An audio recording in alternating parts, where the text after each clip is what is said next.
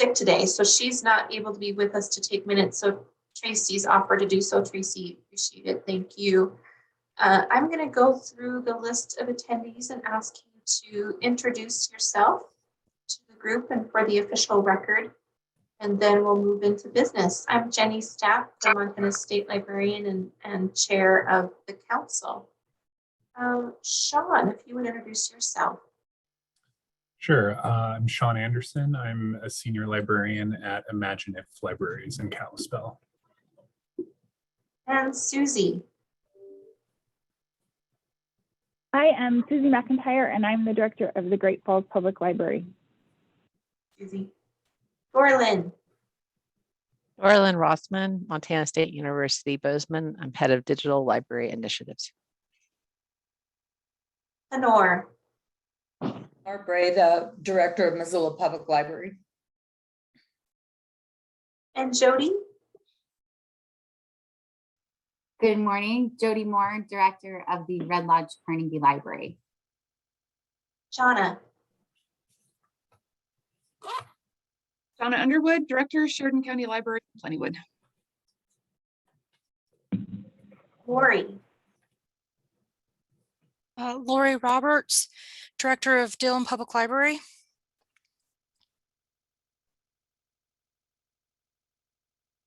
Before we move into staff, are there, oh, Erin, I see you've joined us. Erin, if you want to introduce yourself. Erin LaFramboise, director at Medicine Spring Library, Blackfeet Community College. Glad to be with us. Are there any other? Lori, did you introduce yourself? Saw your chat. Introduce yourself. I did, not well, probably. Lori Roberts, Dillon Public Library director. That is all of the NAC members. If I missed anyone, please do let me know. Mark and Dalton are joining us, Jenny. Oh, great.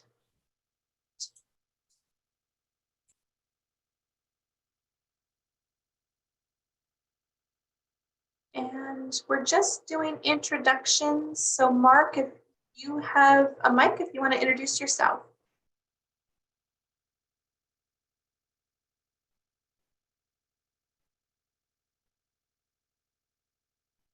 Looks like you're muted.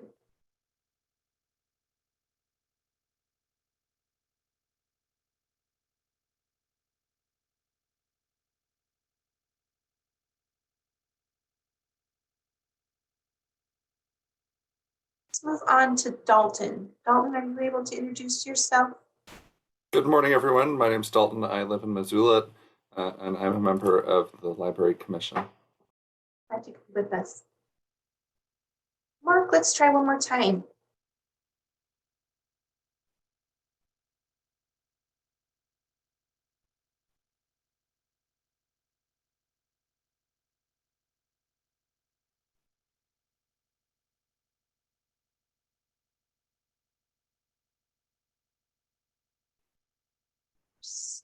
Still not able to hear you. I still show you as muted. Oh, we go. Me, Mark. From video. Yeah. Yep. Hi, Mark. Sorry, one late, get things up and running here. Yep. So Mark Weatherington, director, Bitterroot Public Library, and I'm a member of the Network Advisory Council. Glad to be with us. Let's go ahead and introduce staff. Tracy, if you want to introduce yourself. Hi, I'm Tracy Cook with the Montana State Library. And Kara.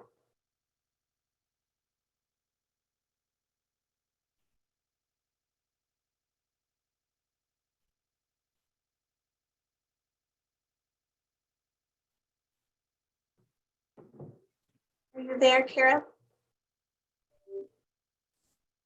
Can you hear me? Yes. Hi, everyone. Yeah. Good morning. Thanks. Pam. Pam Henley, consulting librarian with the State Library. And Jennifer.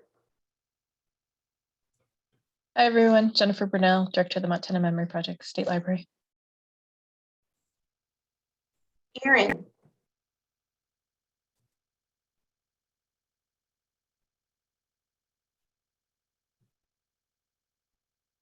I think you're double muted again, Erin.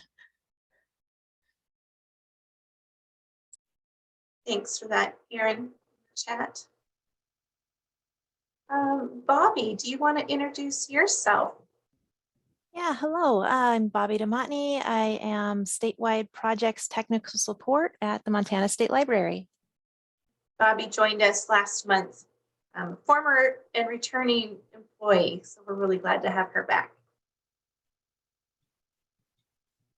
Jessica.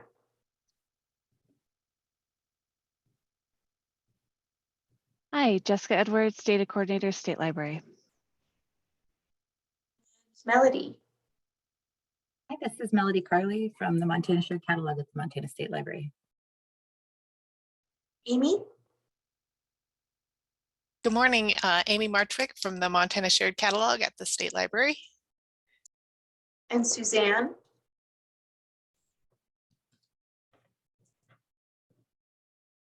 Thanks for that chat, Suzanne. Looks like we have a couple of guests joining us. Joy, are you able to introduce yourself?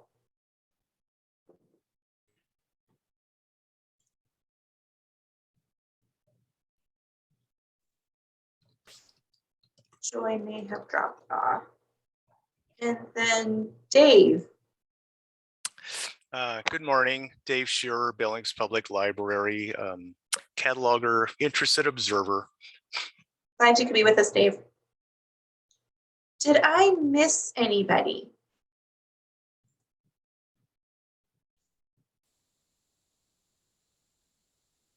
All right. Well, welcome to the November meeting of the Network Advisory Council. We're so glad that you could be with us today.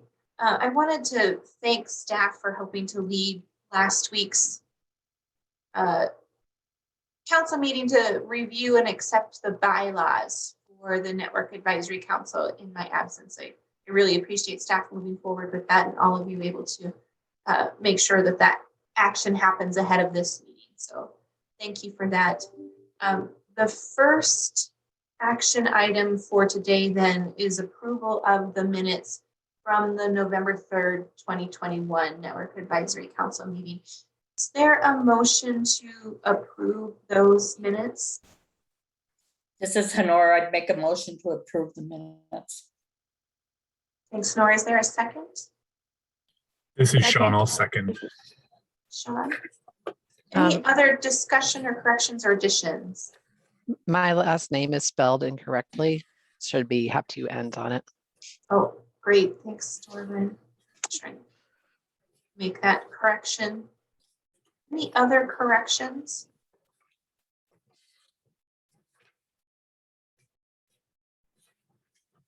So let's amend that motion to approve as amended.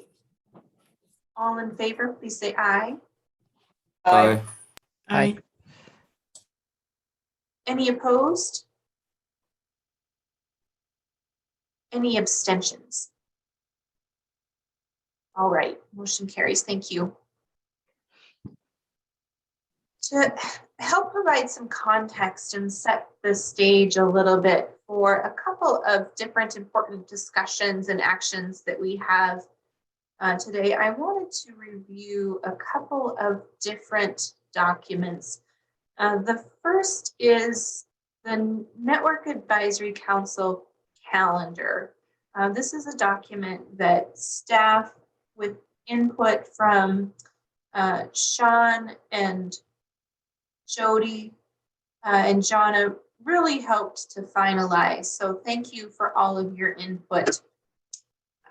I hope that this document will be useful for us as we think about how we plan for and use evaluation information in planning for the services that we're offering, and importantly, the priorities for those services and recommendations for funding, both existing funding as well as the processes to propose new funding.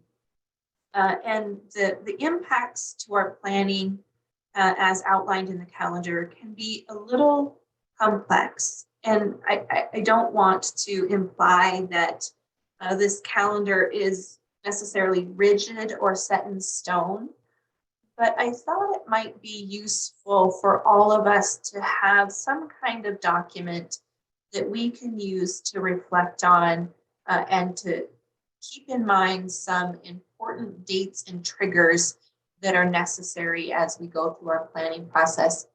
So I want to spend just a few minutes going through the document itself and answering any questions that it might raise for you. As noted at the top, this is a biennial calendar, and it might be helpful to think about the fact that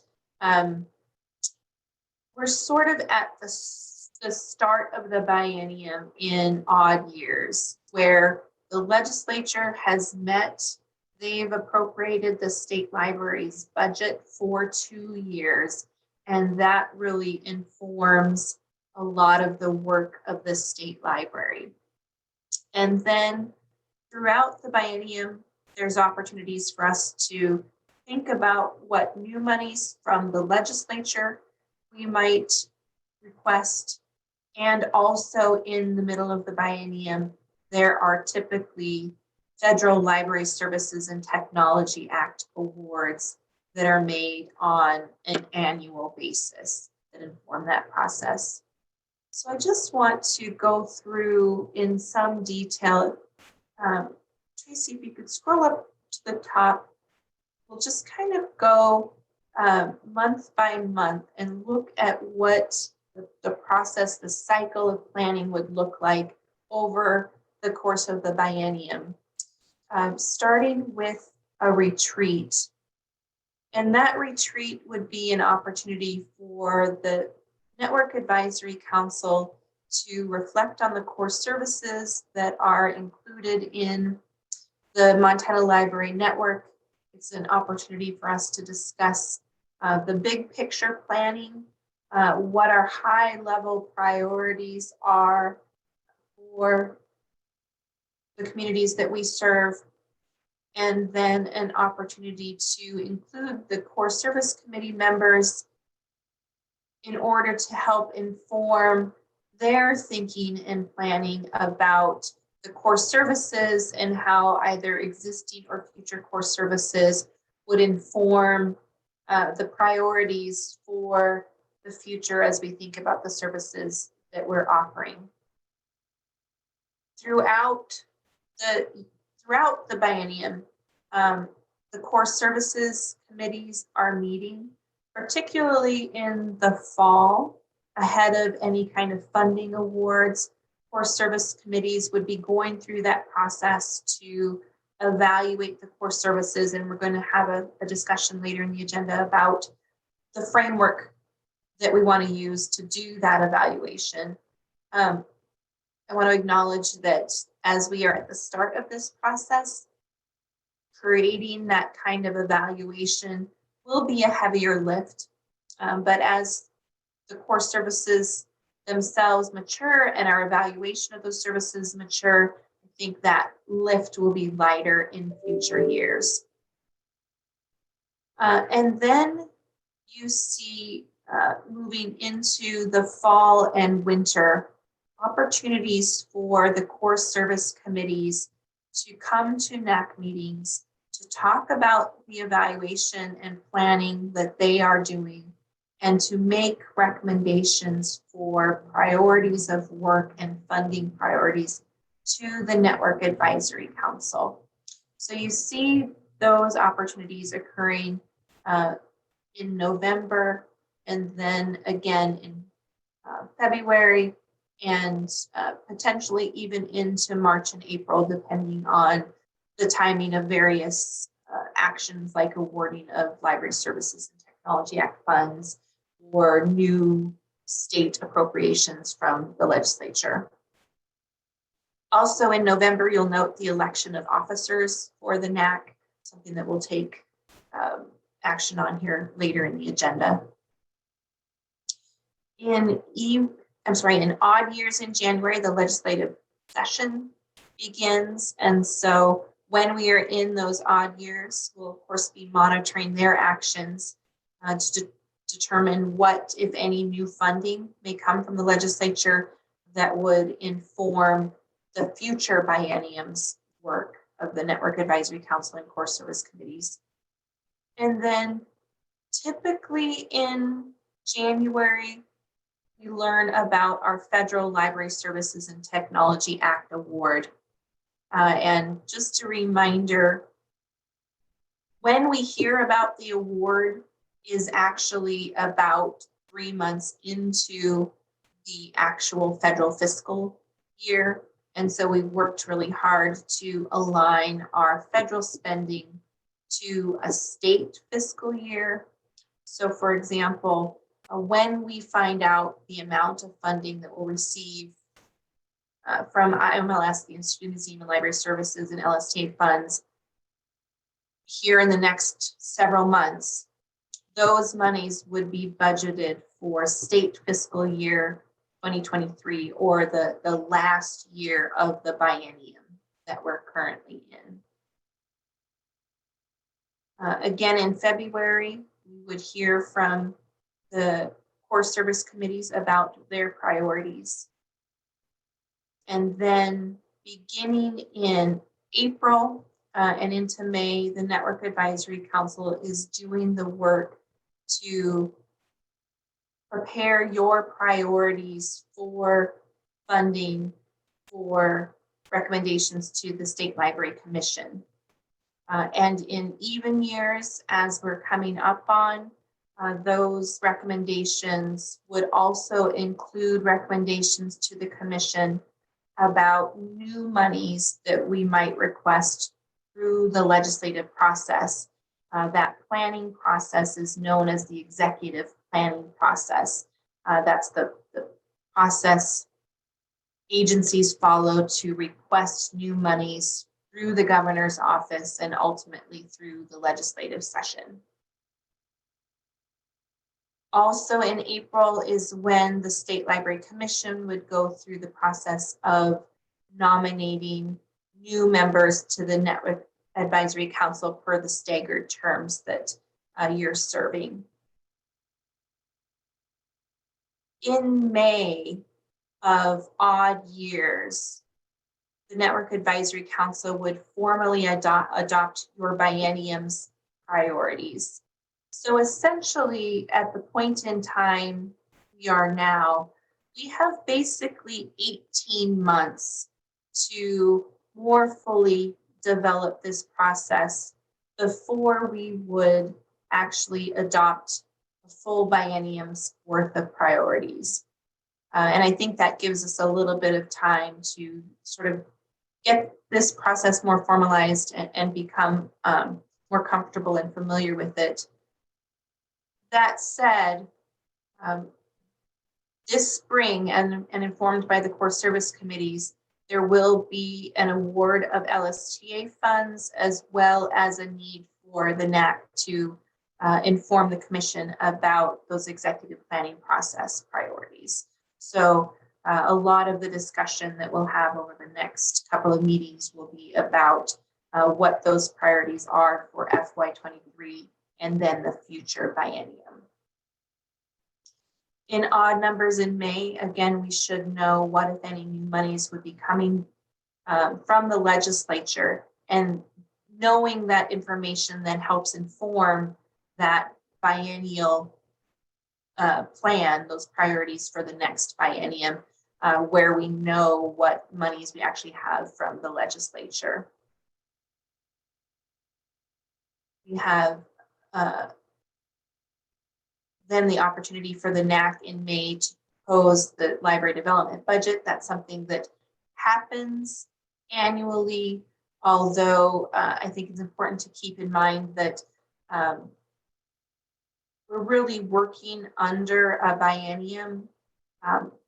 Things can change within that biennium, like additional LSTA funds or ARPA funds, as we have in this case, but at least from a planning process, using state monies in the state fiscal year, some of those priorities should be set in even years based on the priorities adopted for the biennium in odd years. I'll note that May is also the final meeting for outgoing NAC members. And then at the June commission meeting in even years, the State Library Commission considers those EPP requests. They make their final priorities for what then gets requested from the governor for inclusion in the governor's budget. In both even and odd years, the State Library Commission would adopt a library development budget for the fiscal year. And also in June, the commission would elect a slate of new members to the Network Advisory Council. So I want to reiterate just a couple of points looking at the calendar. My hope is that not this spring, but next spring in 2023, in May, the Network Advisory Council can adopt biennial priorities for the coming biennium that would be presented to the State Library Commission. And those priorities really set the work for the biennium, how we're investing our monies, work to actually implement the priorities, and the evaluation necessary to ensure that we're having the impact that we want to see through that work.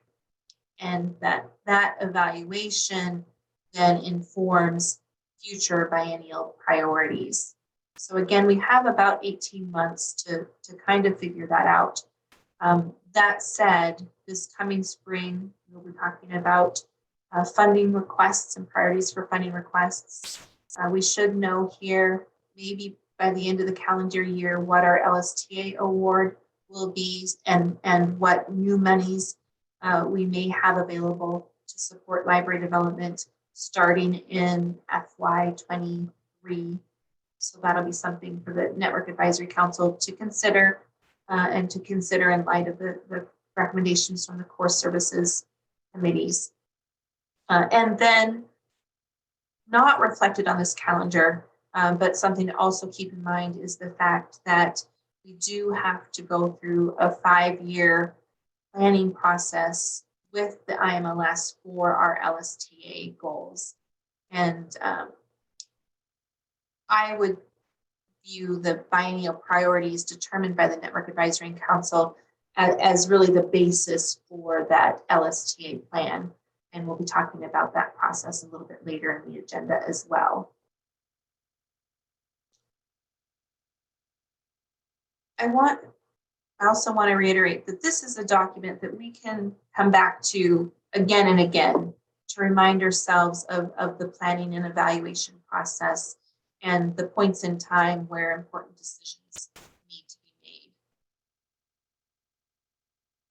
What questions does this calendar raise?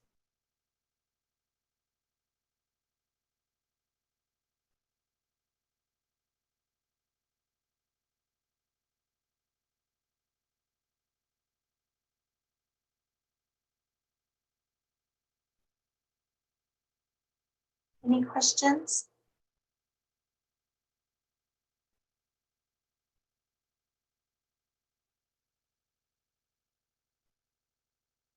It seems pretty straightforward. Good explanation. Thanks, Susie. You know, when we start talking about things like EPP and LSTA awards and all that, it becomes somewhat confusing.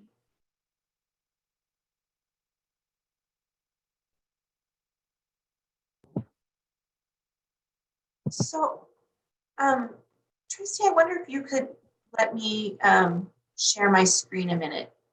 We've linked from your agenda the Montana Land Information Plan, and I wanted to walk you through this plan because I think there's some useful parallels there to help us think about the work of the Network Advisory Council, the core services themselves, the work of the core service committees, and what the priorities and actual kind of budget setting could look like.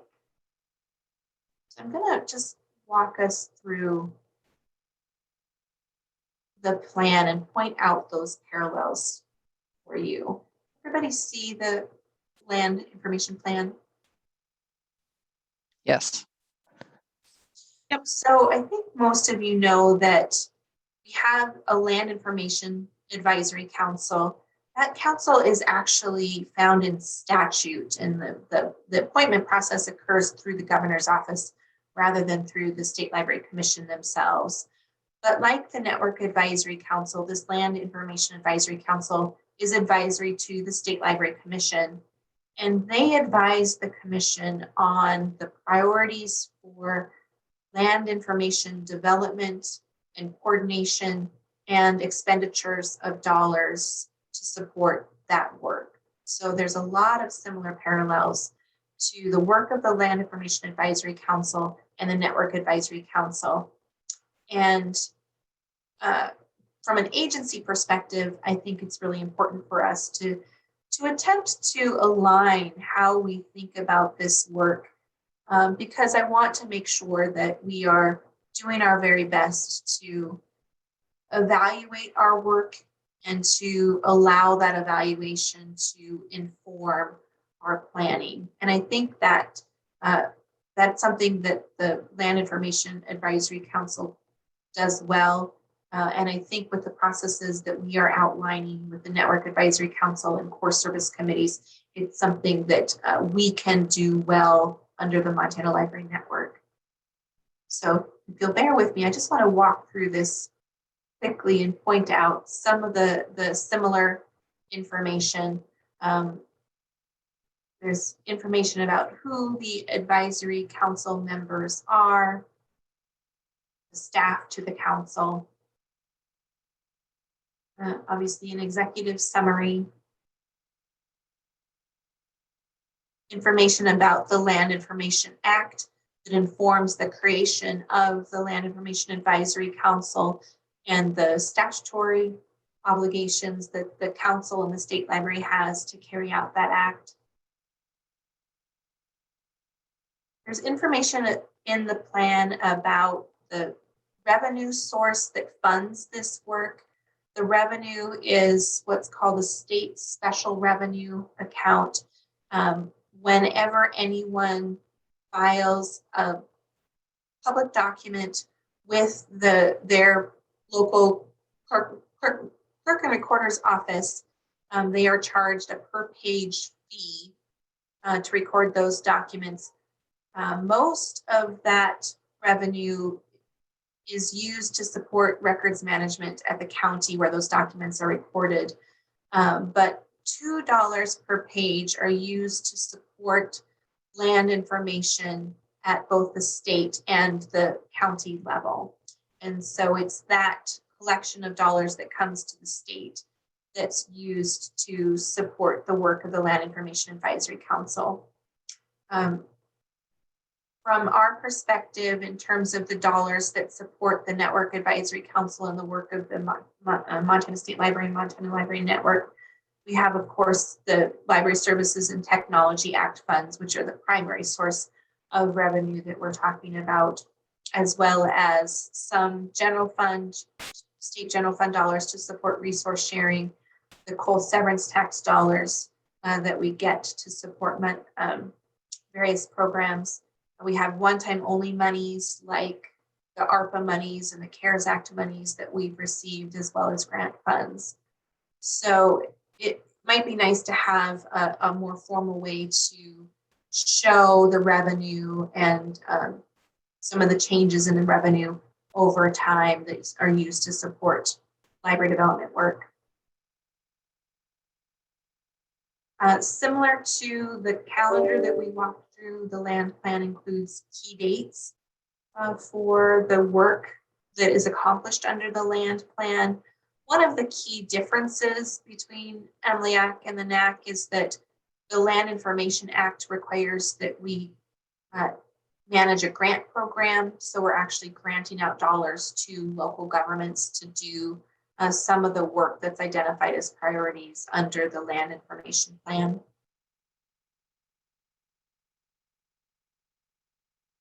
Every land information plan very clearly signals what the outcomes of the work is intended to be. We have some of this information documented already in our description of the Montana the Montana Library Network. But again, that kind of information is something that could be reiterated through a similar plan.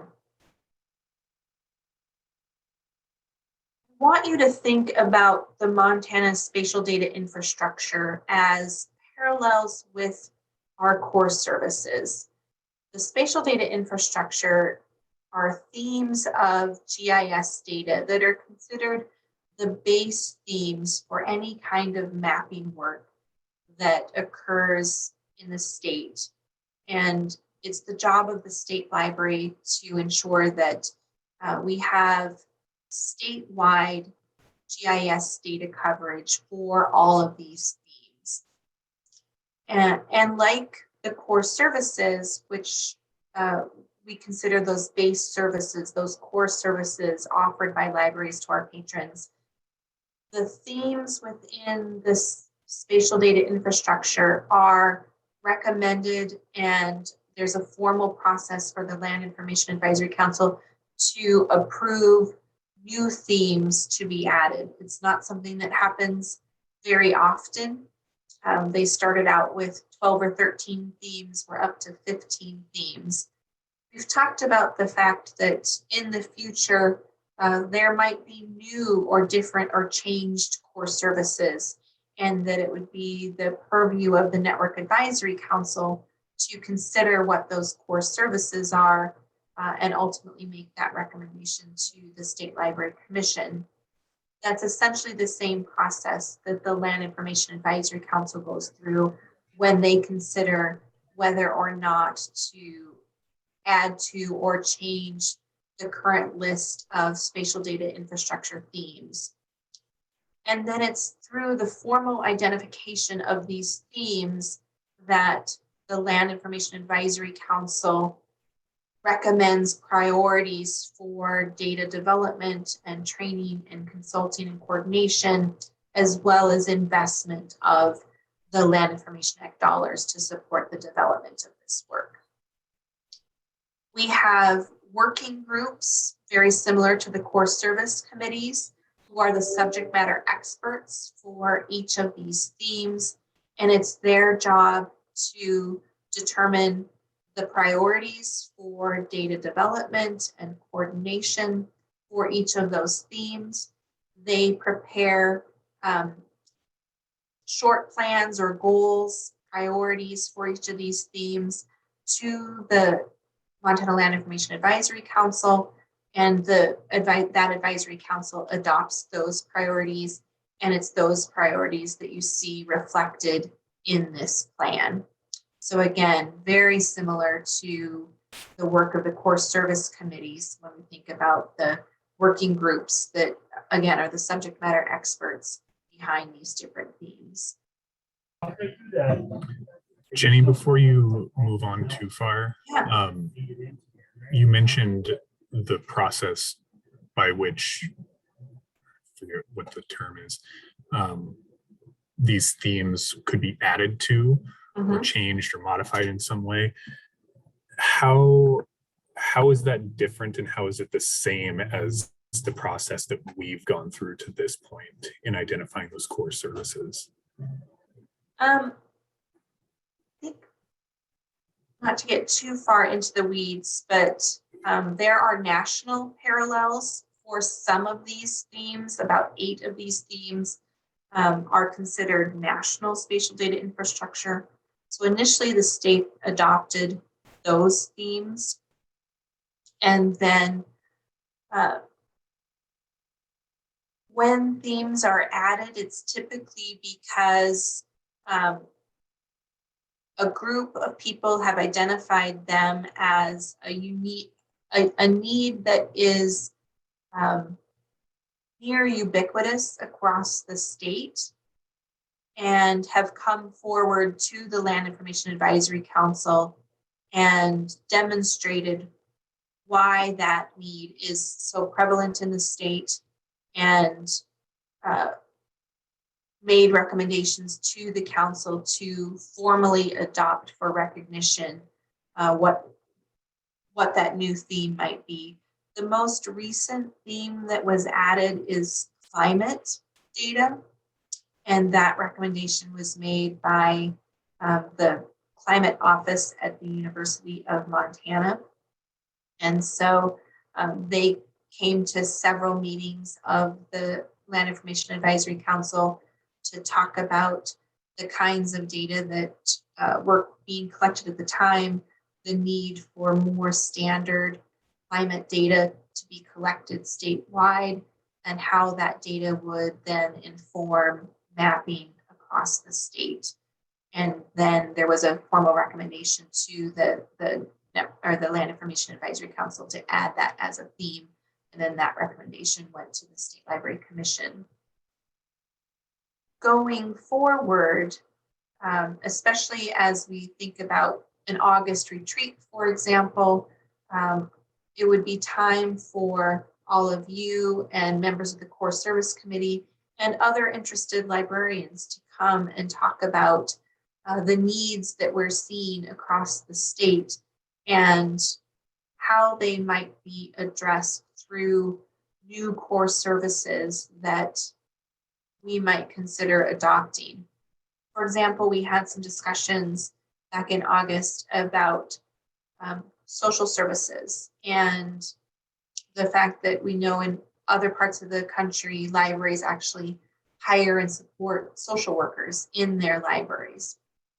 Maybe that's something that becomes a more ubiquitous need across the state and could potentially become a core service that the Network Advisory Council then recommends to the State Library Commission be added to the list of core services under the Montana Library Network, and we invest resources to support. Does that answer your question, Sean? It does. I just wanted to make sure that because it sounded like it was almost an exact analog for the process that we've gone through. It's pretty similar. I just wanted to make sure that I understood it correctly. Yeah, and you know, I don't want to say that MLAC does things perfectly. They definitely have a lot of room to mature in the evaluation work that we do to help inform these kinds of priorities. I think in that regard, they're in a very similar place to where we are in library development. But in recognizing and having this more formal process to help prioritize the investment of resources, I think is really, really useful. The only other thing that I would add is that it is, I do find it interesting that they have these nationally defined themes. And this is not, it's not that we didn't consider those things. And I think that IMLS has standards that we're very aware of, and we follow ALA guidance very closely. Like there's a lot of national guidance that we get as well. But I did think it was interesting that they were so explicit about calling out those nationally defined themes that they're following, that it's not just their own personal pet projects. Right. Good point.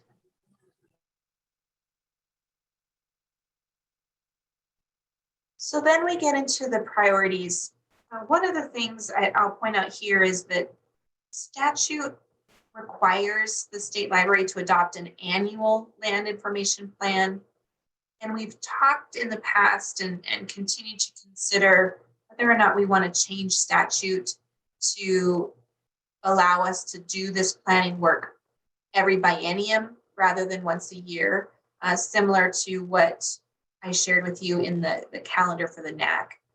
And I think that would be useful for MLIAC because trying to do this planning work every single year just really doesn't allow enough time to do any real evaluation of the work that we're doing before we have to carry forward with new or changed priorities.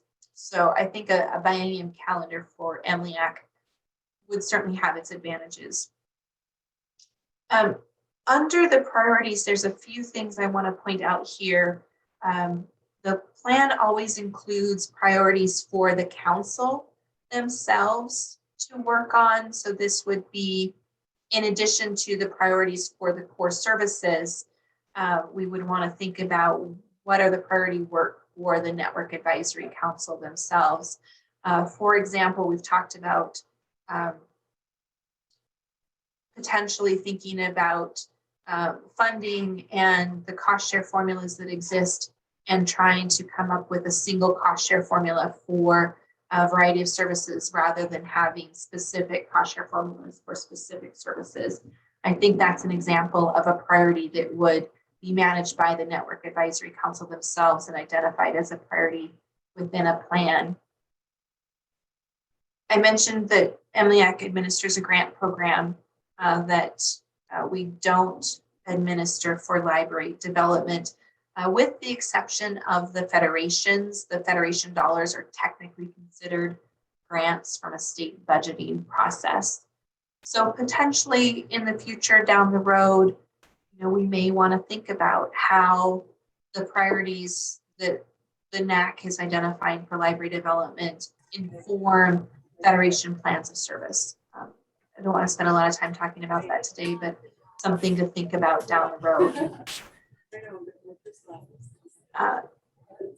And then there are the key priorities, the core priorities for land information development.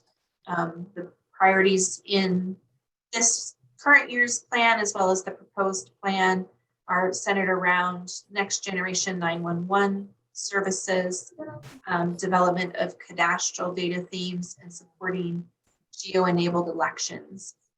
And the one point that I would make in thinking about these priorities is that they reflect the integration of a variety of different data themes in the same way that we've talked about the fact that library core services shouldn't be considered in silos. They really do need to be considered as services that support and inform one another.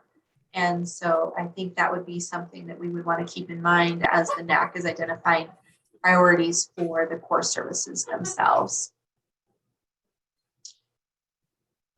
There's priorities for planning. There's priorities for coordination, including consulting and training.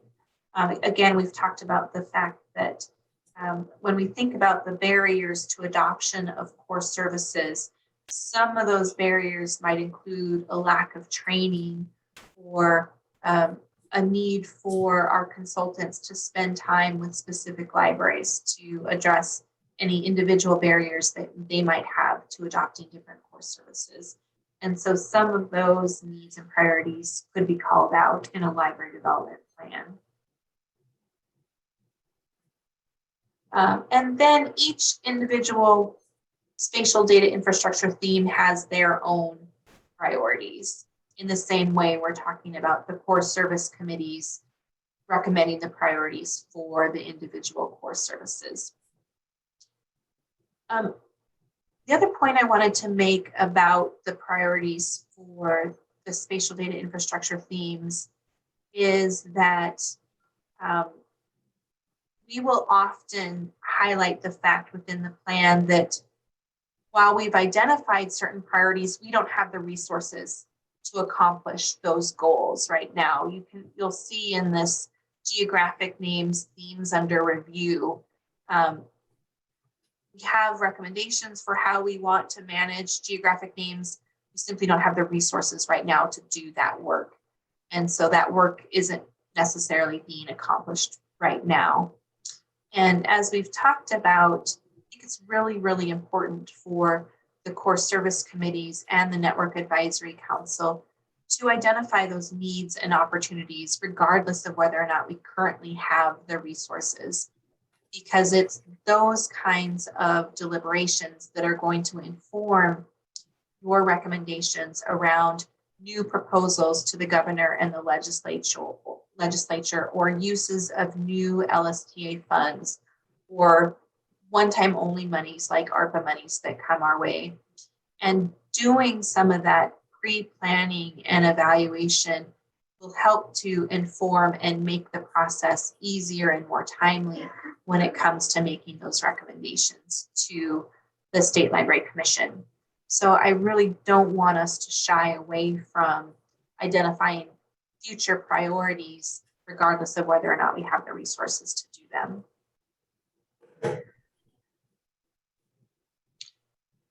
I think that is largely what I wanted to point out in terms of the priorities.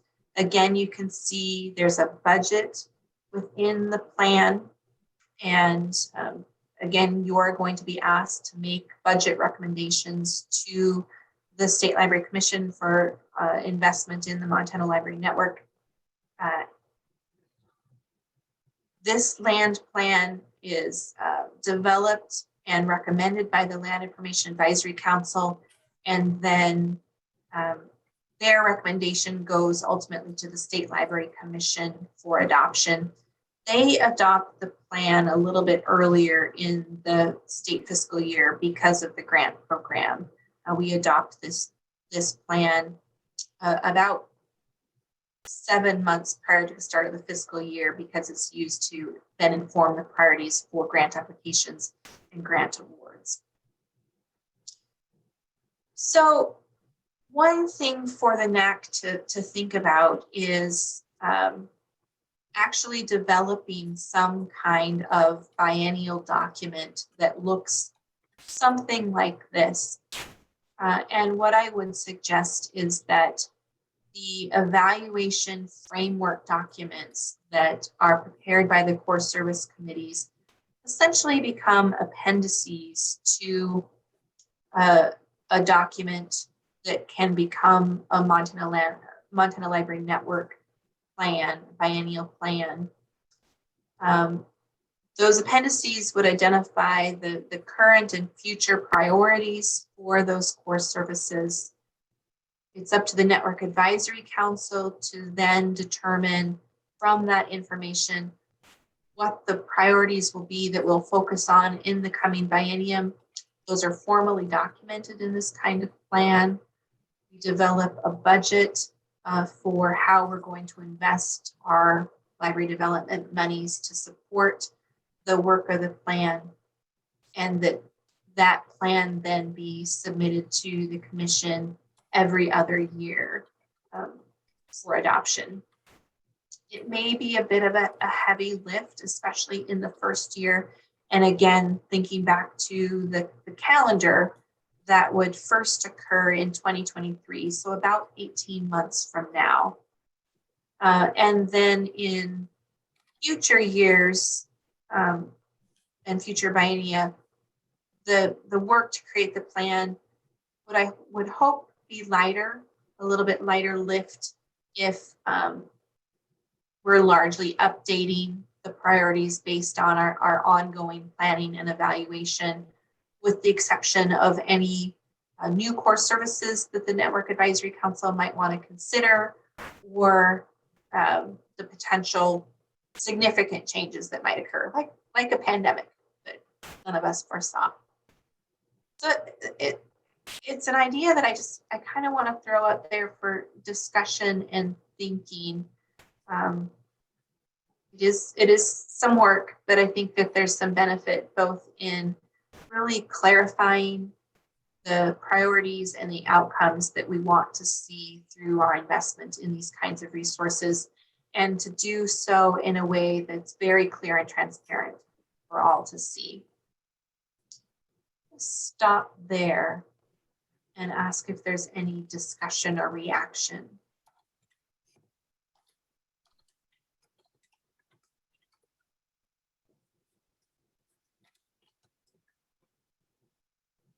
Jenny, I think that a document like this gives a lot of clarity to people about what the NAC is about.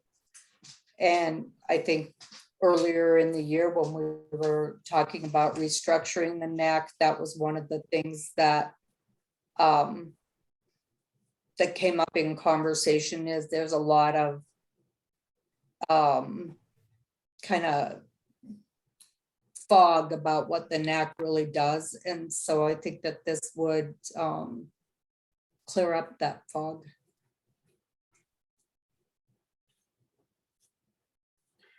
It also helps just to see another version of it. Like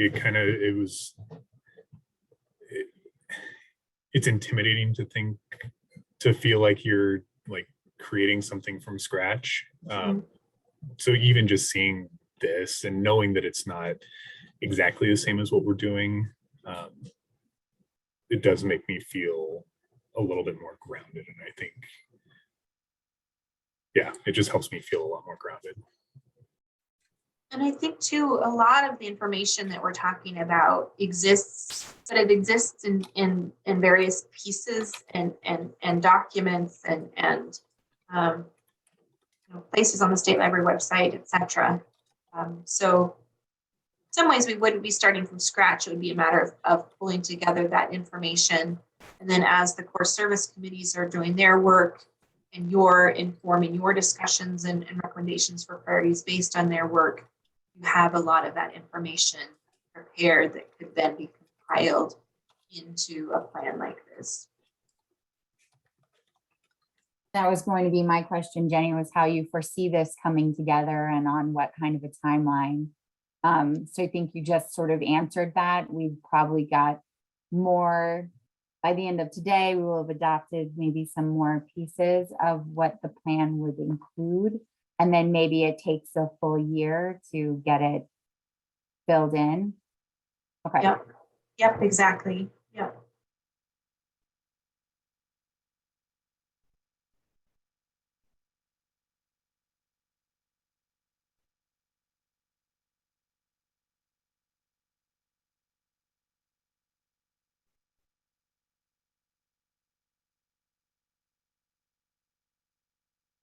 Any other reactions?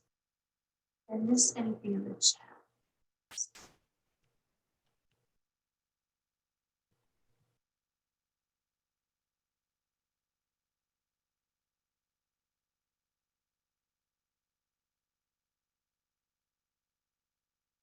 Staff, feel free to jump in if you have any additional thoughts.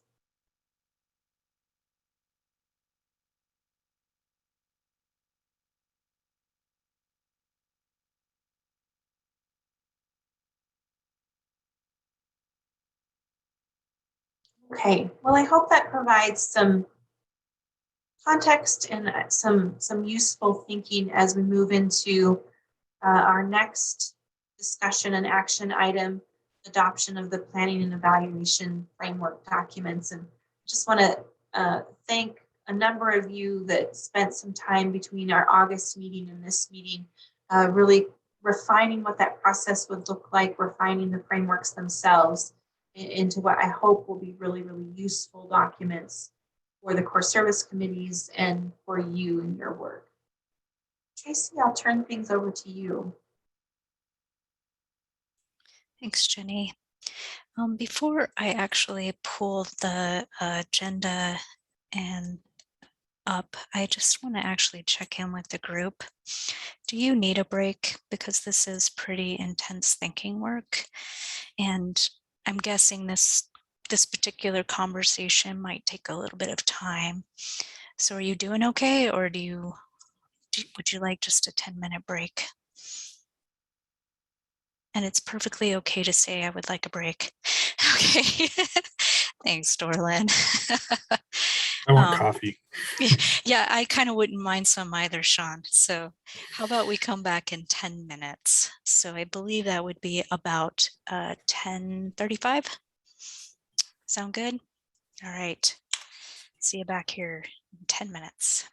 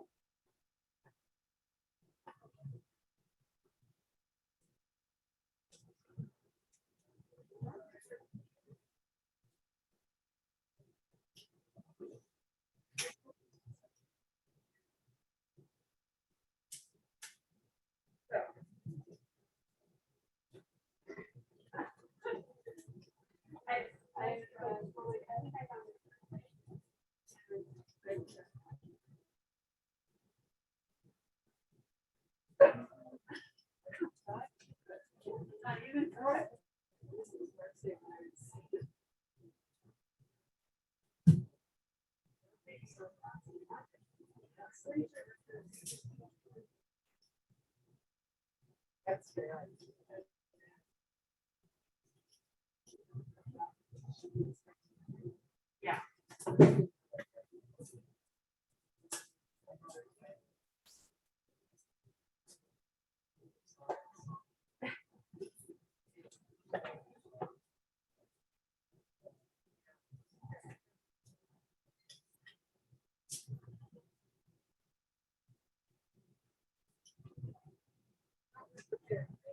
Still the same.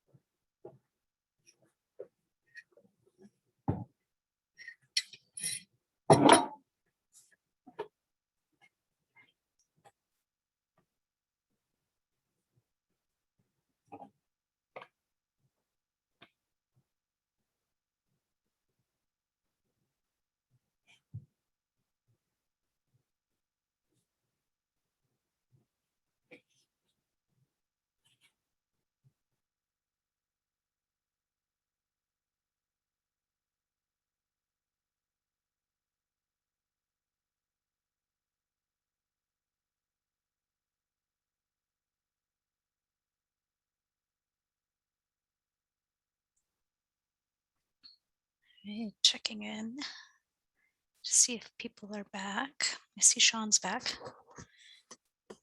Hopefully, we will soon be properly caffeinated, Sean. I don't know if that's possible anymore.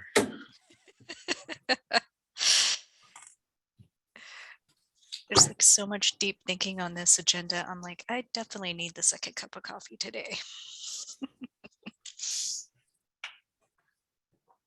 Yeah, don't read it as an indictment of your presenting abilities, Tracy.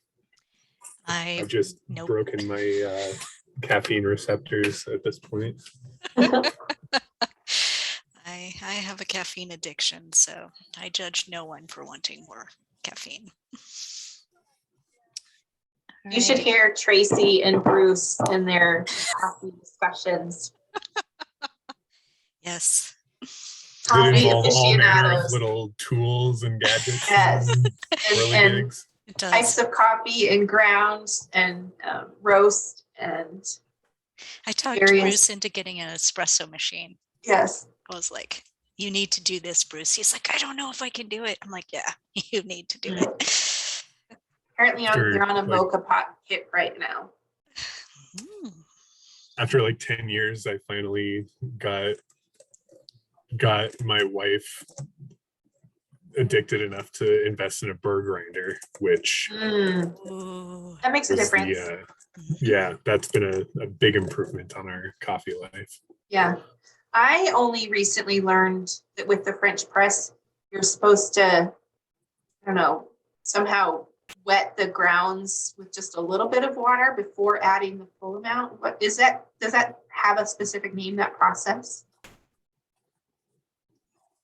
I don't know. I've gone through phases of like being really snooty about my coffee and then realizing that it doesn't really make a difference. Like I want it to taste decent. Yeah. And I like being knowledgeable, but I ultimately don't care too much. Yeah. I just need it in me. You add enough sugar and cream, it doesn't matter the quality of the coffee bean. There you go.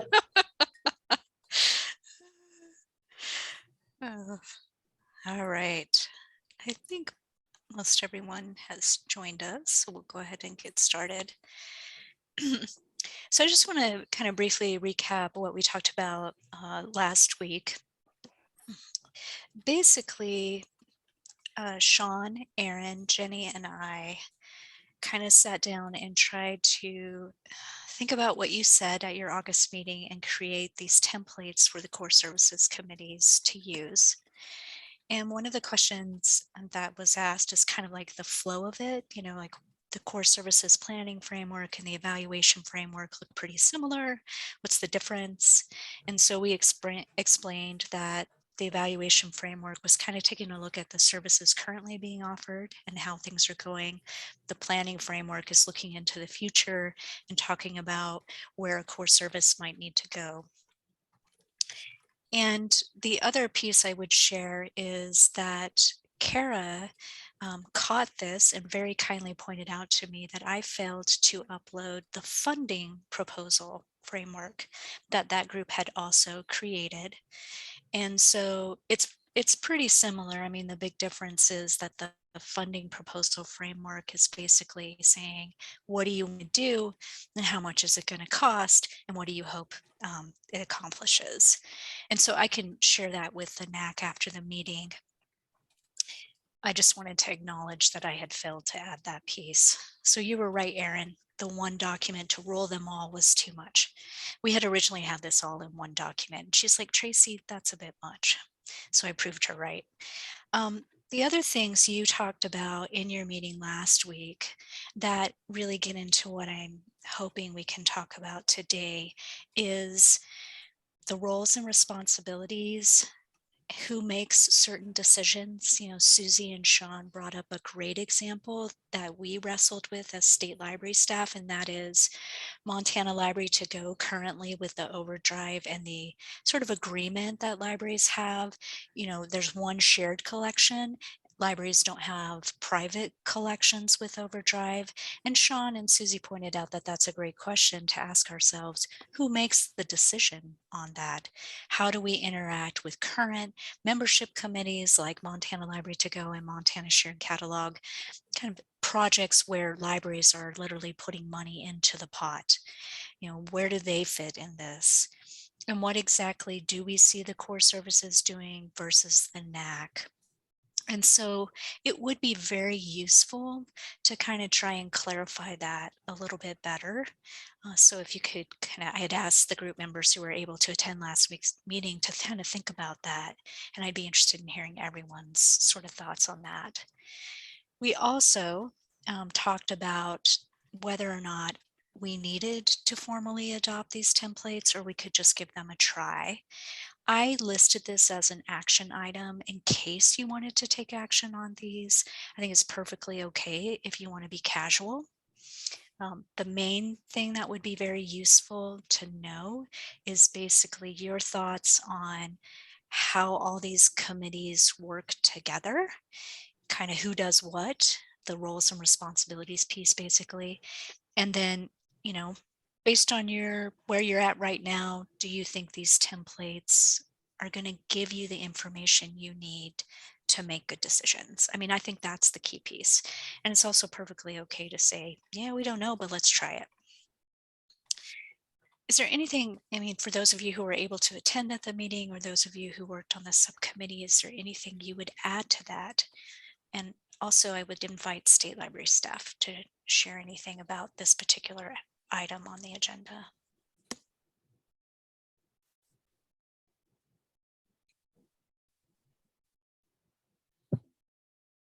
Tracy, I have This some is- notes I've made on, oh, sorry. No, Susie, go do you ahead, wanna go Jody. first? Okay, I have Nope. some notes I've made on like individual documents. Do you want to get into that or are we just talking broadly right now?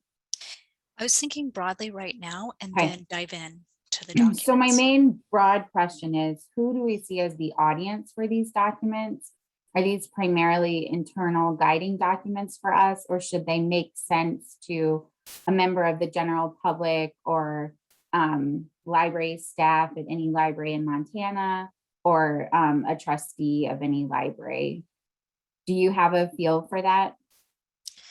I do have I guess my thoughts on that. And I'll share them, but I would like to invite Sean and Erin and Jenny in particular who were on that committee to share their thoughts. I think the template documents, the planning and evaluation framework, I very much saw as core services committees and the NAC, so internal.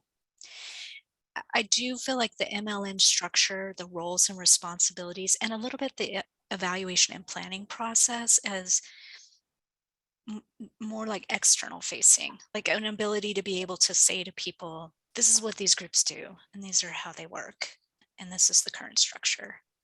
Those were my thoughts. Sean, Aaron, Jenny, do you want to share? I would say the exact same thing. I think a lot of the tools and like procedural functional documents, those are very much for those core service committees and those existing groups. I do think that's a really interesting question, Jody, because that I think it's almost funny how good of a question that is, because the one that is most externally facing is the one that looks most like it was designed by rats. And that's just because of where we are in this process. That structural document, I think, is by far the most public facing document, and is one that I've certainly thought about bringing to like the library board and talking about why it's important that I'm involved with this group. And when I have thought about that, it just kind of gives me anxiety to show this to somebody. So it is a very interesting thing to think about. But in general, I agree with what Tracy said, that a lot of those procedural, structural documents are intended for the core service committees. And I would agree with you, Sean. I think that especially if you want feedback from people in the field, they've got to have something to look at so that they can come and give that feedback if you want them to be involved. And this is a little confusing for the general public, so to speak, but I think people in the library field would understand it totally.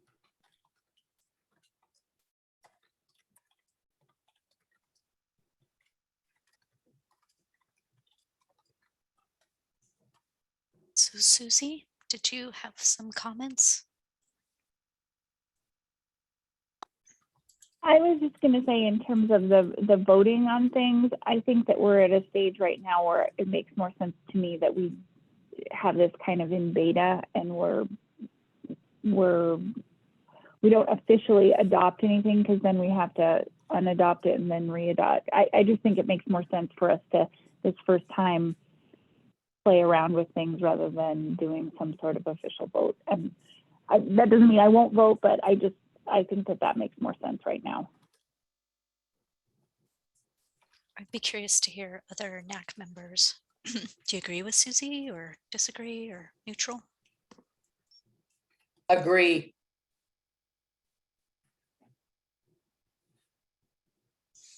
And just kind of acknowledging some of the chat. Sean had mentioned a graphic designer and said, for real, we should contract with someone on the communication piece. Lori said, I think the document is pretty self-explanatory. I could take it to my board and they would get it.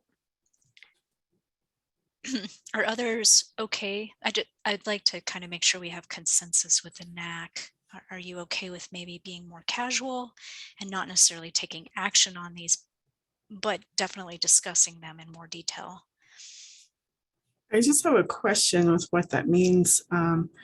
Does it mean that we're still kind of delaying rolling this out to the core service groups? And if so, what does that look like for the calendar we just went over? That's a great question, Erin. I had assumed what it meant was we were going to give these to the core services committees, see what happens, and then come back. Okay, so use these kind of as a trial for the first year or something, and then work the kinks out. That's what I was thinking. But Susie, is that what you meant? I just want to check and make sure I didn't misunderstand. Could there be value in adopting them as working documents? Does that have an appeal? So then there's, an official sort of thumbs up, but an acknowledgement that they could be easily edited and adapted. That's a really good question. Do we maybe need to have the discussion first and then come back to Susie's question? That's kind of what I'm hearing. Yeah. And I think that's, I think just some formal acknowledgement that this is what we're moving forward with this year is a good thing. And I think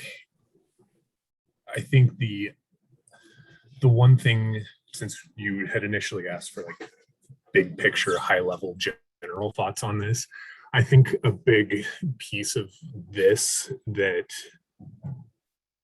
I think all of us ought to be aware of going in is these are intended, like these are absolutely necessary documents for those core service committees to be completing and thinking through, and for us to have on hand, because these are the things that are going to lay out those what we're measuring, how we're evaluating, defining what the outcomes are, giving us as the Network Advisory Council the tools to judge these things and determine what their value is. So these aren't, I think it's just important to say out loud that these are important things, that they're not, it's not just pushing papers. These are absolutely critical components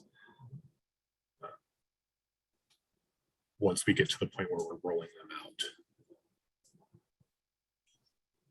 Yeah, that's actually a good point, Sean.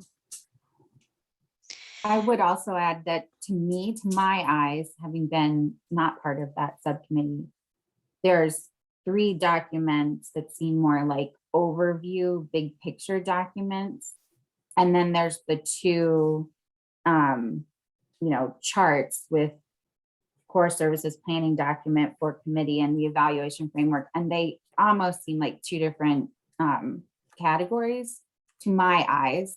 So we could also break them apart and adopt them in that way, maybe, or talk about them in that way. Or I'm happy to hear from the subcommittee why they belong together in one package. All right, so let's go ahead and dive in and talk about this. And I'm just opening this up to you as committee members and how you want to approach it. Some people like to start big picture and then drill down to the details. Some people find it helpful to be at the details. My thinking was start with the roles and responsibilities document and have that discussion about who does what. Is that okay with the group? Or would it be easier to actually dive into the frameworks?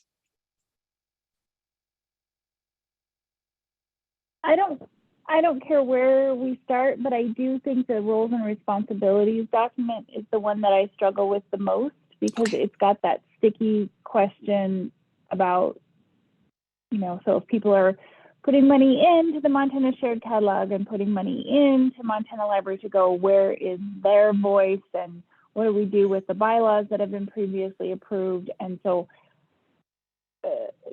that one is the most tricky for me. I don't think we've got a plan for that. Yeah, and I think we're running into questions that people have and need to work through for the project to continue. So it would be really valuable for staff and for those libraries to tackle that one. Is that okay with others? Notes out here. I'm taking silence as acceptance.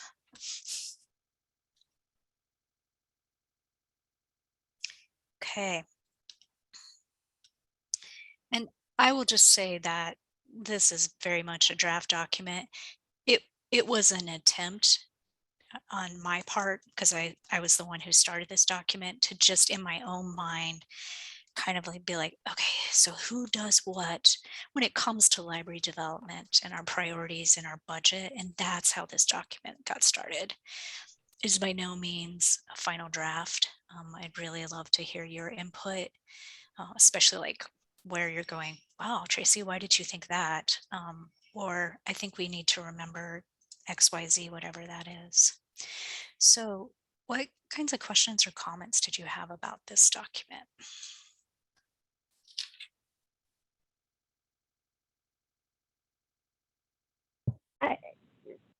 One comment that I had just at the very top level is some sort of with the commission, can we have something in there about listens to the Network Advisory Council or takes input from the Advisory Council or something that shows how that it actually, we don't just do all this work and then they do whatever they want. That's a really great point. I think So that was my number one note as well, Susie and Tracy, that in no way there's like the commission block with an arrow pointing down to the NAC block. And some things, you know, both are doing LSTA things, but there's no, the relationship isn't defined.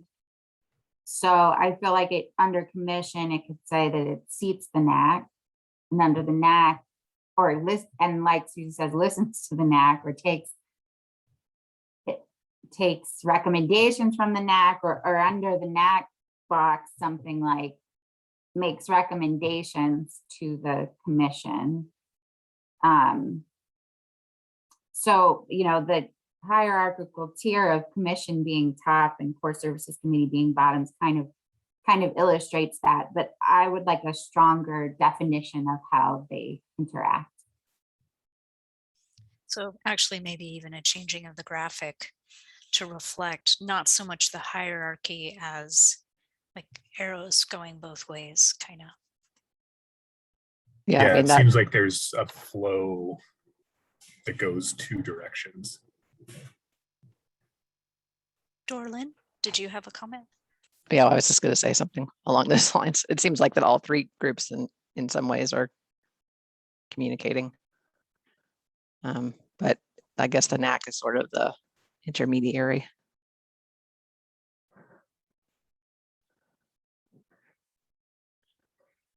And it's good to note that, you know, someone from the commission is seated on the NAC, and probably folks on the NAC might serve on some core services committees. So there is more overlap maybe than would appear from this. And then just generally, if I were handing this to a person that I was onboarding to library staff or my board, I mean, they don't know what Montana Library Network means. They don't know what commission is. And I don't know that it all needs to be defined on this one document. You know, maybe that's another job. As I hand them the document, I say, oh, and let me just explain to you who the commission is and who this group is and what we mean by this. But it, you know, it's not really super, there's a lot of language here, a lot of that library acronyms that we love to throw around going on. So it, I like the idea of this, but I didn't feel like I could read it, could step back, read it, and feel like I understood what it meant and what the relationships were. So I would summarize that as maybe update the language, simplify it, and I was thinking write it for a library board member, because they're, you know, they know a little bit more than the public, but they don't know as much as many librarians. Is that what you were meaning, Jody? Okay, awesome. So yeah, oh, sorry, go ahead.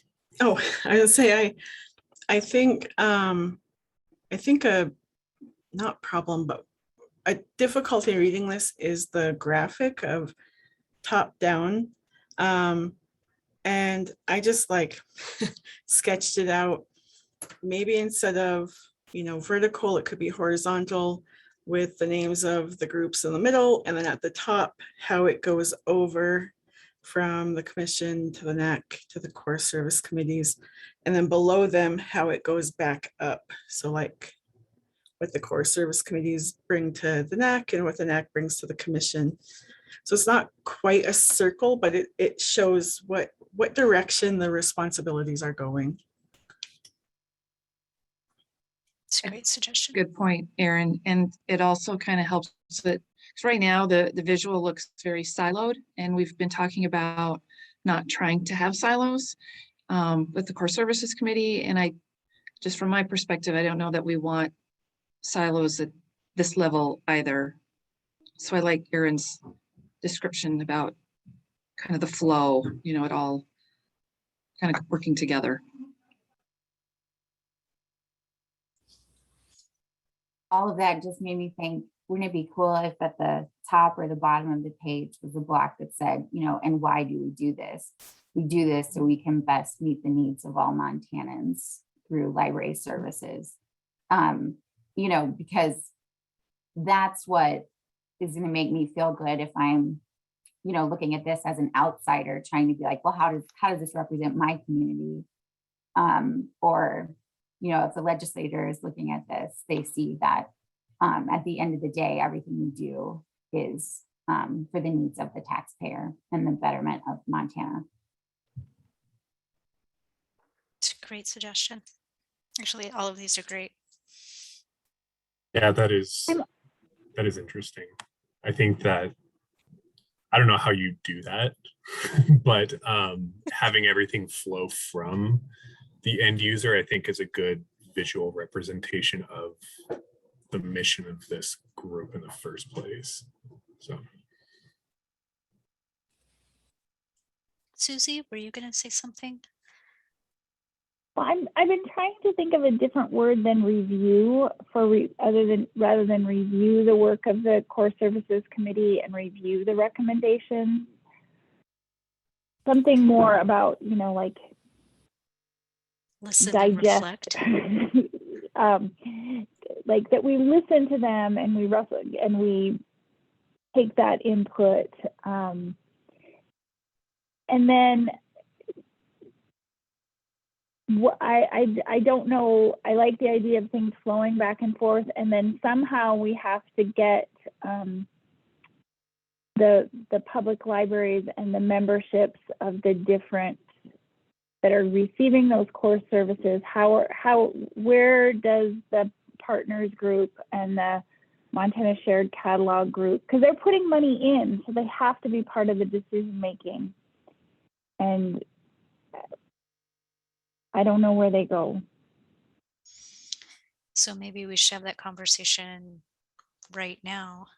Hey, Erin, I don't suppose you could like somehow scan or take a picture of your document and send it to me, and I could kind of upload it for the group to look at. Do you? Sure. Do you want me to populate it or just my sketch? Well, if you could populate it, that'd be awesome. Okay. We'll let you do that, and then you let me know, and I'll are you just going to take a picture? At the moment, no, I'll take a few minutes to put a little info in there. Okay, sounds good. You can let me know when you're ready. Thank you for doing that. Really appreciate it. So maybe if we see what Erin's got, that'll help us. So I have a question. Yeah. So basically this document here that we're looking at is just what you defined as each section does, correctly? Is that correct? That's what I was attempting to do. Okay, so I don't know that this was mentioned, but I think that it's very, again, it's self-explanatory of what we're supposed to be doing and things like that, and gives us an idea. The thing that I would put in there is like under Network Advisory Council, it is a membership of, I don't know how many of us are there, of different library and library service related people. And this is what their goals are basically for us to do, right? Is that kind of what we're trying to figure out? You know, I think it is, Lori. I think we have that's one need, is sort of saying, okay, here's who these people are and here's what they're supposed to accomplish. And then there's the need to show the relationship between the three groups. And then I think there's also the need to, as Susie said, define how they interact with the other committees and make it sort of end user focused. Okay. And that's what I think we're attempting to do here. I am also just very I guess interested in hearing from the NAC, like, did I manage to capture the main duties? Like, is what I'm writing down, does that match your understanding of kind of, especially the NAC and what it's supposed to do in the core services committees? Well, I thought it did, but, and yeah, I thought it was fine and understanding of what we were supposed to be doing and such. I would just put what, I guess, if you have a goal on each one, like what the commission is made up of so many people, blah, blah, blah, just like little brief definition of what the commission is. And, you know, this is basically what their jobs are, what their understanding of their job is. Sorry, I'm super on drugs. I'm trying really hard to focus. So if I sounded jumbled, I apologize. No worries, Lori. I knew your story. You did just fine, actually. I want to acknowledge Suzanne said, I think there is a need for a detailed document, but it would also be nice to have a more simplified infographic for general consumption. And that is a good point. It may be that one document isn't going to work. We have to think of the audiences. Tracy, I'm reminded of, I think probably everyone here in a public library at least has dealt with this before, that there's that roles and responsibilities. That's like, this is the library director's job, this is the trustee's job, and this is the friends of the library job. And often we pull it out because we need to clarify where somebody's overstepping. But I think their approach, isn't it like the 3 columns for the 3 groups? And then there's like finances and staffing and, you know, rows like that. So that'd be another way to look at this, would be more of like a table. So, you know, could go linear, like this is the commission's role with setting priorities. This is the network advisory council's role. This is the, I'm not sure if that would work, but it popped into my head as a similar document trying to tie together who does what and how they relate to one another. Yeah, I've seen those too. And I really struggle a little bit with the fact that, I mean, as a librarian, I tend to be text heavy. And that's not, if we're really saying that maybe this document is more for members of the public, then we might have to let go of some of the text and simplify it. And we may need a document that's more like when you're a new NAC member and you're onboarding and, hey, this is how we all relate to each other. So while Erin is kind of mocking up something for us to take a look at, I'd like to go back. Another. Go ahead. Can I throw in one more thing? Yeah. So Jody's comment reminded me that when I first looked at this, I wrote staff ? On this document, because the MSL staff does so much. Because the truth is that like we rely on you guys to do a bunch of this, and it's fine with me if on the official document we don't put anything in there, but it does make it look like we do all of this ourselves. And there might be a spot, because as a new NAC member, I would like to know that, you know, we will be supported by the MSL staff. And I feel like I'm just bringing up problems and no solutions, but I don't know.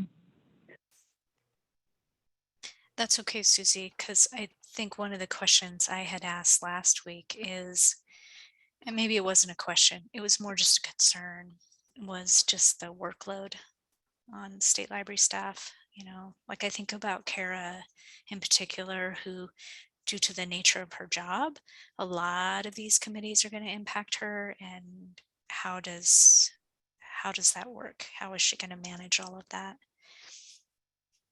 And that leads me to just kind of asking the group, going back to your original question, Susie, where do you see the membership committees fitting in this flow? Or, you know, forgetting the hierarchy, but how do they interact?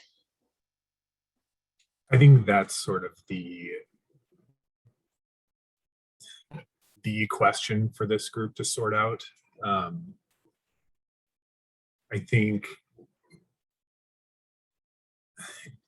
if I'm being totally honest, like the thought in my head is that a lot of these existing groups are going to change completely. Like that there's going to be such a structural change in the way that they operate that I don't know how we can avoid that. I mean, I think it's reasonable to think about when I think about the example that always comes to my mind is the Montana Library to Go consortium. If that group were to morph into like a digital services committee, I think it could happen. The trouble that the trouble that comes up with that is that group becomes less task oriented. Like right now, that committee is literally doing collection development and selection and purchasing. With a broader mandate, they wouldn't presumably be responsible for that. Would that group be okay with that? Do they have the skills and the knowledge to consider all of the different kinds of digital platforms? Like it becomes this swirling mess almost immediately, to the point where it almost seems reasonable to just start over from scratch. I don't think that's realistic. I think that there's got to be a way that we can sort of evolve these existing groups where it's possible. But it's hard for me to not be constantly aware of how fundamentally some of these groups will change under this model. And I think we have two Dawn, when things we're discussing, because there's the groups like the committees, and then there's the member libraries who are paying money for a service. And I think that's what Susie was getting at, was the individual member libraries whose annual fee to Montana Library to Go and Montana Shared Catalog gave them a vote as to how things happened and how are we representing their voices in this new framework. Is that right, Susie? Sorry if I interpreted poorly. Yeah, no, I think that's true, because so the selection committee does the selecting and the collection management, and the executive committee was the one that really looked at the policy and took input from the selection committee. And there was always somebody on the executive committee from the selection committee. But like the Montana Library to Go bylaws are things that were voted on by the members. And so if we're going to do something like change and let people have Advantage accounts, the membership at large voted on that. So I don't feel like we can change that without the membership voting on it. But I don't know what the mechanisms are going to be for that now. And it's going to be easier, like you said, when we set up new stuff, because we'll have this framework in mind. But people are used to being able to vote on stuff. So just for an example, if we did come up with the one cost share formula to rule them all, would we set that forth to all libraries in the state of Montana impacted by those cost share services and give them all an equal vote? Or would we unilaterally make that decision or make that recommendation to the NAC or to the commission, who would then adopt it? Not to get too into the weeds, but that's kind of what we're talking about, right? And I don't know that I have a recommendation at the moment. for how we would do that. I'd love for every library to have a vote if they all voted wisely. I might feel differently if they didn't. We have about 10 of those things, for the light.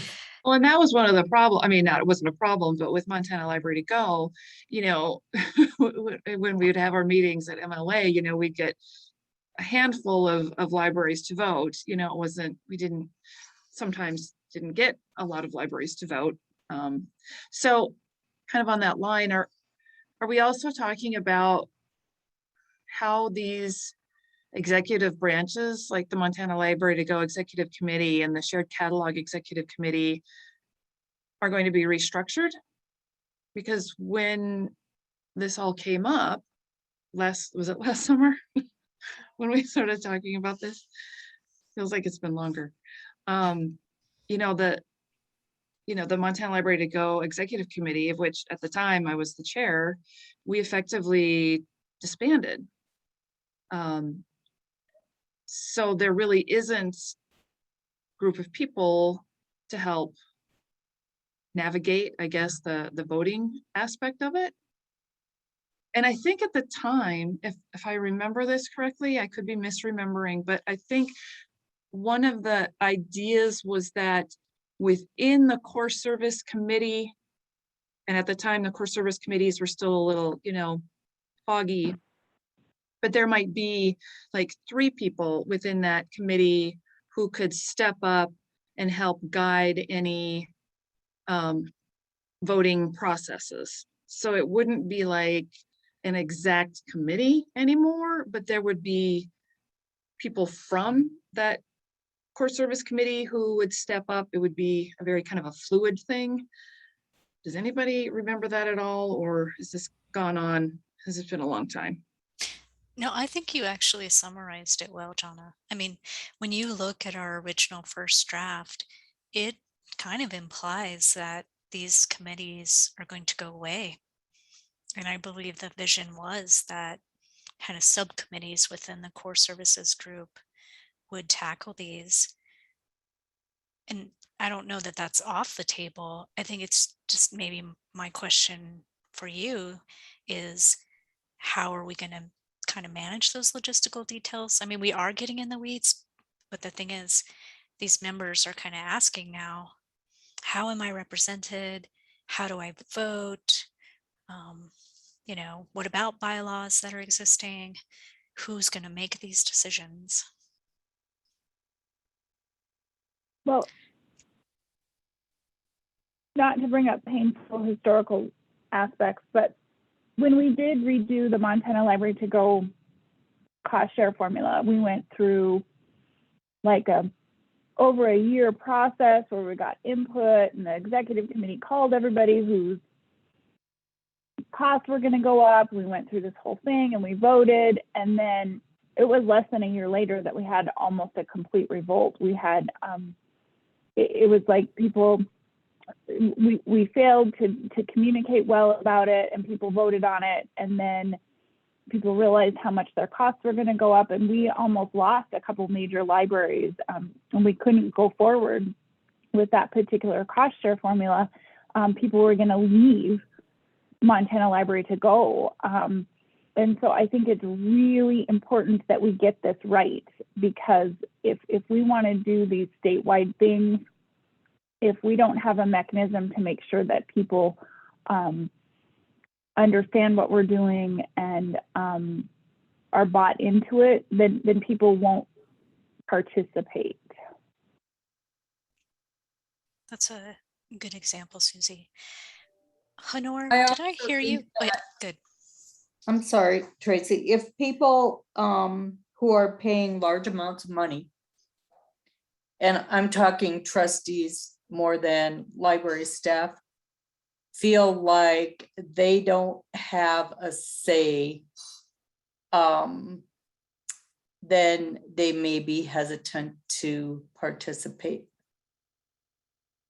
And I think the smaller the community, the more often that happens, because they have less money to spread out across all the things they're going to do. they want to have a say in what their money is being spent for. So some kind of a vote is important. So it sounds like the question that you are wrestling with right now is how do you give people who care and want to have a voice in the various services that are being offered, how are you going to give them that voice and or vote? And Erin just shared her sketch with me, so I will pull that up now while you're thinking. I think the good news in all of it is that if we're all going to be doing our jobs, we are going to be trying to represent every library and their needs. So I don't have a problem accepting that. It feels to me like more of a conflict with, have we null and voided all those contracts by dissolving executive boards? I mean, we've changed, that's who's mentioned in the contracts, in the legalese of it all, in the bylaws of these groups, you know, how does that logistically work to move on? And Erin, this is way cool. I have a question about the work of the executive committees and the vote themselves. I want to check some assumptions. When it comes to a vote, do you think the most important issue for libraries to be able to vote on is the budget and cost share formula and the financial implications to the libraries, or are there other decisions that you would want to make sure that every library has an opportunity to vote on versus the core services committees making recommendations to the NAC and the NAC making those decisions? I think you got it right, Jenny, because if I'm going to join the group, I look at the bylaws and I look at what is involved in being in the group. What is going to matter from year to year is what it's going to cost the library. So I think that is the most important, and that's what Montana Library to Go and the shared catalog vote on now. So the NAC would replace the structure of those committees, the executive committees, but the membership would still have a say in the financial portion since they're the ones that are paying it.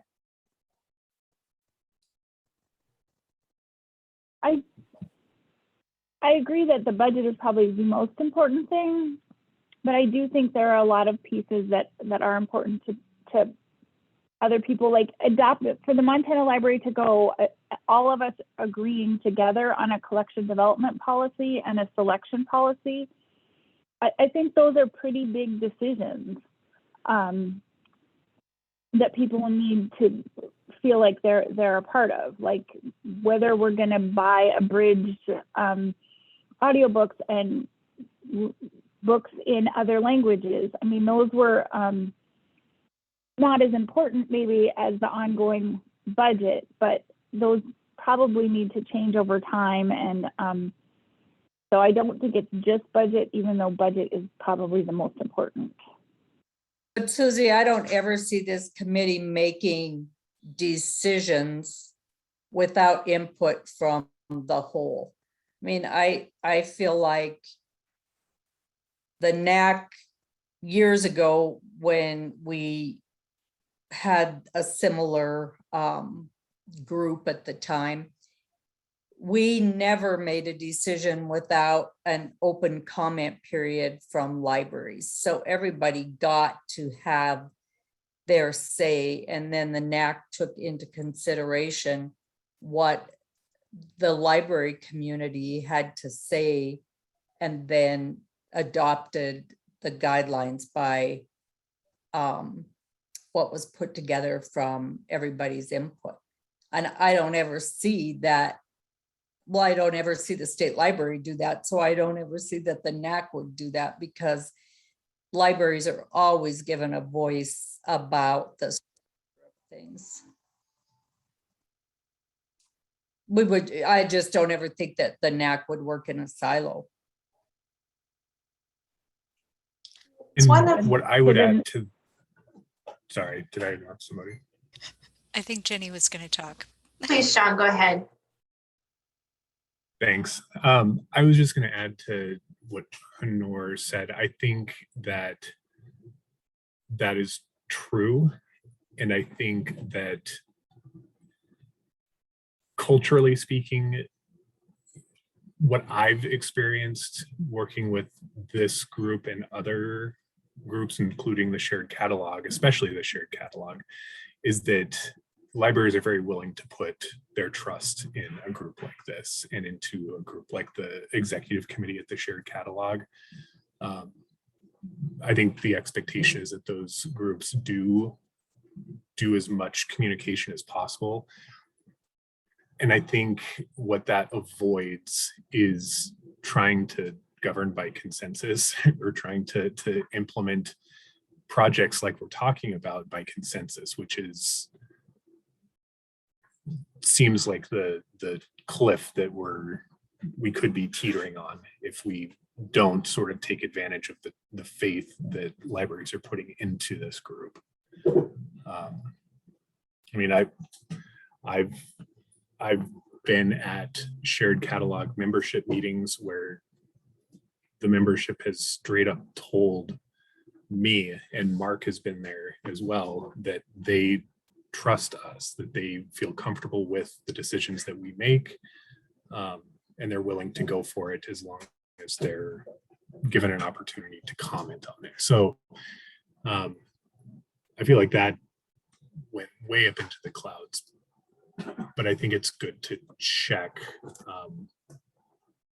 ourselves on why it's useful for us to work as a small group like this, to lead, to communicate, and not feel like we have to make decisions by consensus. So are you thinking, Sean, that these kind of executive groups become morphed into the NAC somehow? No, and that's what I'm spending all of my mental energy on right now, is trying to figure out what it is that I'm thinking. But I'm very hung up on the Montana Library to Go committees. And I think that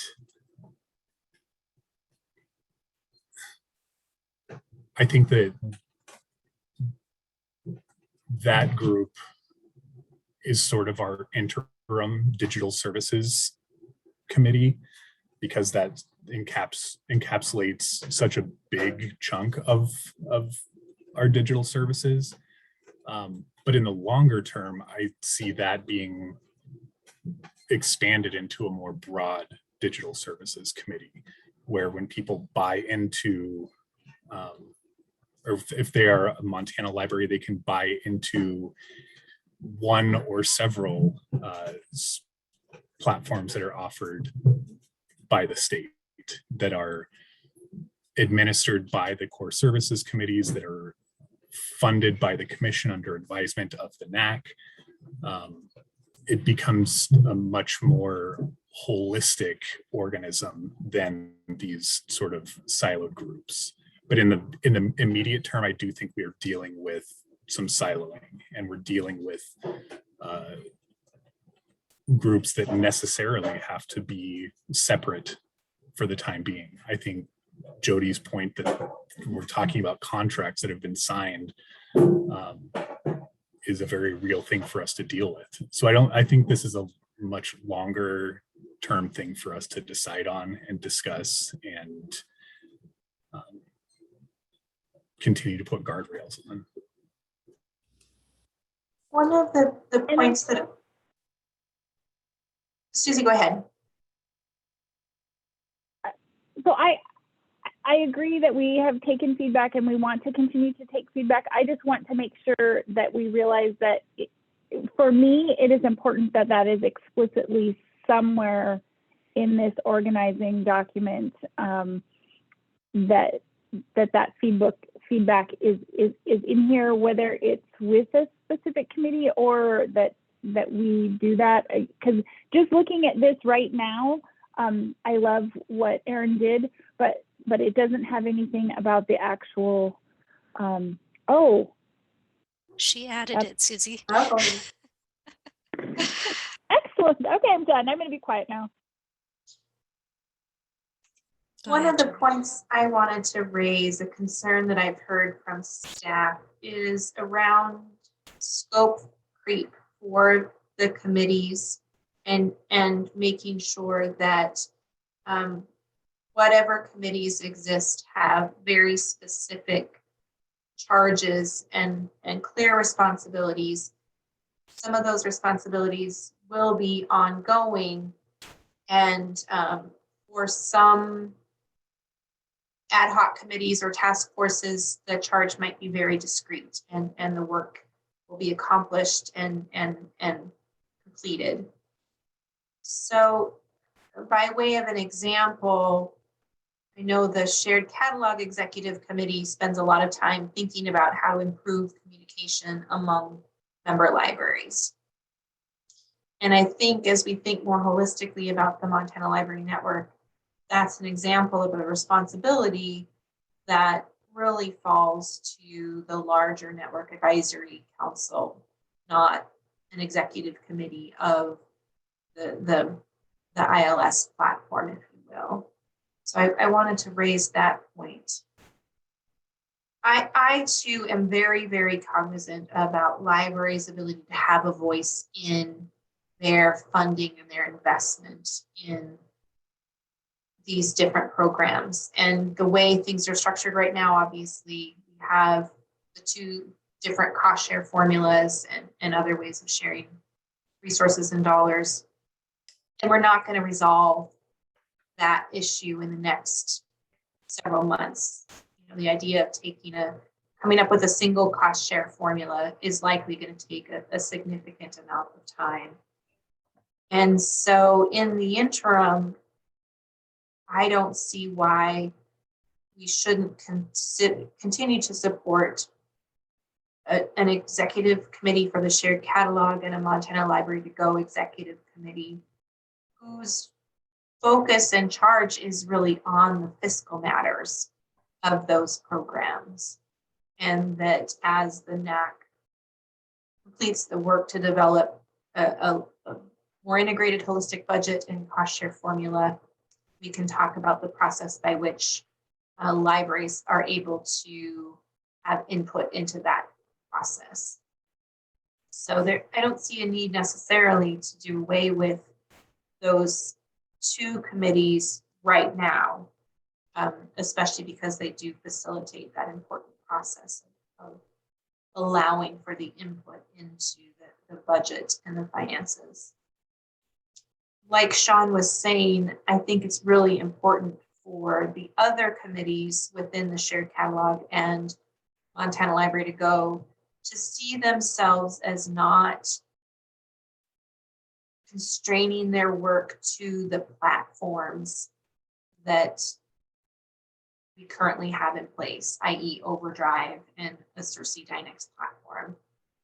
Because the kinds of policy decisions that they are making can have impact on other libraries, their participation in those kinds of programs, our ability to work across platforms and to integrate platforms and to add new services, etc. So, you know, I tend to agree with Sean that I think what right now is the Montana Library to Go committee really is the de facto e-resources committee, and really starting to think at a more holistic level about what that broader collection development policy is. I'd kind of like to jump in. kind of in listening to everyone, and it started with Honor, and just throw something out there as a future thing because of the contracts and the bylaws. When Honor was talking, it was sort of to me like, and this made sense to me, like the Network Advisory Council is making these financial decisions. And the core services committees are making like policy recommendations.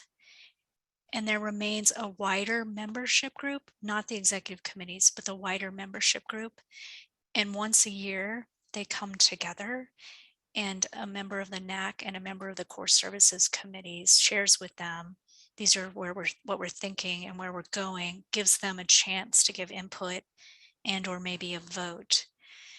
And that's how you get that broader representation, and how the core services committees can and maybe should be made up of people who serve on these different platforms and can talk about these policy recommendations. That was just a possibility for a future way of working these together. And it would mean no more executive committees, and it might mean, you know, ad hoc task forces and maybe committees like the content management committee and the selection committee, because they're very task oriented, but that the decision making resides with the NAC for both budget and policy, and the core services committees become really critical for the policy piece, seeing where across platforms decisions impact all platforms.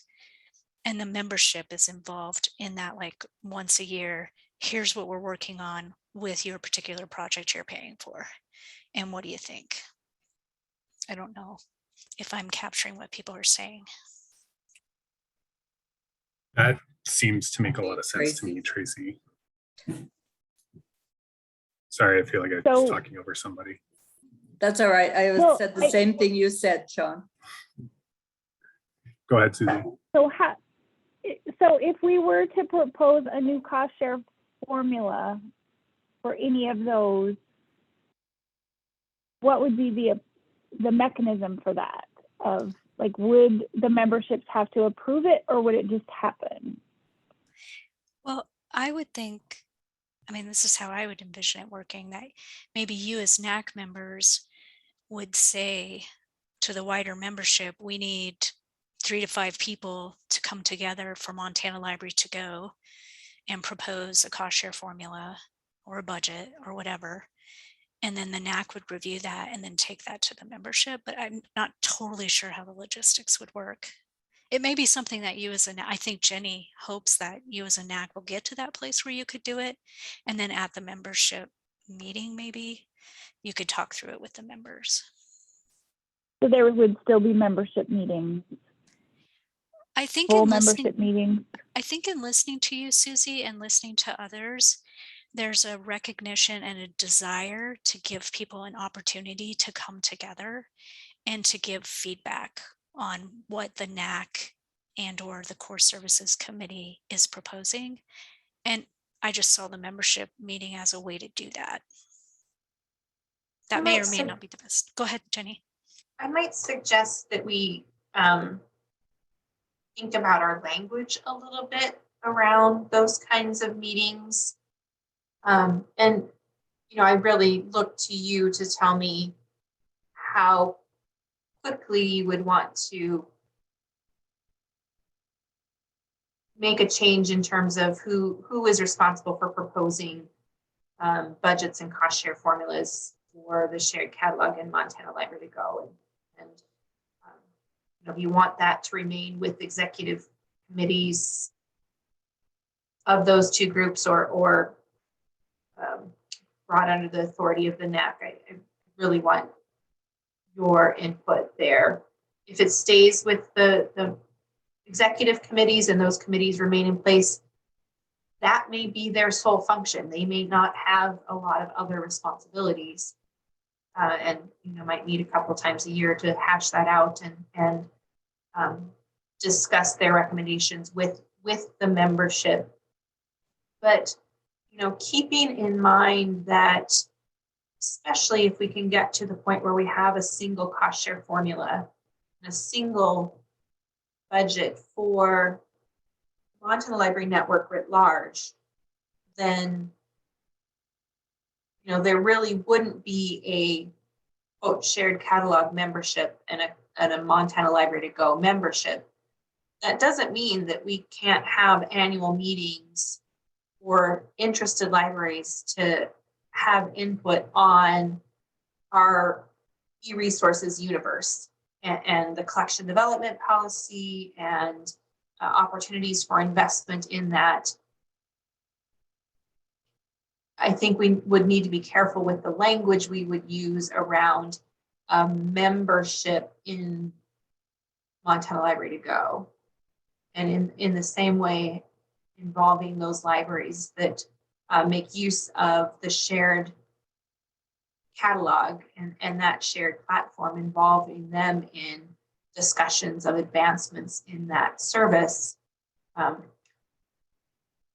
if we are not paying into a single service, but rather this larger Montana Library network, again, I wouldn't necessarily view them as members of that shared catalog, if that makes sense. So I have a question. Would this be something where we would be able to take to our Federation meetings? Because I could see me taking this part to the Federation meeting and explaining it to the 22 libraries in the Federation and kind of going about it Federation wise so that each NAC member or a NAC member could go to those meetings and explain it and talk about it. And then we could get a vote at those meetings. Or is there not enough libraries in attendance for that? Because, you know, Montana Library to Go has other libraries like school libraries and such, but are we able to do that? Because I think that, I don't know, it almost feels like we would hit a larger group in a smaller setting, in a sense. It's a great use of federations, Lori. To get their Lori, I'd feedback. also thought about the federations and how could that be a good platform to feel like we're hitting every library or giving every library an attempt to be involved. And then I thought about the school libraries, and I think that's one of the biggest things that makes the shared catalog challenging, because you are bringing together very different library types with very different organizational structures, and who signs the contract is different. So I think we have some difficult things we have to work through toward the goal, because I've also been thinking what Jenny was saying, which isn't our end goal, that every library has access to these services, and every library becomes, so we don't talk about member libraries because everyone's involved, but we have to get to that point. And so we have to figure out how do we get from here to there. And I know from the last content management committee, Amy mentioned, I think they're still trying to do a fall meeting of the Montana Shared Catalog, but probably nobody knows, like, do we still have an executive board? Do we, how are we doing things? So I guess I go back to, do we just stay on the contracts we're on until we have a better way of doing it? And I know we're not supposed to get into the weeds, but I'm really stuck in these weeds of how we get from A to B, and eventually we get to C. And it's gonna be so cool when we get to C. But like, there's this in-between stuff right now. It's a little awkward. I don't mean to put them on the spot, but really quickly, Dalton, Mark, Doralyn, is there anything you want to add to this? And again, you don't have to. I just want to give you an opportunity if you have some comments. I don't really think I have much to add. I'm just trying to absorb it all and just really try to think. Yeah, I just think, between everything that's gone on that's kind of caused the broader disruptions to our libraries and our lives, I think a lot of people are having a hard time kind of making the space to really comprehend that aren't involved on the committee. I just mean kind of the general library community, or kind of a little, the ones that I've talked to that aren't, in this group, basically, I think are a little you know, I don't think they would be able to explain NAC in, you know, 30 seconds to their board or to their patrons.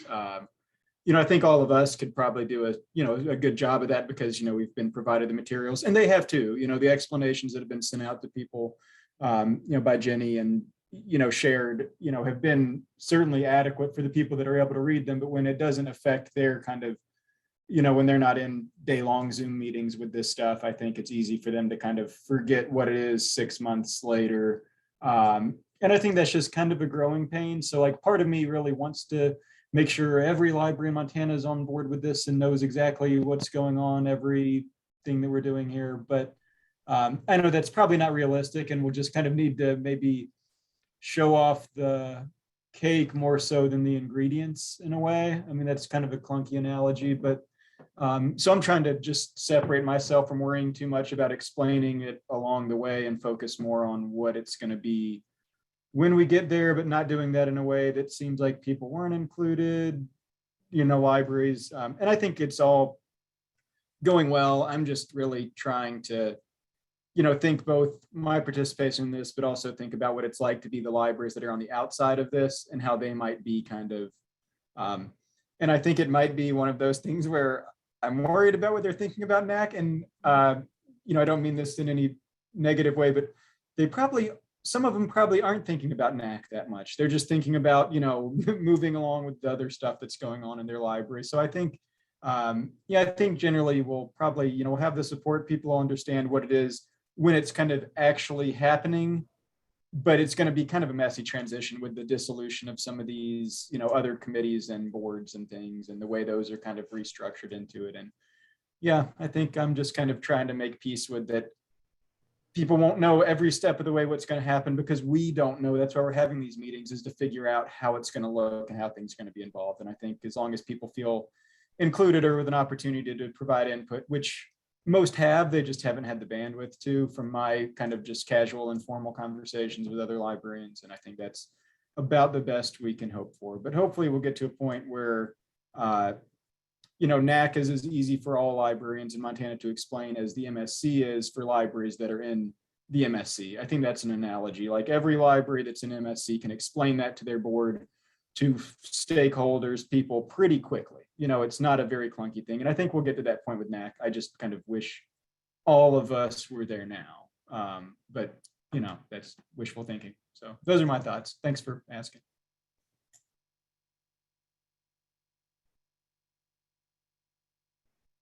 I know Susie was going to say something, but I was going to jump in when she was finished. Well, I hate to, I feel like I'm whiny, but so like the Montana Library to Go is confronting an issue right now. It's in the bylaws that we do not allow individual libraries to have their own accounts.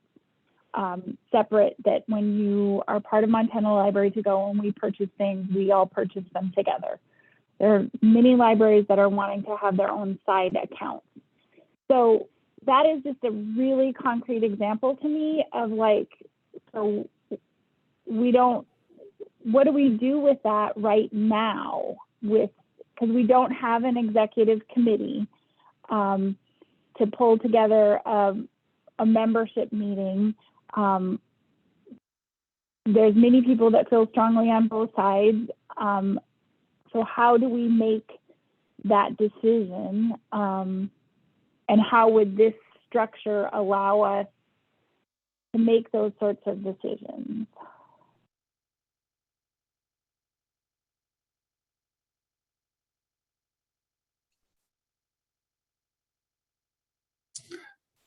I don't have an answer to that, Susie. And I feel like me weighing in is like a conflict of interest because I'm the one that's pushing for this. So maybe I'll just keep arm's length from that. Can I respond to that, Sean? Of course.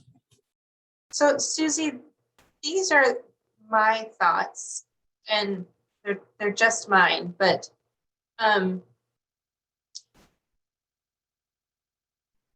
you know, I think the decision for allowing, or I guess not allowing side collections I think was a well-informed decision made because people knew that allowing side collections would have a negative impact on the overall resource sharing that goes on within the Montana Library to Go. And I'm not saying that that's not a point that shouldn't be reevaluated and perhaps studied and reconsidered. And that study is something that could be accomplished through an ad hoc committee. I would see under this new structure, the e-resources core services committee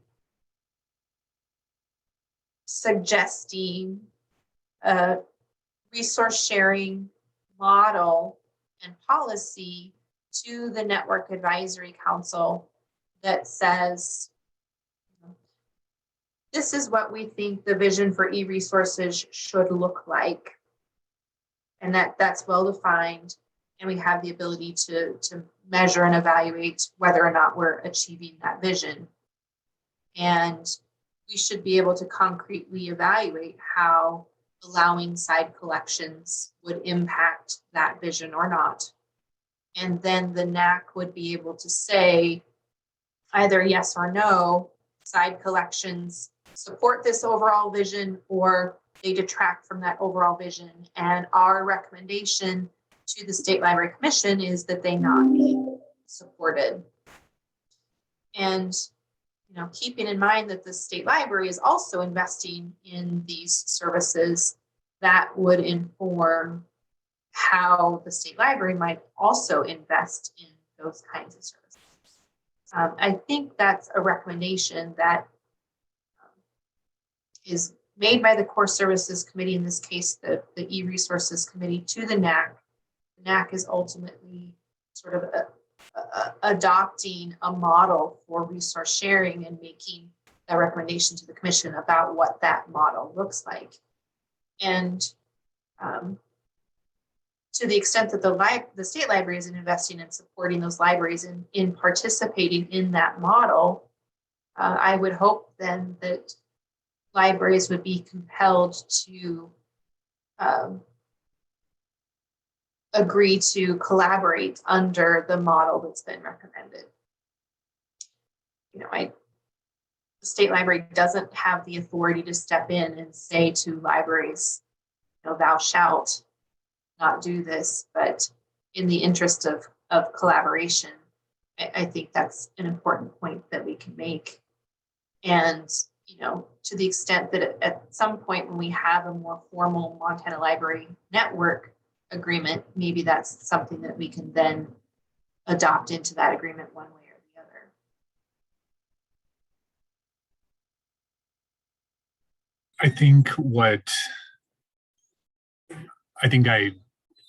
I think I agree with what Jenny is saying. And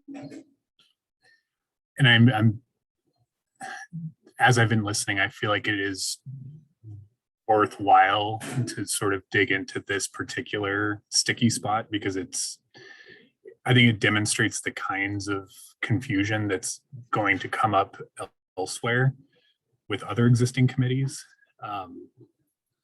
So having said that,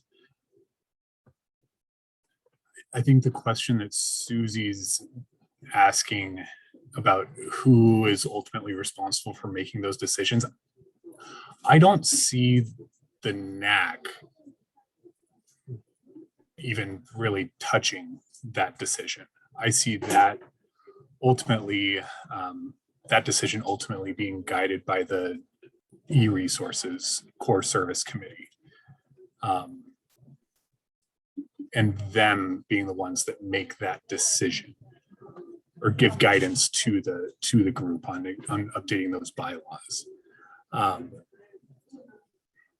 The other thing that I'm thinking about is that in terms of structure, I think there's always going to be committees that exist. Something like Montana Library to Go, something like the Overdrive platform is going to require a committee to do the selection work. work and to do the collection development work and to set the policy for that platform. The shared catalog has enough moving pieces that it's always going to require some sort of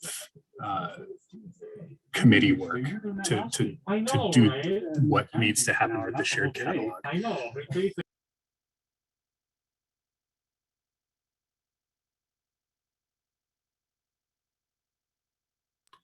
Sorry, but I don't think that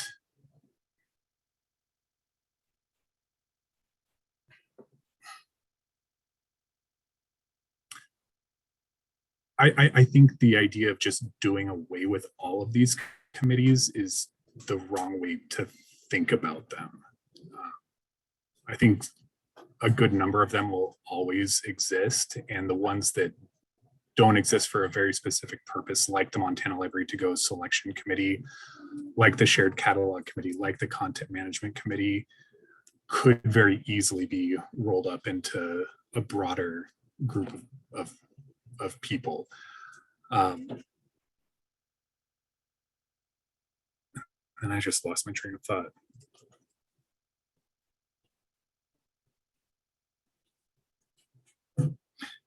So I have a question again. So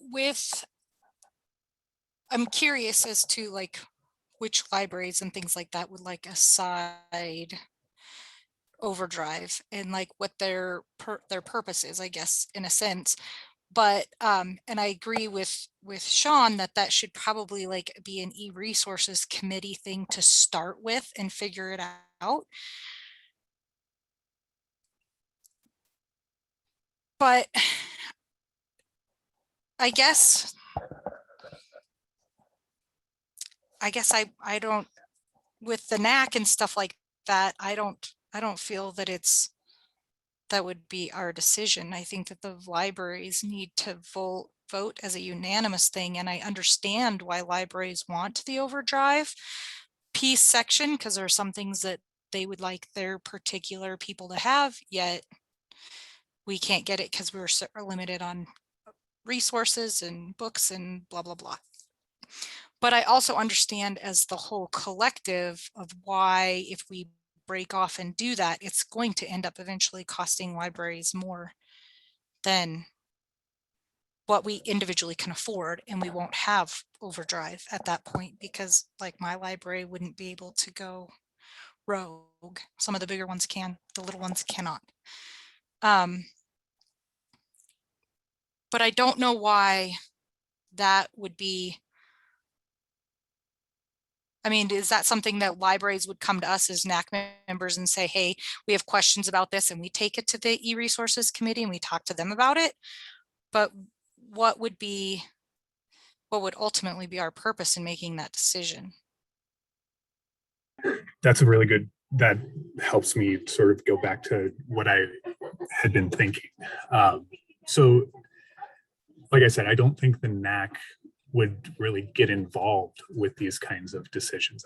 I feel like the NAC's involvement is to say that under the advisement of an e-resources committee, that we'd like to fund a suite of digital resources of A, B, and C that includes an overdrive platform.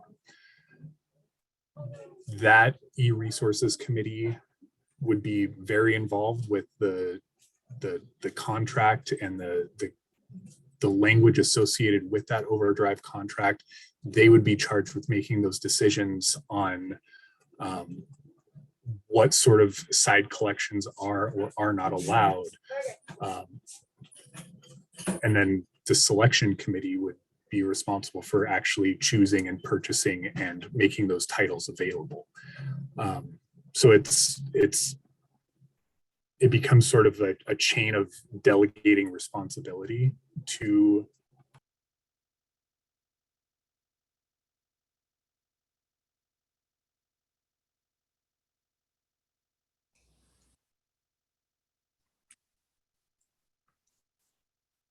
Sean, it looks like you muted yourself. Oh, sorry, I just let go of the space bar. The other piece is the menu concept that we've been talking about through all of this, which is, just because you participate in some Montana Library Network services and platforms does not mean that you're invested in every single one of them. If you as a library decide that the shared catalog works for you, but you don't have the funds or the interest in something like Montana Library to Go, great, fine. We still have very smart people that are taking care of those other things because there is a broader interest across the state. And so I think that also gives some latitude for us to create these services and create a pathway to these services without sort of dictating the terms of what those services offer. That, if Montana Library to Go doesn't work for you, there's maybe a Hoopla platform down the line. Maybe there's DPLA's platform. There's a whole suite of things that you can or may not want to join into. But along the way, we know what the terms are, we know how they work, and it's up to the individual libraries to join in or not.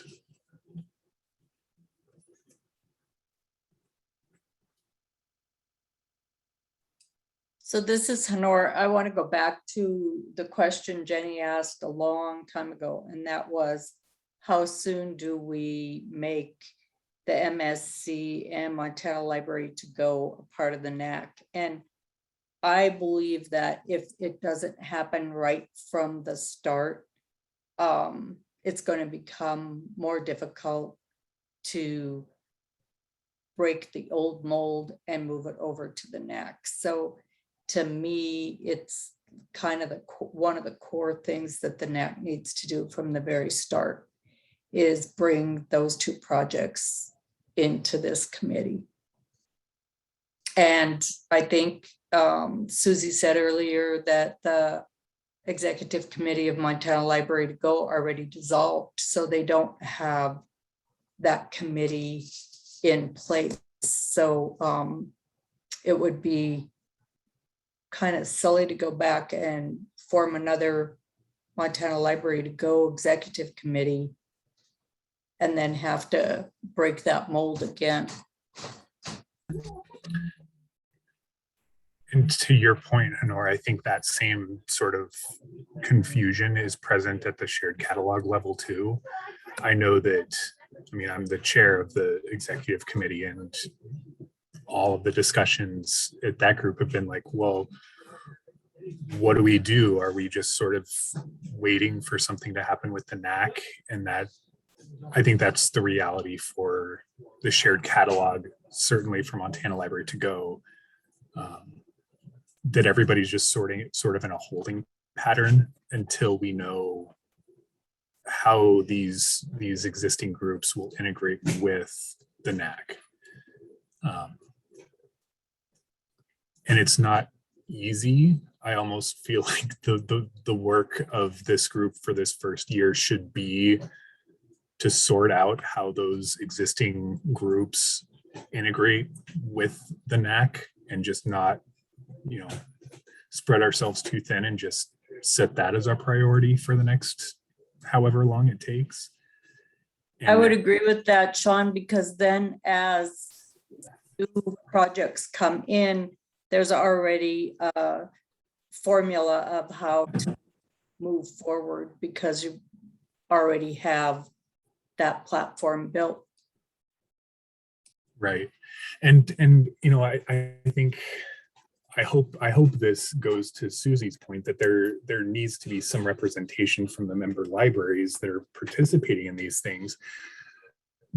I really feel like it's kind of inappropriate, or it would be inappropriate for this group, this relatively small group of people in this call right now, to be stating how Montana Library to Go should work.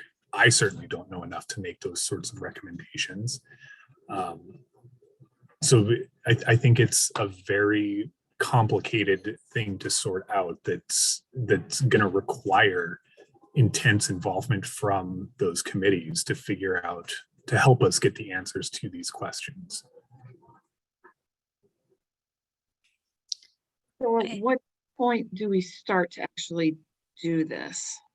Because to Honor's point about sooner rather than later, at some point we have to take a toe to the pool and step in the water.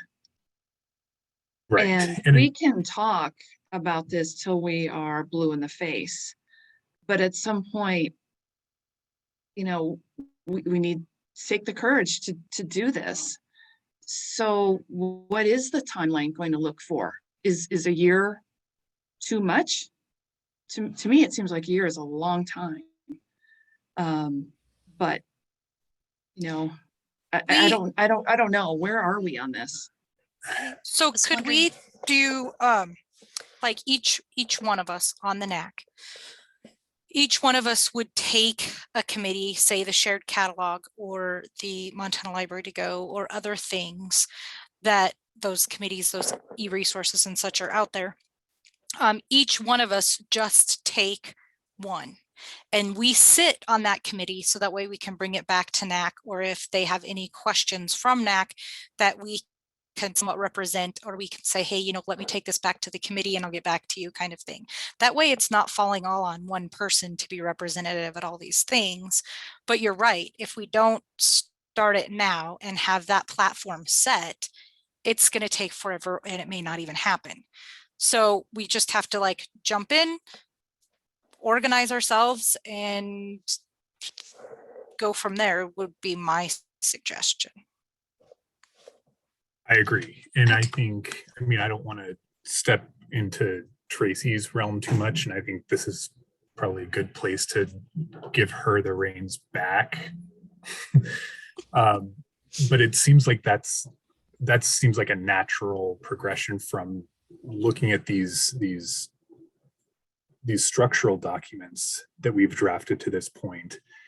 And then giving ourselves, basically building ourselves a work plan for the next 6 months, 12 months, for how to address this fragmentation. Because I think John is right, Lori's right, Honora's right, Susie's right, that all of that stuff needs to get addressed.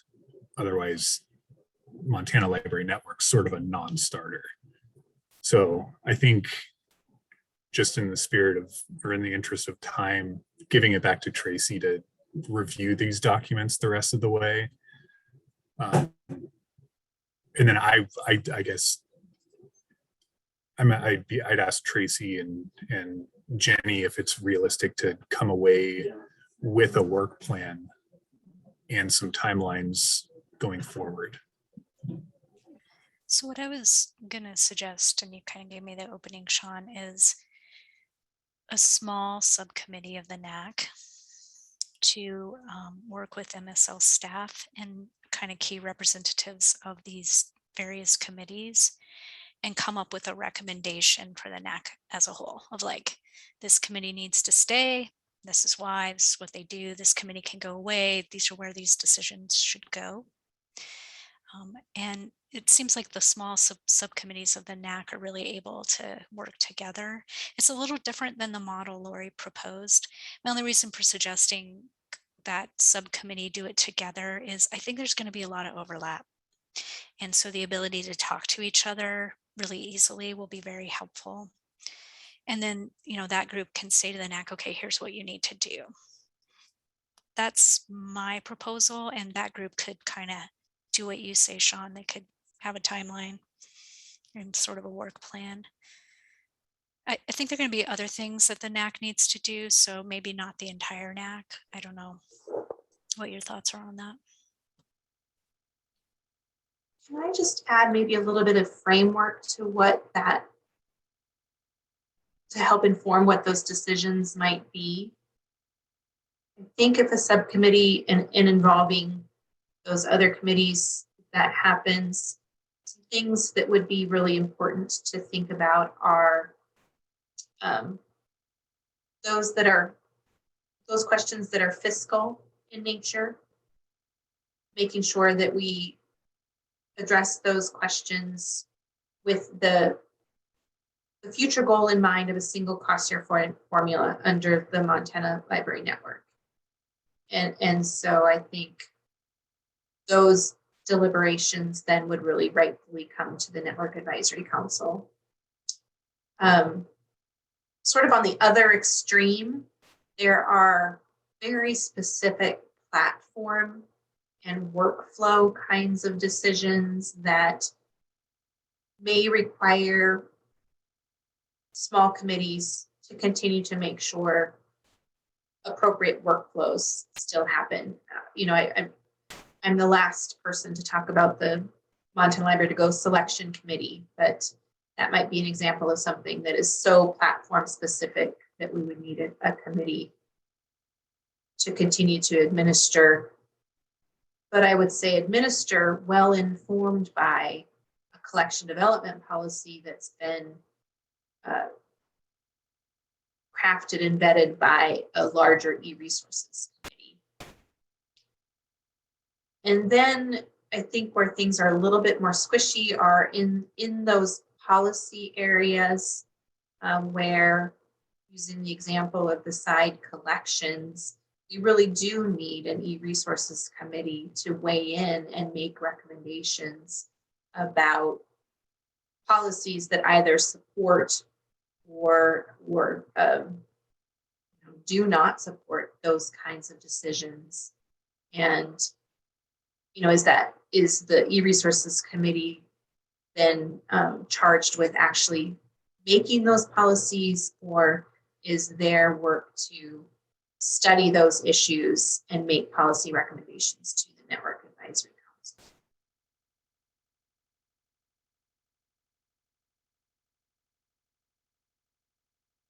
Well, in the interest of just complicating things further, I feel like one of the questions that we haven't really addressed is that, and I'm just going to say this as well as I can, I think historically there has been this tension in especially with public libraries, about equity and fairness between the large libraries and the small libraries. And I do not think that we have clear consensus about what equity and fairness is. And, you can see that with the hold sheltering. You can see that with the advantage collection. You can see that with the cost share formula. And I feel like maybe the NAC needs to do some really parallel to this other work. Maybe we need to do some really deep work around what is fair, what is equitable, what does that look like? Is it fair that the small libraries pay so little for access to such a big collection? Is it fair that the small libraries pay more per checkout? Is it fair? I mean, there's all these different ways of looking at equity, and it's complicated, and I don't think we have consensus across the NAC or across the Montana library community as a whole. And I think that is going to be really important for all of us to be on the same page and to make sure that we're getting feedback from all of the libraries. I think those points, Susie, are really at the heart of some of the challenges around creating this kind of single cost share formula idea. And that's really helpful for me to hear, Susie, because that's part of the reason I haven't been saying much is I use my public libraries. I talk to all of you, but I'm not aware of the sort of tensions that are out there. So it might be hard to say that. That's really helpful for me as a member to have that perspective. I would add that I think it's something for all of us to be very aware of, because even among library types, even outside of the public library realm, anytime that we're aggregating our efforts like this, it's eventually going to come up where things are going to feel unfair between me at ImagineIF and you, Dorlin, at MSU. it's just going to come up. So I think Susie's right on that we should continue talking about it. I don't know that it seems like a Sisyphean task to try to find an answer and a definition to equity. But I think it's definitely worth baking into all of this work. I think one of the hard tasks you as NAC members are going to have eventually is there are always going to be competing outcomes.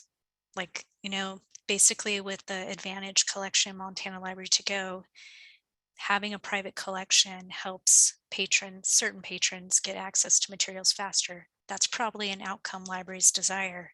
There is also the equity issue though. And those are conflicting outcomes. So I think you as NAC members will be wrestling with those, and maybe the core services committees.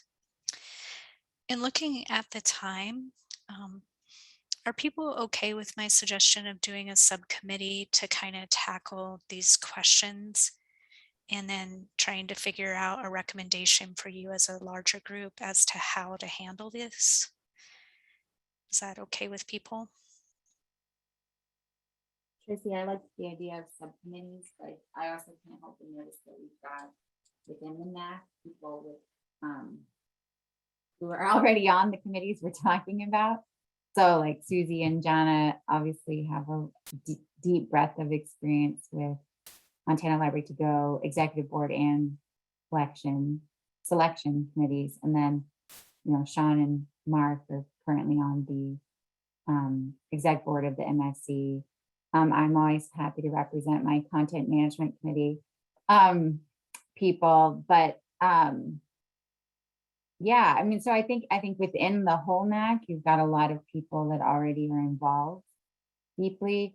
We're really focusing on the shared catalog and the Montana Library to Go, and for good reason, because I think they have the most issues in terms of contracts. But are there other groups that we are talking about needing to work with for this subcommittee as well? Well, Jennifer has DPLA, Digital Public Library of America. The Big Sky is actually the name of the group, and it's probably supposed to be broader than Digital Public Library of America, which Dora Lynn serves on that. What else, Kara, Amy? I'm kind of blanking out. I think Jody covered a lot of them, but. That's it for the statewide projects committees. Okay. So maybe what I'll do is I kind of took notes on who has experience with the different committees, and I will kind of try to take Jenny's questions for us to consider and sort of the discussion as I've been taking notes, and I will get in touch with you about scheduling initial meeting to just kind of decide what we're going to do and how we're going to go about doing it. And I would honestly say that what would be nice is to have this recommendation in time for those contracts and bylaws.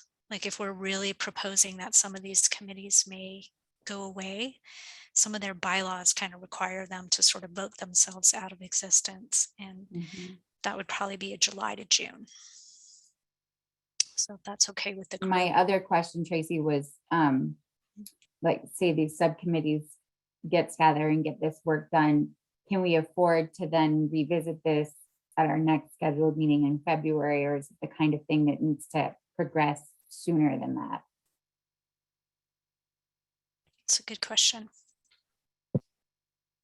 This is Amy, and I would say in terms of laying the groundwork, like you can't just show up at the June meeting of the shared catalog and say, hey guys, want to vote the exec board out of, so some of that groundwork I think needs to start happening before February probably. I don't know that it needs to be, I don't know what that looks like. Do we have an extra MSC meeting? Do we you know, just have discussions with those libraries in small groups individually. But I mean, it could start maybe in February, but even that would be kind of cutting it close, because I think you run into the risk of, what if they vote no? Like, then what do we do? And it could very well be that this subcommittee will make a recommendation that we keep the executive committees for another year, you know, so I think that's a real possibility. Yeah, okay. So that's a good reminder, Amy, that we need to move sooner. Or if the idea is to wait till your February meeting, then the subcommittee can, I guess, take that into account with their recommendations. Okay. Yeah, good point. And then kind of going back to the other items on the agenda, which I think, I guess I would just say, does anyone have anything you want to make sure that you tell me in this meeting? Or I would also be happy to take kind of individual comments about the different frameworks and the documents and sort of collate them and use them to make updates. Right Tracy, now, yeah. Oh, sorry. No, go, Jody. That's One thing I wanted to say about, the flow chart, can you put that up? So suddenly on the flow chart, oops, not that.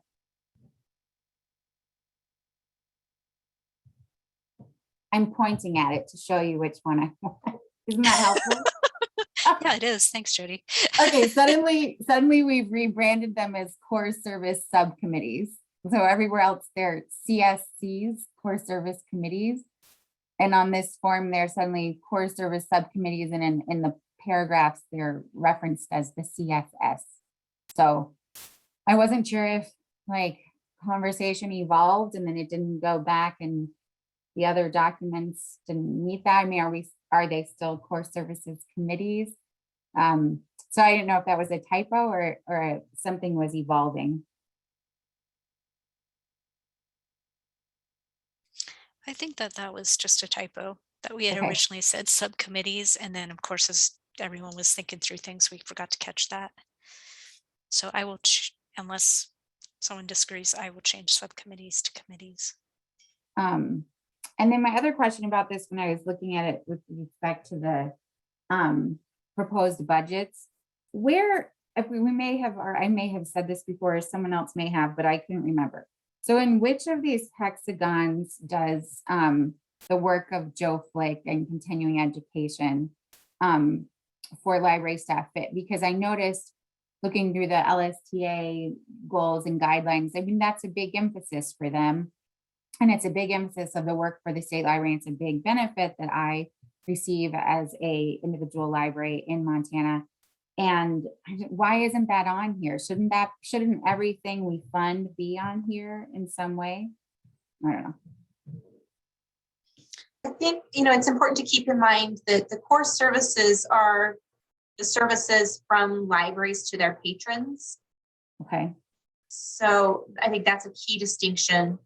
And the work of the consultants and Joe is to make sure that we are preparing you as libraries to best be able to offer these core services. And so their work really crosses all of these services. It's in helping address those barriers that exist that prevent libraries from implementing these services. Does that help? It does help. I still question though, for even just for your staff, where are they seeing their departments and their work represented on these charts we're creating? And the work they do represents a piece of the budget pie.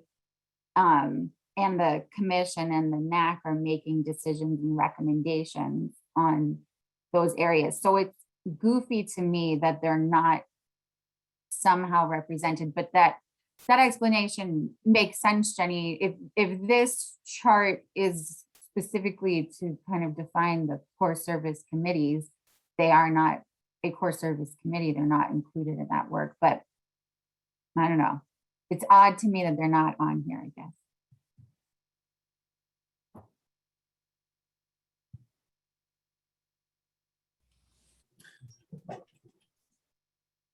Any other questions, comments, or thoughts?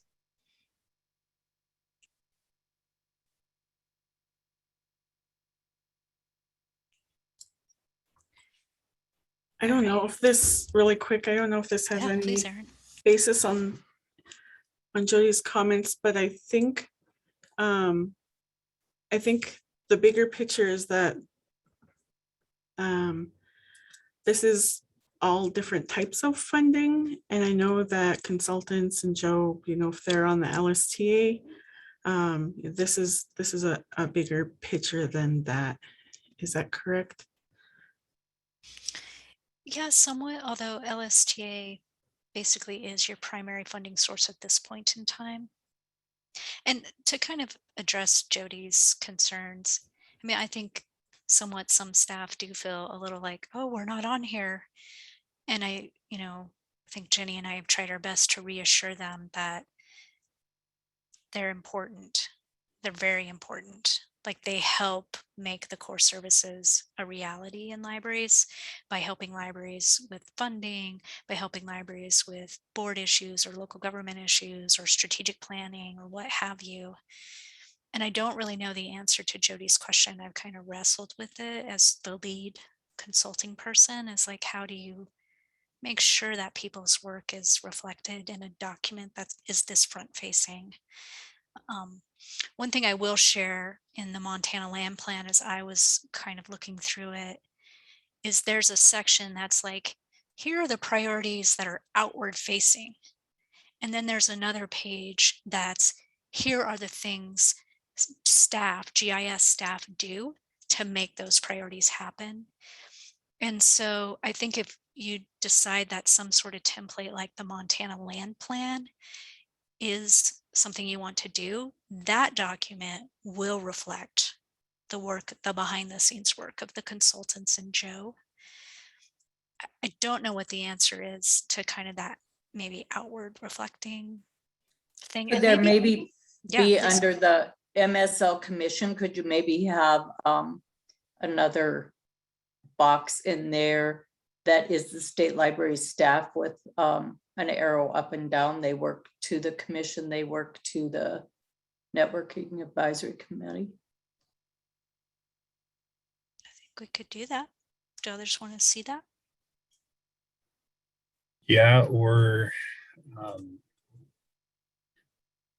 I mean, the state library staff is sort of involved with implementing anything that would come out of these core services committees. So it's almost like a bar that runs the entire height of this document would capture that.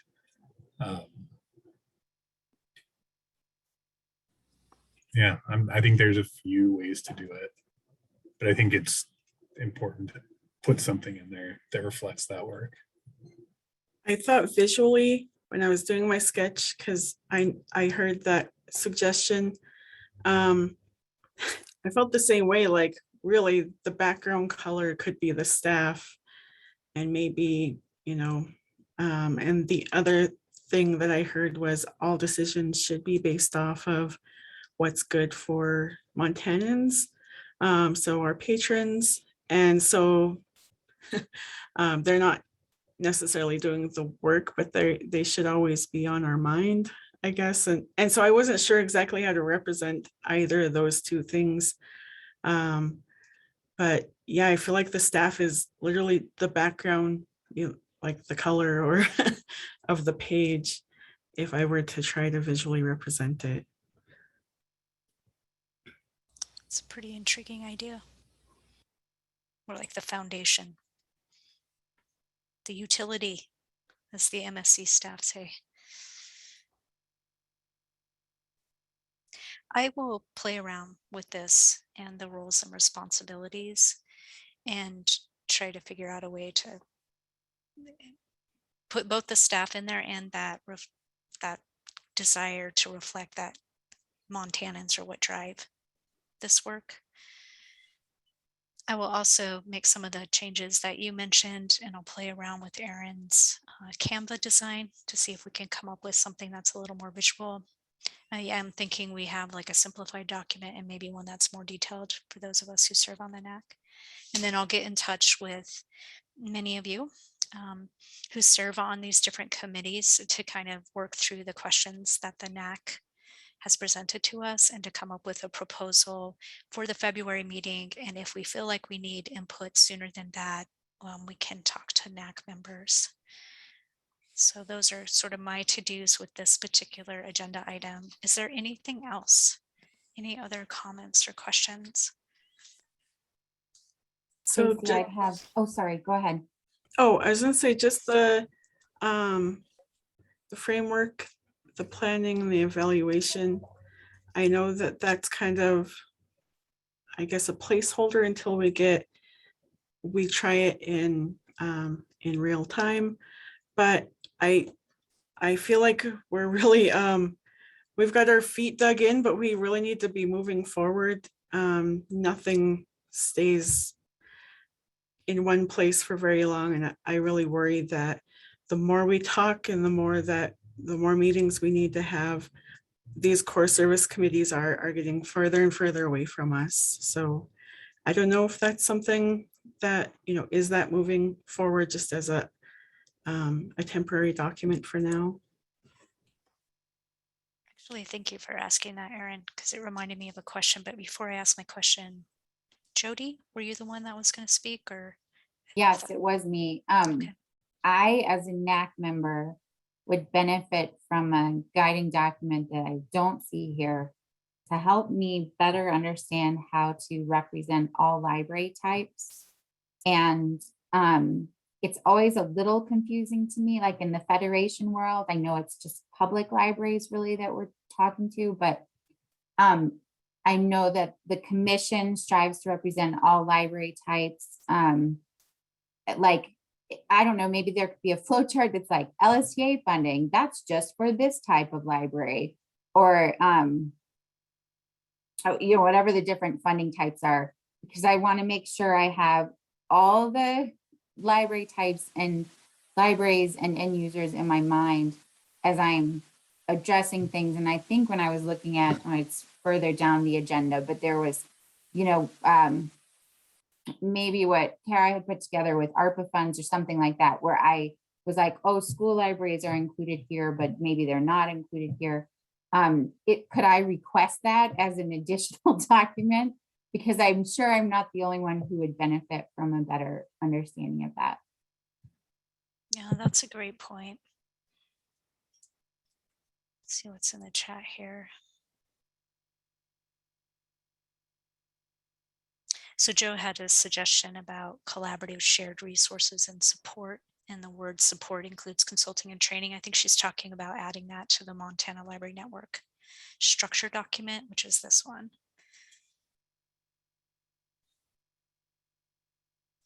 And that existed in a previous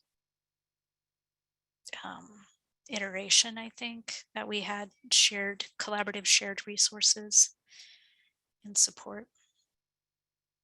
But I think the bottom line is these core services are outward facing what Montanans get from libraries. And the work that staff does is incredibly important for making that happen, but it's not direct service to Montanans, with the exception of some of our staff, like Amelia under programming and Jennifer under cultural resources and Kara under collection management, e-resources and resource sharing. So I think that's the struggle, but we could certainly do that. The question that Erin reminded me that I had forgotten to ask is, I want to go back to Susie, and she had the very immediate pressing need of, we have a request for Montana Library to Go libraries to start adding private collections. I just kind of touched base with Kara and the e-resources committee, just for a variety of reasons, it's not in a place where it can tackle that question. So, you know, we have a couple of options. We could reform the Montana Library to Go Executive Committee. You could just ask the membership or a subcommittee of the Montana Library to Go membership to wrestle with that question. Or we could see if we could get that e-resources committee into some kind of format where they could make a recommendation. I just want to make sure we address Susie's issue because it is a pressing need.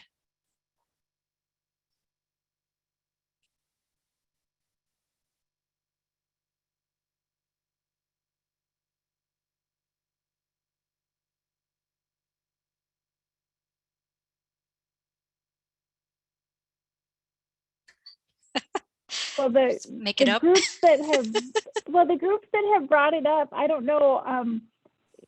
Bozeman and Imagineif have both asked for it, and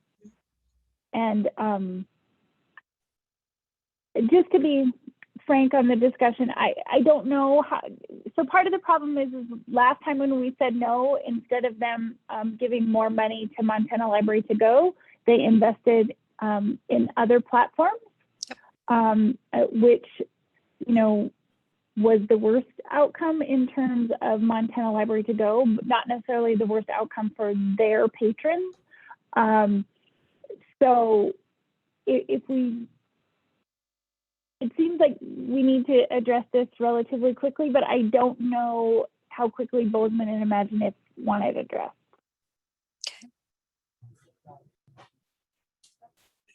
Could the membership and a subcommittee of the membership wrestle with this, Susie?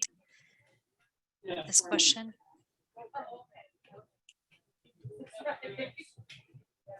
Well, I think it's been debated before, so we have information that we could share with the membership. And I suppose we could do an online vote. I just don't know how engaged everybody will be. I mean,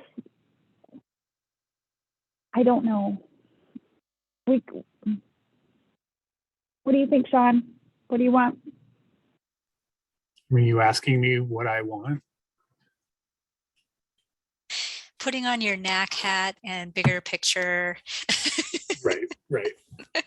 I think, I mean, and again, this is just sort of the very brief version of some emails that Susie and I have sent.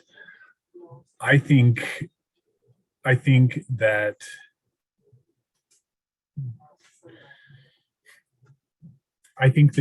allowing for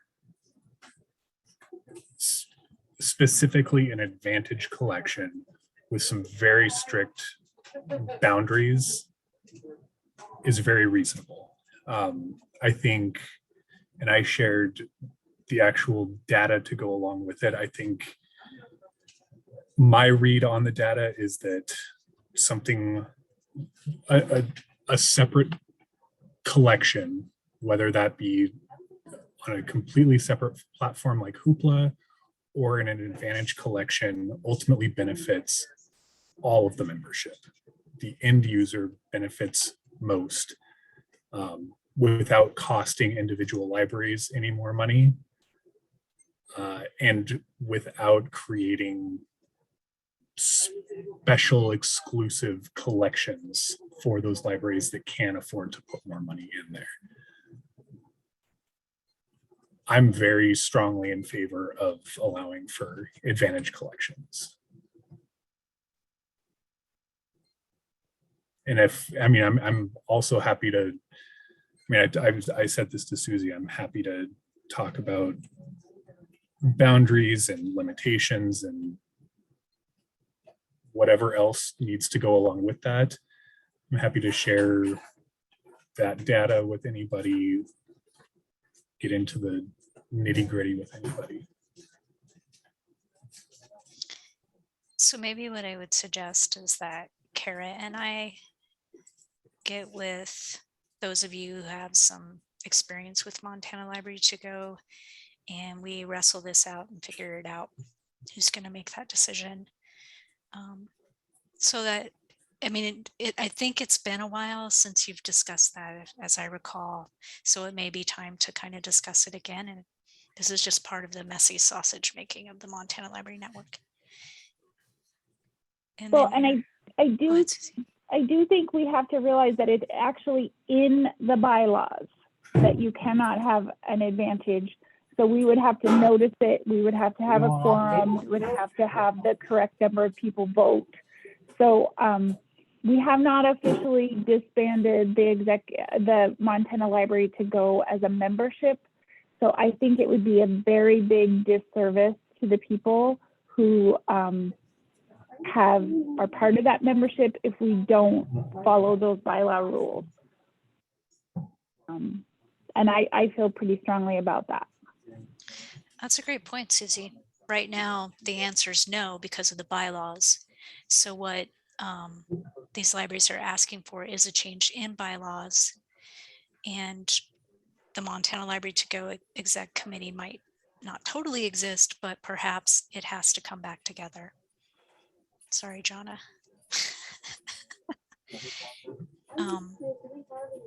So maybe that's, and then it has to go through the process of changing the bylaws.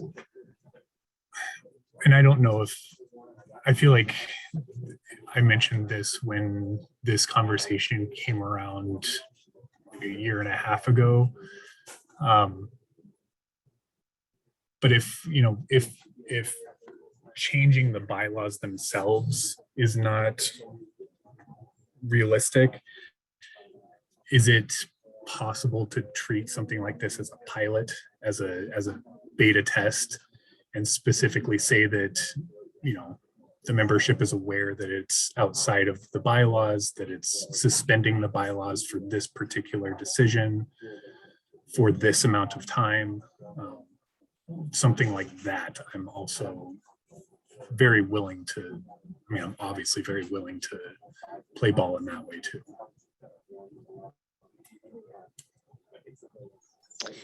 I think that, these are all really good questions and a good discussion. And so I would say maybe we just need to hash this one out. So in the interest of Montanans and just kind of deciding how we're going to approach it. So that would be my proposal. We'll deal with this specific question, and I'm sure there will be others that will come up. And then I will work on the other things, the other documents in your agenda. And Erin, I did make note of your comments about Overdrive as an academic platform, and Jonna, the emails about Advantage. It seems to be an issue that just keeps coming up.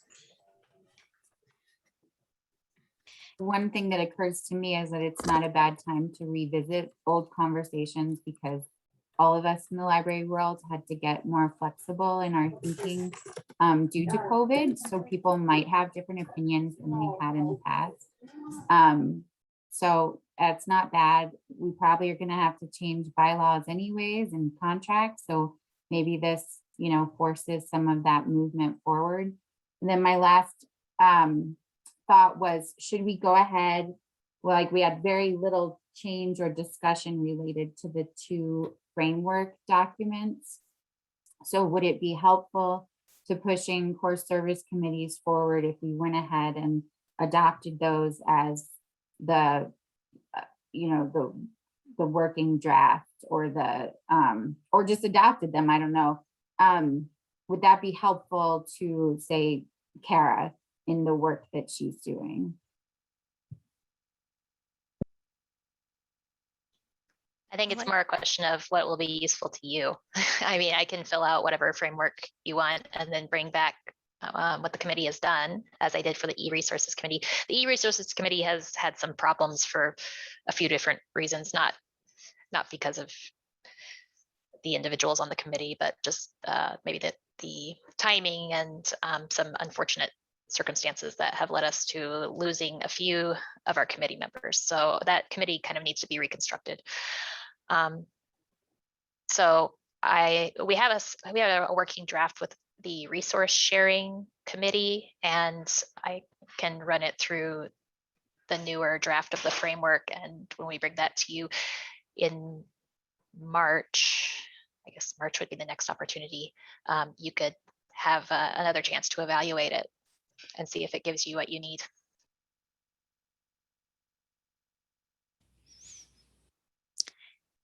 You know, I guess I would say, I mean, you could certainly adopt these documents. It's no big deal, but I personally am okay with the framework templates not being formally adopted. What we do need to know is just this MLN structure. Are these the core services committees that you want? And I think you did adopt this, right? Could someone remind me? You've done so much work. They were adopted by the State Library Commission. So That's what I thought. So that is enough formality for us, I think.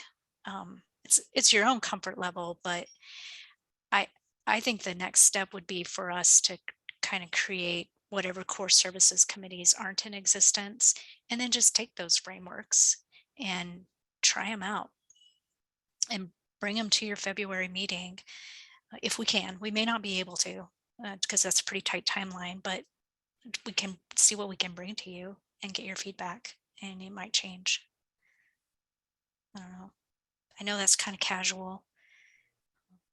I think ultimately what's most important is for the committees to have some framework with which to operate that gives the NAC some consistent information across the services, because you're going to be asked to make priorities. And so, you know, I think what we have now is a great best attempt at what those frameworks can look like. And as has been said by others, I think we need to put them into practice and see if it gives both the core service committees and you the information you need to help plan for, evaluate, and prioritize our work.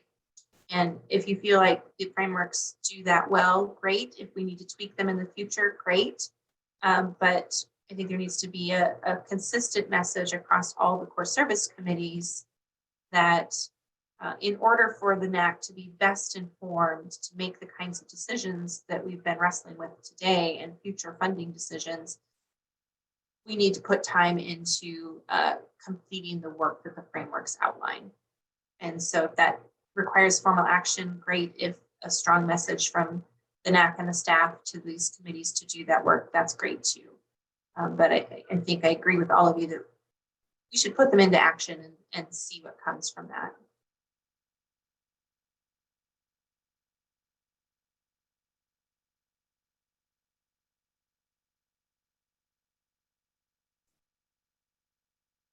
What does the NAC think? Do you want to take action?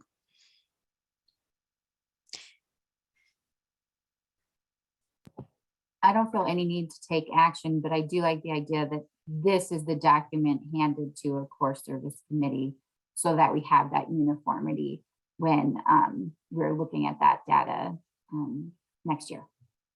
Okay, that sounds good. Do others, I want to make sure there's consensus. Is there consensus? Yeah, I think as long as the minutes or whatever documentation just shows that we're supportive of these documents being used in some official capacity, that's fine by me. We will communicate that to the committees.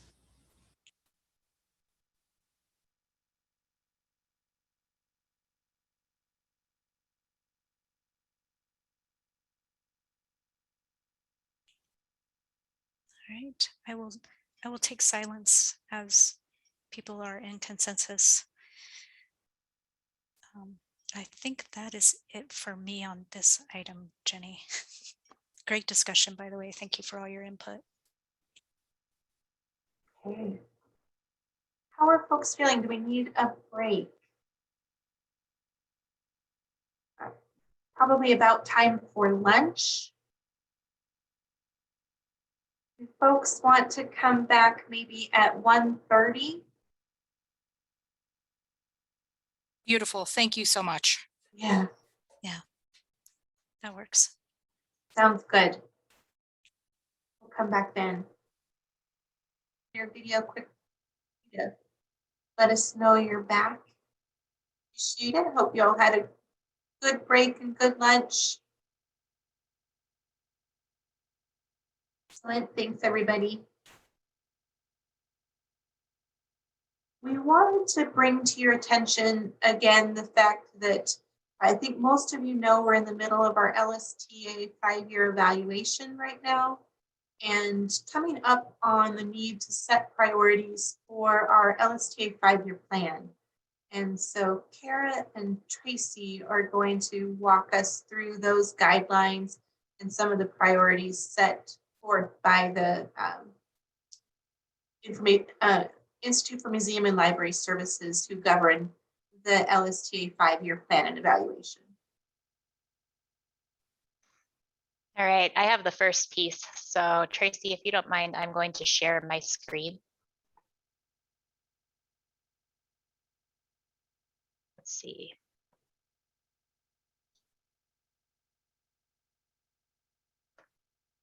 Okay, you should be seeing the IMLS document, guidelines for IMLS grants to states 5-year evaluation.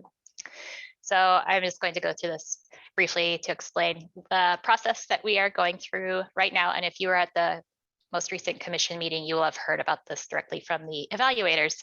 But for those of you who weren't in attendance, this is a quick overview. So every state library administrative agency is required to have an independent evaluation conducted to review how we've been using our LSTA funds in support of the 5-year plan that we have submitted to IMLS. And so the purposes of the evaluation are to obviously to measure our progress in meeting the goals that we put in our plans, to allow IMLS to pull the data from the evaluations in kind of a standardized way so that they can share a more cohesive report to Congress on how all of the states are using their funds. And then for us to help us develop our next 5-year plan, which is something Tracy will be going over here in a minute. And so this evaluation guidelines document lays out all the things that our evaluators are supposed to cover in their report.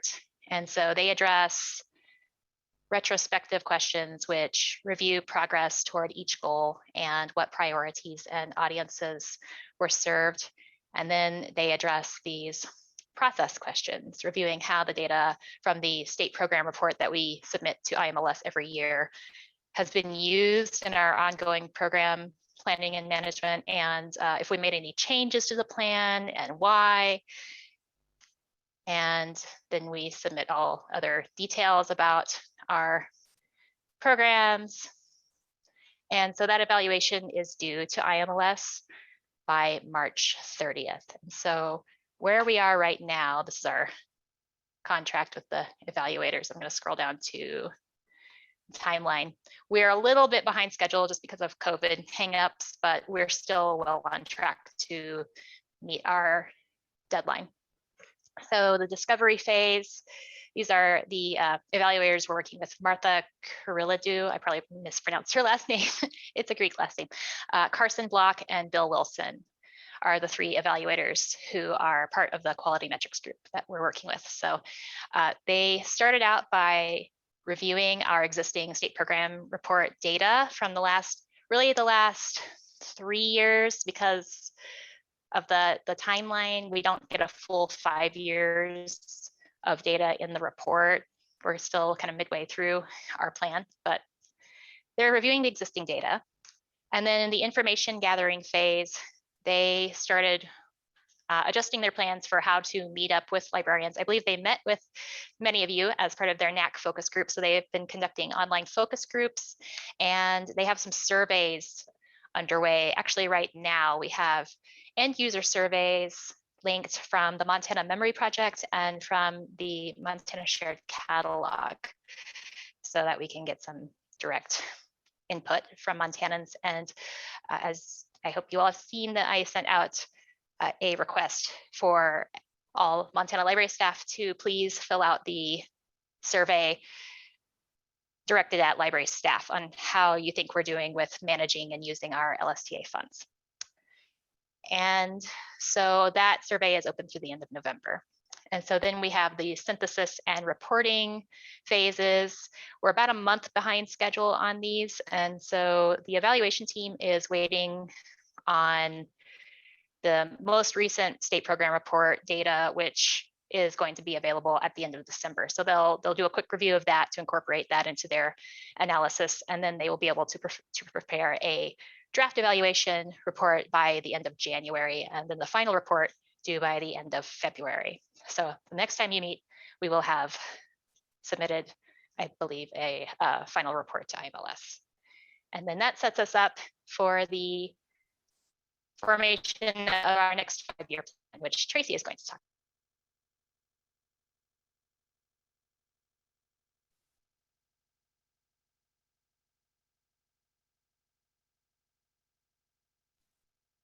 You seem to be muted, Tracy. Double mute. Thanks, Kara. So does anyone have any questions about the evaluation process before I jump into the planning? The one question I had written down is when it goes through what those goals, the needs are, and how every goal you have should address at least one need. Do you have to address all the needs? No, you don't have to address all the needs. I'm going back to the evaluation process we went through 5 years ago with Anthony Chow, and he listed the needs and we crosswalked them and we attempted to address all of them, but every goal doesn't have to address every need. Okay, great. Yeah, good question. Anything else?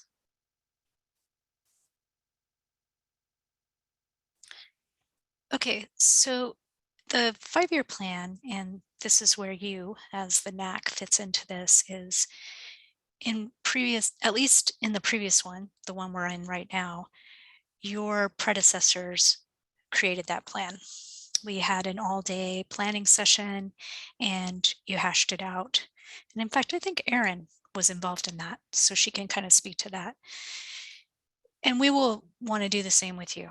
I mean, this is basically where you kind of tell us, these are the priorities, and this is where we want to focus your energies in the next 5 years. Now, there are parameters, you know, that you can't, like for instance, one thing librarians have told us again and again is there's a real need for funding help and advocacy and so forth. Well, advocacy is not allowable with LSTA funds. So even if that were a priority, unfortunately, you couldn't put it in the LSTA plan. We have to find other ways to address that. So that is why I shared the guidelines document with you, which I'll pull up on the screen here so that you can, so we can look at it together. Sometimes visuals are nice when you are having a lot of information thrown at you. So these guidelines basically outline for you what's allowable. And I will scroll down here to the goals and the priorities. Let me make this a little bigger because it is tiny. Is basically, these are IMLS's goals, and these are set out in the United States Code. And we have, I think for many of our last iterations of the LSTA plan, we have basically done 1 through 7 in some form or other. I would say the first 3 goals are probably where we tend to spend a lot of our time and energy, and I would certainly welcome Jenny and Karen, any of the other staff to correct me, but I think 1 through 3 has been kind of a big priority for the state library.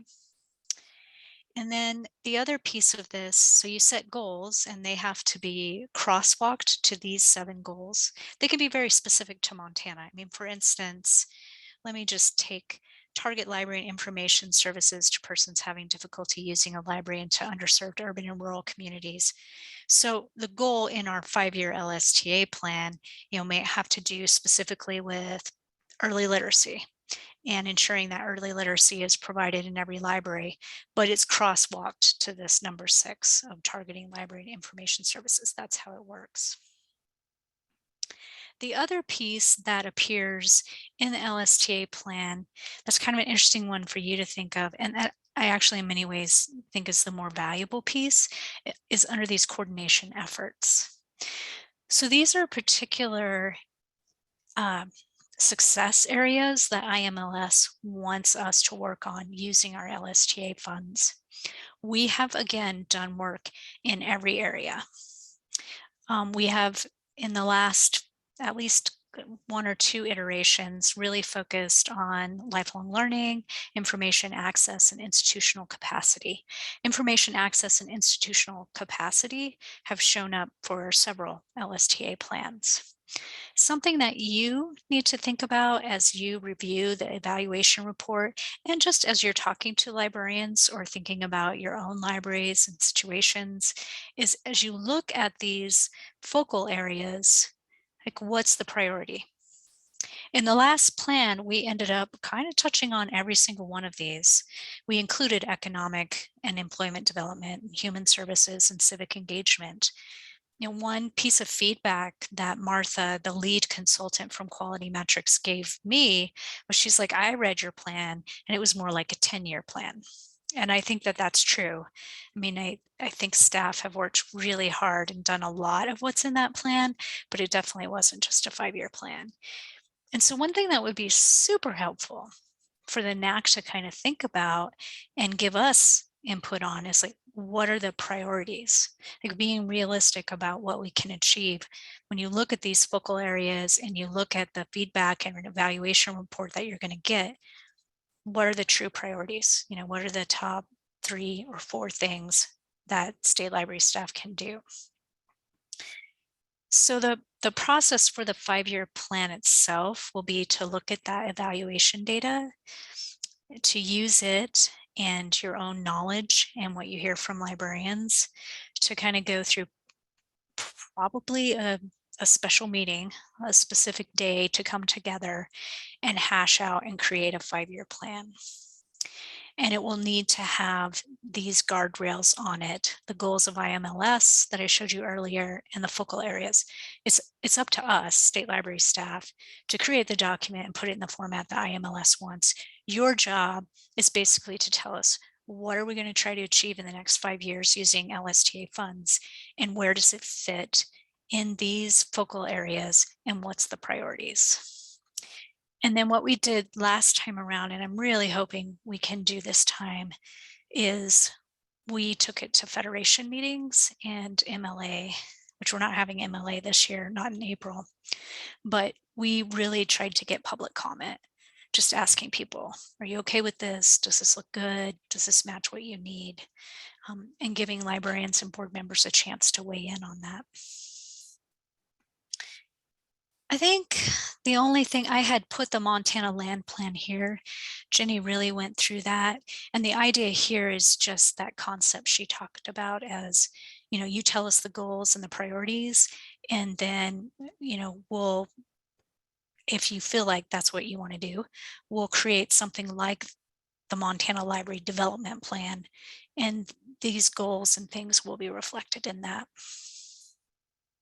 That was a lot. Any questions or comments, or any other staff want to weigh in? Well, this is where I jump in and play the role of the bad state librarian. And, I'm doing so recognizing that we have a member of the commission with us. I don't want to diminish the importance of the LSTA 5-year plan at all. IMLS and the LSTA funds are absolutely critical to the work that we do, and we could not do the work without them. So I think this is really very important. There are actually state libraries that use their LSTA 5-year plan as their strategic plan. It's that important for those agencies. That said, I think the work that we are talking about, the work that you've already done to identify our core services, the work that the core service committees will be outlining, including identifying priorities for service, because we hope that work is truly respectful of the needs of Montanans, should be our priority. And from there, I hope we can crosswalk those priorities to IMLS priorities where that crosswalk makes sense. I don't think it's appropriate for us to look at IMLS's priorities necessarily and say these should also be our priorities. Nor do I think we should have any kind of duplicative planning processes running parallel to one another that don't have some kind of end result. And Tracy said, you know, we can go through the planning process that we've already talked about and outlined and take that information and format it in such a way that it meets the requirements of the LSTA 5-year plan. I think we would be remiss if in our LSTA 5-year planning, we came up with priorities that were not reflective somehow of the core services that we've identified and the priorities for those kinds of core services. If we do, then I think that probably signals that we're missing something in those core services. Tracy's exactly right. This is going to take a lot of careful thought and planning. I think it should be informed by the work of the core service committees and the priorities that they outline. And then my hope is what we end up with is a detailed, prioritized library development plan that we can clearly crosswalk to the LSTA priorities.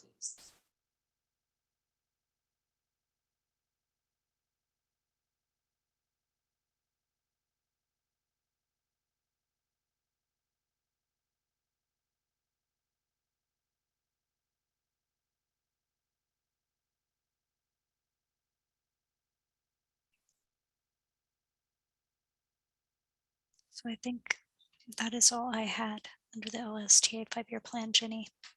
Any other questions or comments for Tracy or Kara or me?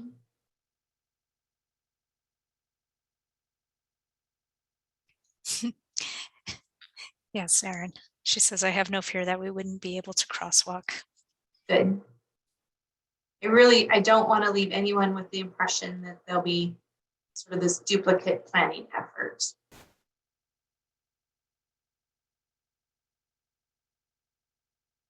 Okay.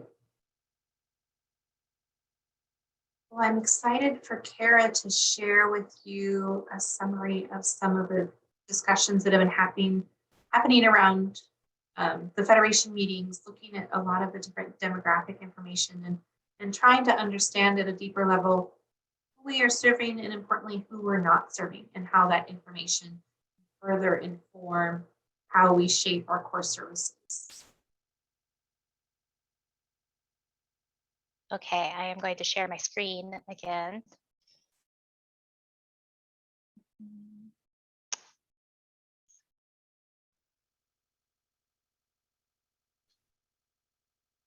And so you are seeing the Federation Needs and Assets report, is that correct? Yes. Okay. Okay. Great. Okay, so these are all kind of related as we're talking about needs and priorities. And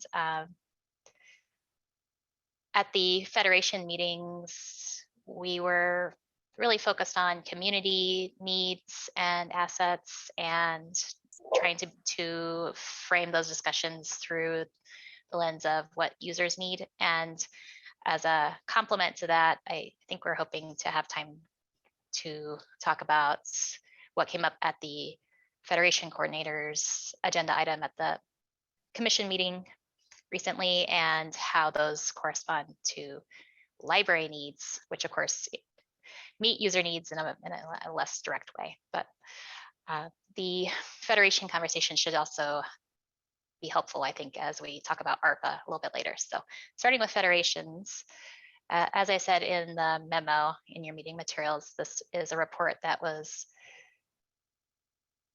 derived from the survey that was sent out to all public library directors, all Federation library members, and we had pretty good response. 64 out of 82 public libraries responded. And so this is a summary of their responses as well as the comments that were added at the Federation meetings. And I wanted to ask if you had an opportunity to at least skim over the results. I wasn't going to go through the full report right now, but do you have questions about the report or anything that you would like to expand upon? Kara, I was I just just want super to bummed. Oh, sorry. Go ahead, Dalton. go ahead.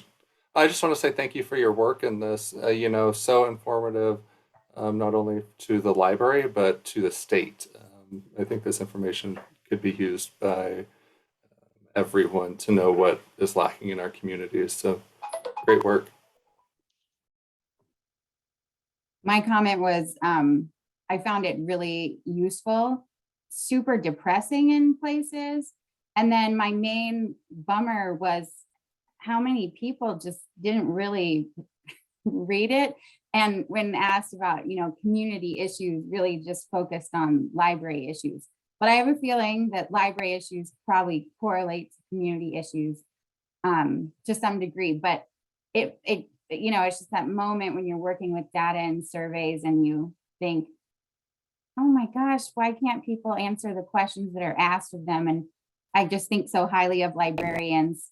And so it made me a little sad that I thought in some cases their focus was a little too inward. But that's not on the fault of the survey maker at all. Well, it could be a little both. It was brought up at, I think, the Tamarack meeting that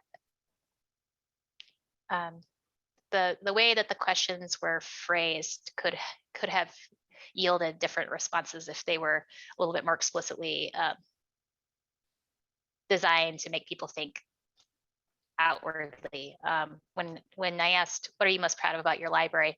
It was a pretty open-ended question, and people really honed in on staff, of course, people are great.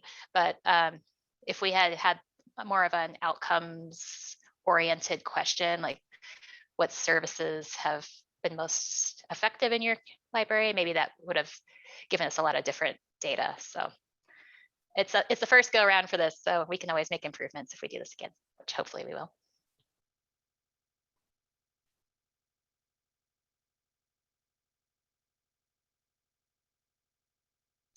Any other questions about the report before I have some questions for you?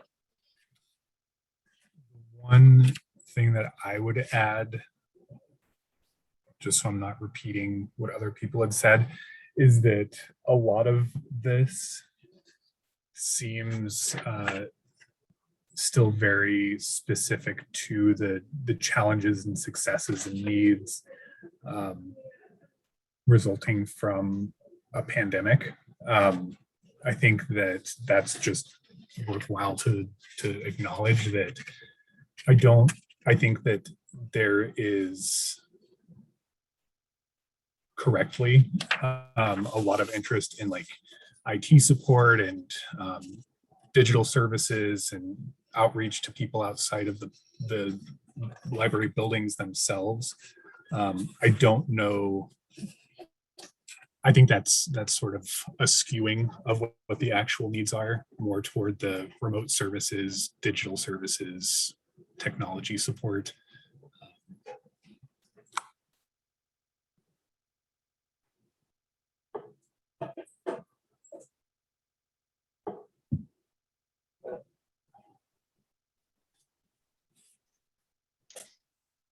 Yeah, so the two areas that I was going to ask you for further feedback on are the needs that were identified and the audiences. And it's probably true that people responded with what was on their mind at the time, and recent challenges are certainly on our mind, and it can be hard to answer those questions in a more proactive way. But this is there were definitely some strong trends across the federations as to groups that they felt they were not serving as well as they might.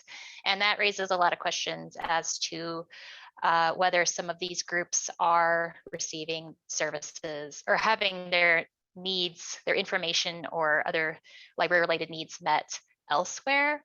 And that would take some further investigation. So that would be a question for you is looking at these audiences that were identified, like teens, senior citizens, homebound, those were all groups that were mentioned quite a lot, non-users and learning what they need.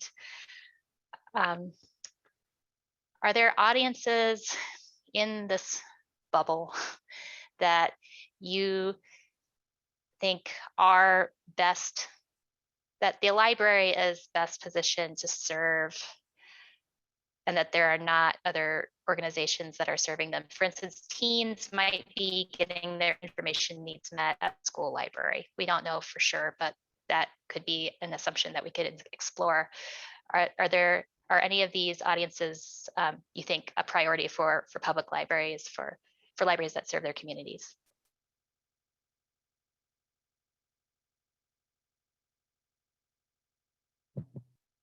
The homebound audience always is the one I reflect on the most, because it feels like they don't have a choice. Whereas some of these other categories could choose to physically come to the library. If you're homebound, that's not an option.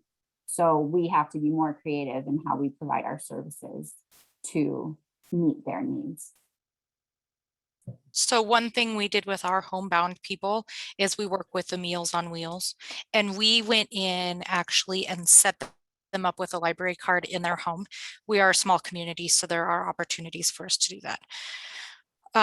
And we also went to the nursing homes and sat with them and got some people up on library cards that wanted them. And then on our way home, my staff and I, on our way home, we will swing by and drop books off for these people, but Meals on Wheels will deliver books and we'll pick up books if you want to collaborate with them.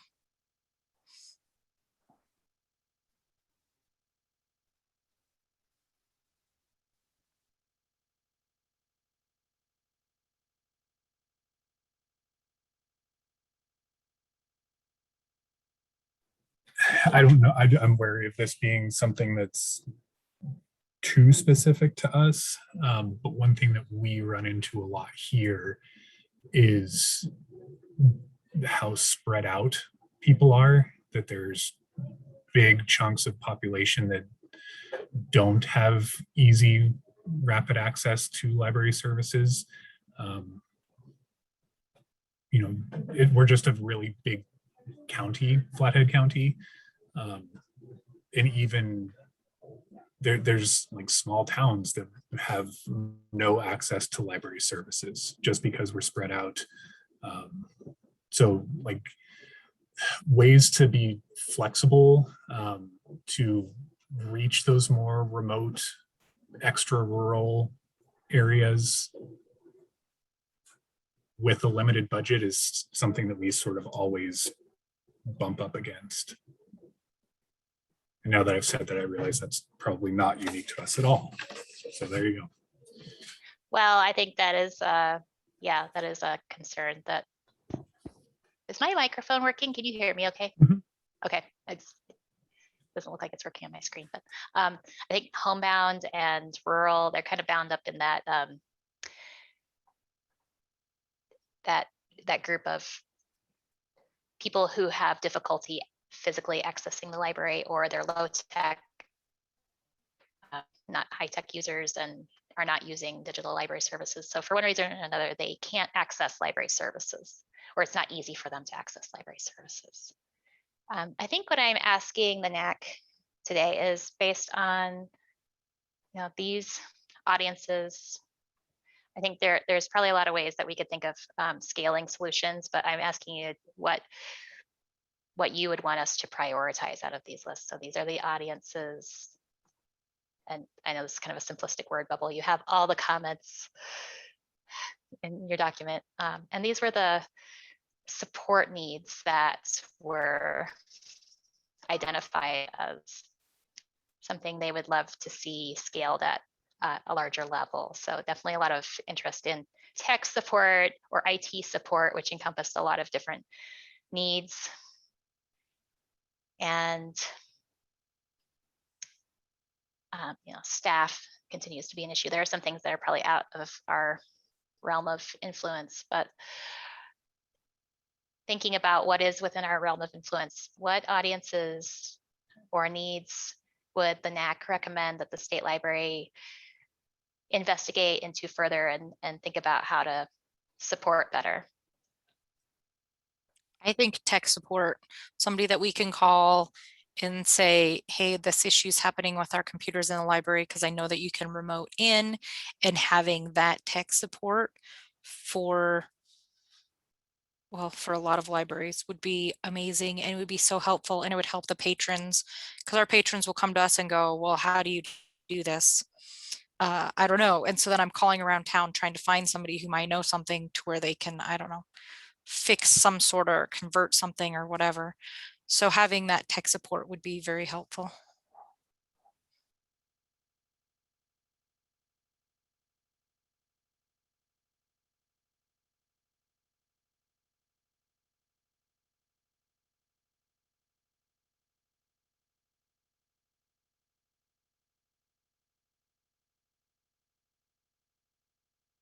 One that's striking me is I don't even know that I like this term, the subsidizing resources. I think that's something that I always point out to stakeholders that we gain from partnerships with the state library, is that by working together, we're able to do a lot more at a lower cost and be better stewards of public funds when we're able to move as a unit and not, trying to do things totally independently. So I think continuing any of those efforts for collaborative services is a good thing.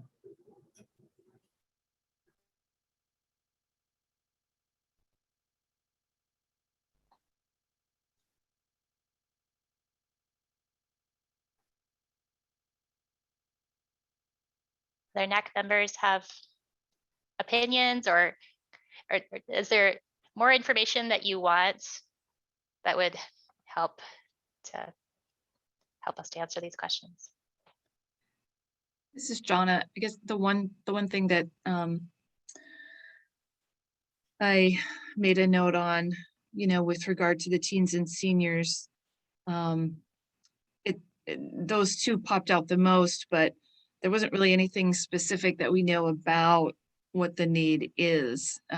Is it that they really can't get to the library, or is it because, as you said, teens get their information needs at school?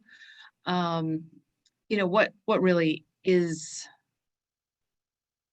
one or two things that seniors really need, or that we think teens need, or that we think seniors need. So, that's still a little, to me, that seemed still a little vague.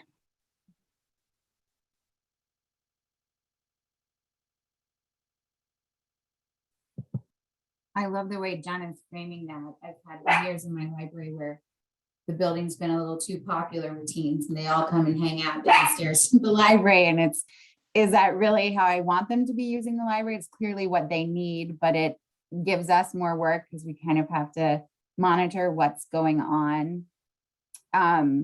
So I think we do have to look at who do we have the means to meet their needs?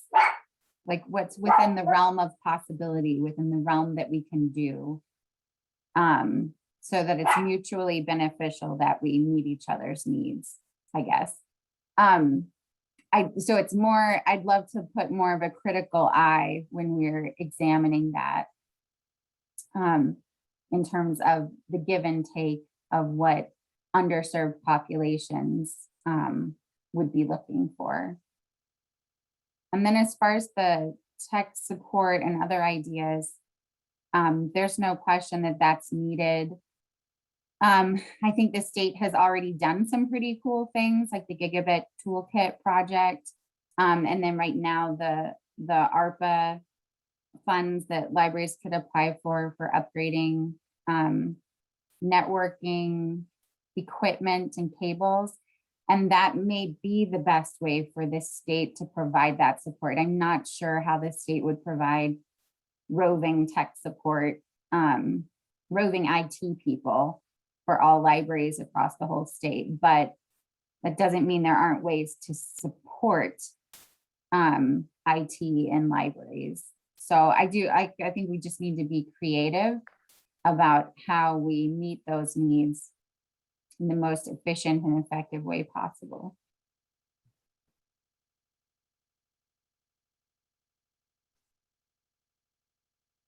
So one thing that the Great Falls Public Library has been doing a bunch of focus groups about how welcoming we are and around some other issues. And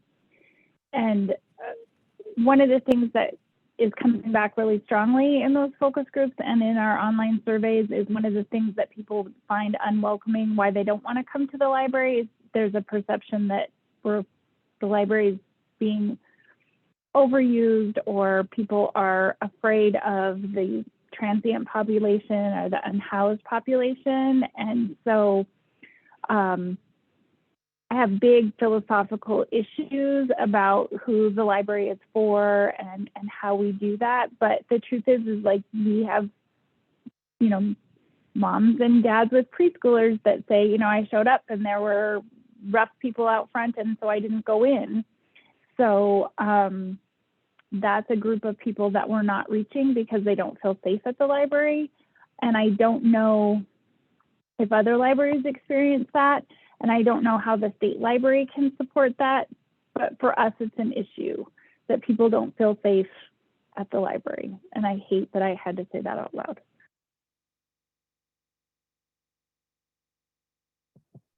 Susie, that's what I was not the clunkily trying to only- get at with the teens, because we had a very large group of after school kids that would come use the library super happily, but their happiness resulted in a bunch of other cranky people who then complained to library staff. And that's unpleasant for library staff who are already trying to corral the after school population. But, you know, I was always like, well, aren't there worse places for them to be than the library? Aren't we happy that this is where they choose to be? Can't you use the library the other, 8 hours of the day? But it does, I think all those things come with consequences. When we welcome one group in, we may unknowingly, unwittingly make another group less interested in using our services. And that's a challenge when, we're all just these giant hearted people that want to be here for everyone who needs us. And Susie, I don't think it is bad that people think that, or I think it's an opportunity for our communities to become better. And it's what I tell the mayor all the time is this isn't a library problem, it's a community issue. And the community has to help solve that issue. It's not, everybody gets to use the library, and it's not a library problem. I don't know if this is veering too far off the topic, but one place that I feel like we certainly are not reaching people effectively is with stakeholders, local government leaders, funders, basically. I think that, we've kind of been hit by a flood of things lately here in Flathead County. And all of it in one way or another seems to point to like a kind of fundamental lack of understanding or misunderstanding about what libraries do, what our responsibility is, what kinds of value we add. I think that the belief with a lot of people is that libraries could stay or go and it wouldn't really impact them very deeply, which I think kind of reflects a lack of understanding about what we are intended to to be within a community. So I know that sort of bleeds onto advocacy a little bit. It's a different kind of service than like reaching unhoused people or reaching teens or children. But it is a place that has a very direct impact on our ability to serve other groups.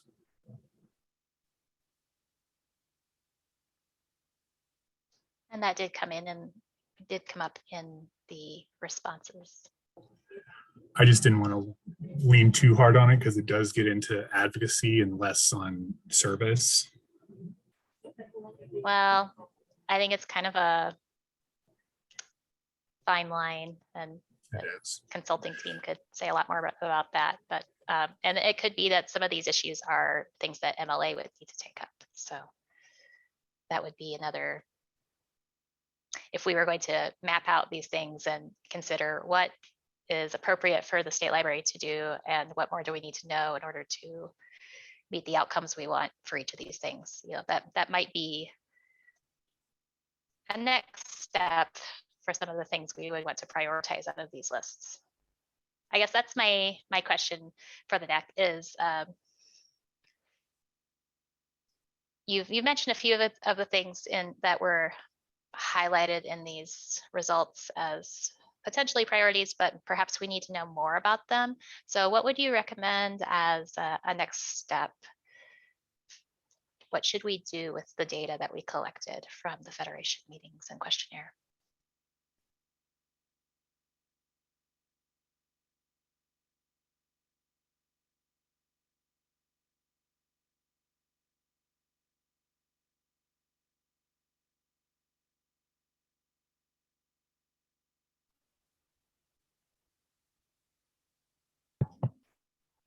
I want to say, I think it was Sean said, you know, this is all very impacted by COVID and post-COVID feelings, but I mean, I think we're probably living in a post-COVID world for at least 5 years. So that doesn't stop me from thinking this is valuable and pertinent data for reflecting the needs as they exist right now and probably will for the coming years.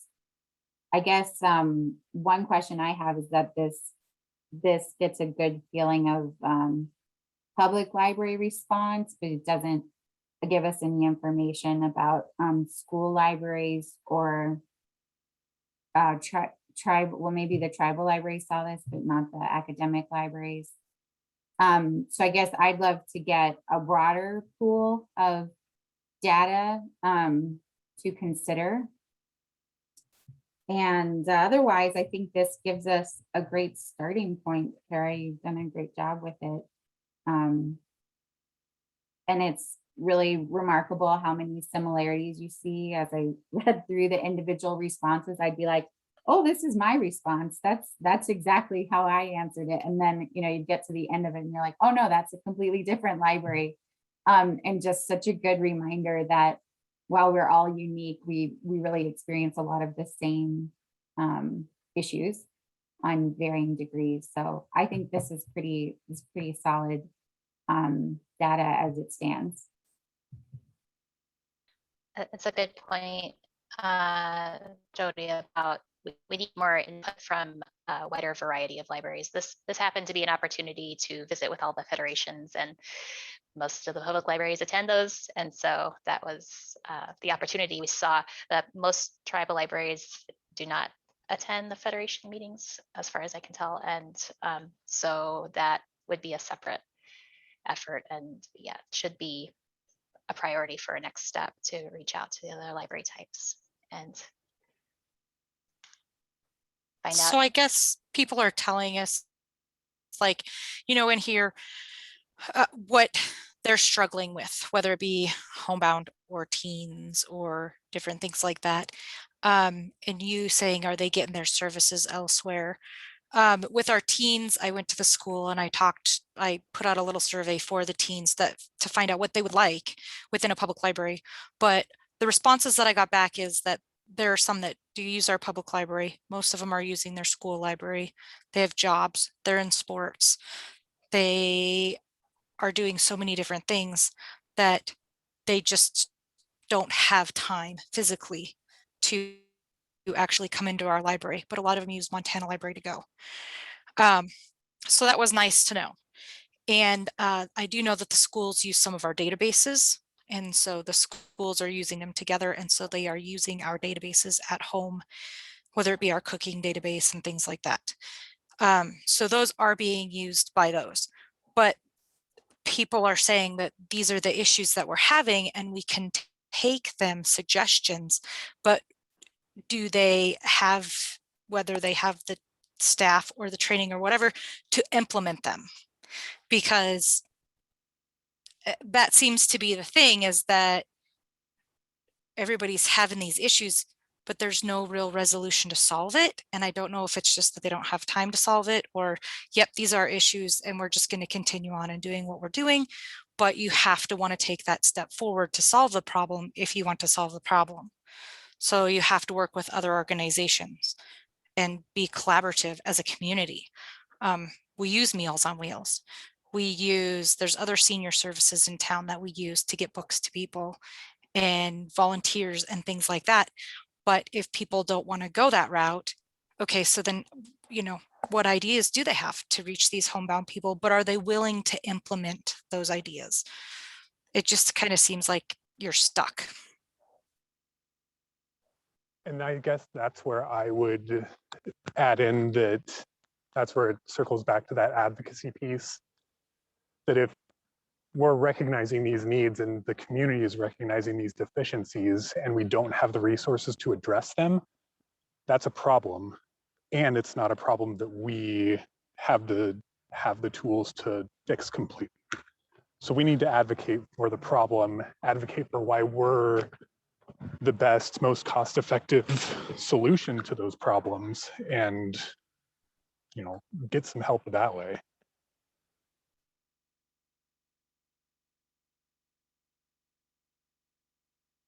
In terms of collaboration, yeah, go ahead, Susie. No, go ahead.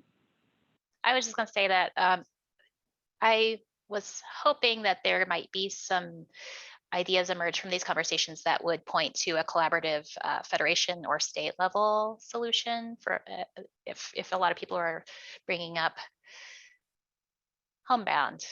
Is there a way that we could scale support for that? Or no, that's absolutely a local issue and we have to help them develop those local partnerships. Well, for example, like we do the Dolly Parton Imagination Library, right? And United Way is a big funder in that.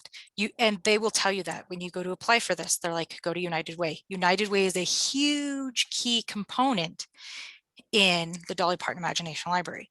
So on a state level, yes, there are local issues, but on a state level, we could go to Kiwanis or to a senior citizen center organization, because they're all statewide, and say, can we work with you guys on this? Would it trickle down to the local areas and have one main source that would be able to help us with this? Does that make sense?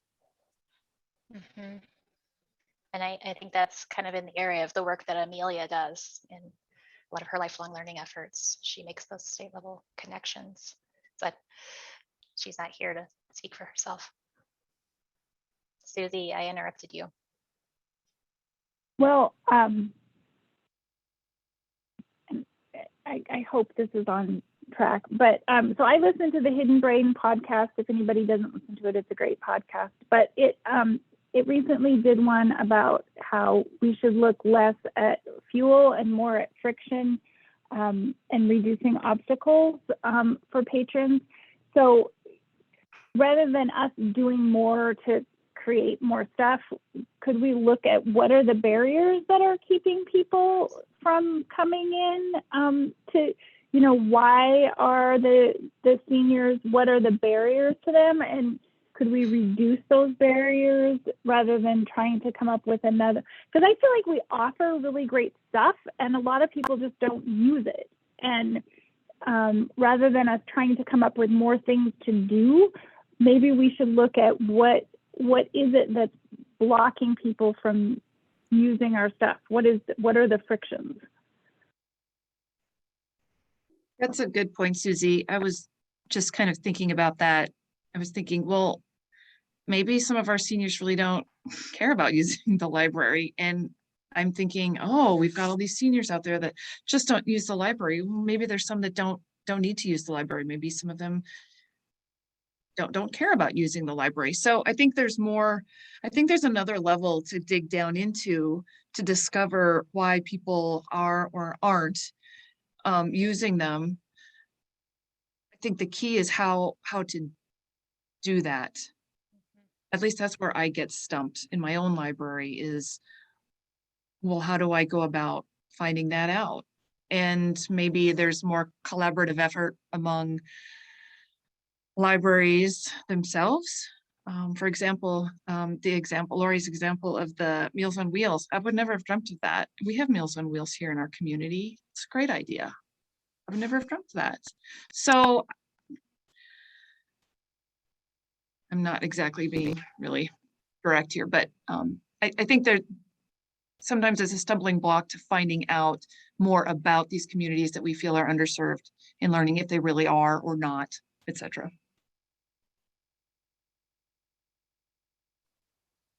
Yeah, I think you're both right that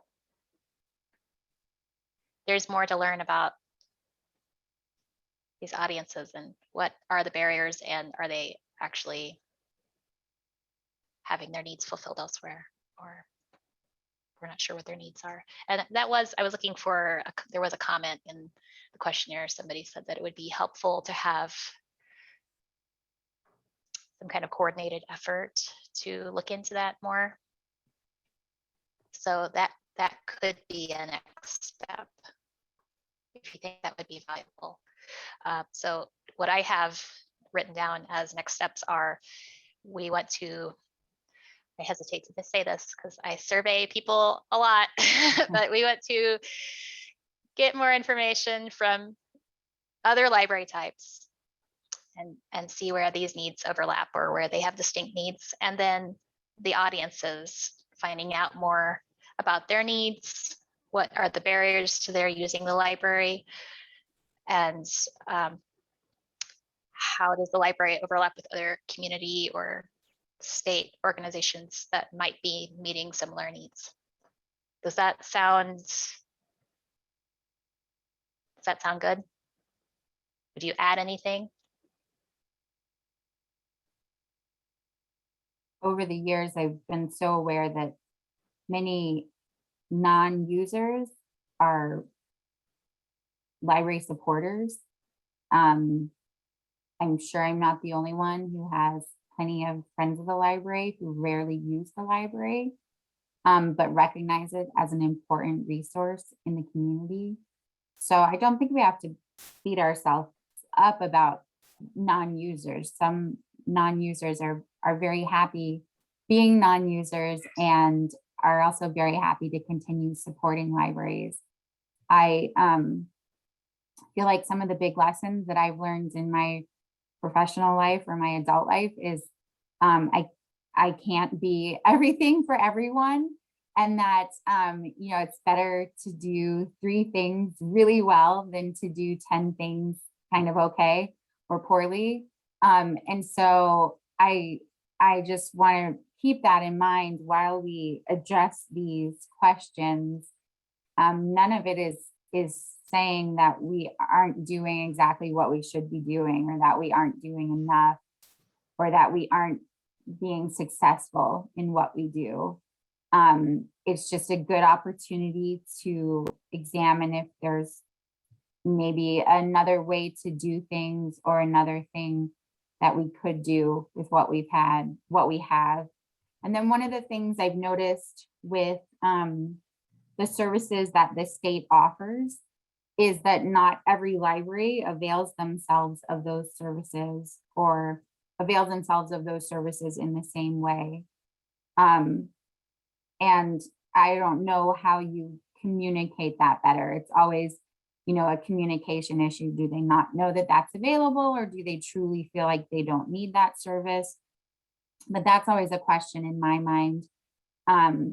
Why are those few libraries that choose not to participate in Montana Shared Catalog or Montana Library to Go, why are they making those choices? And I think that would be useful information for us to consider, Kara, is as opposed to like the end users, like what's stopping some libraries from taking advantage of what the state library is offering to them.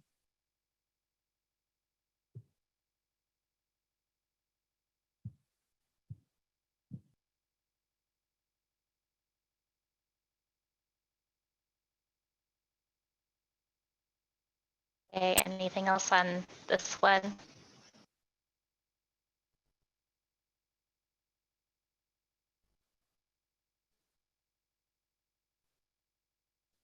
Okay.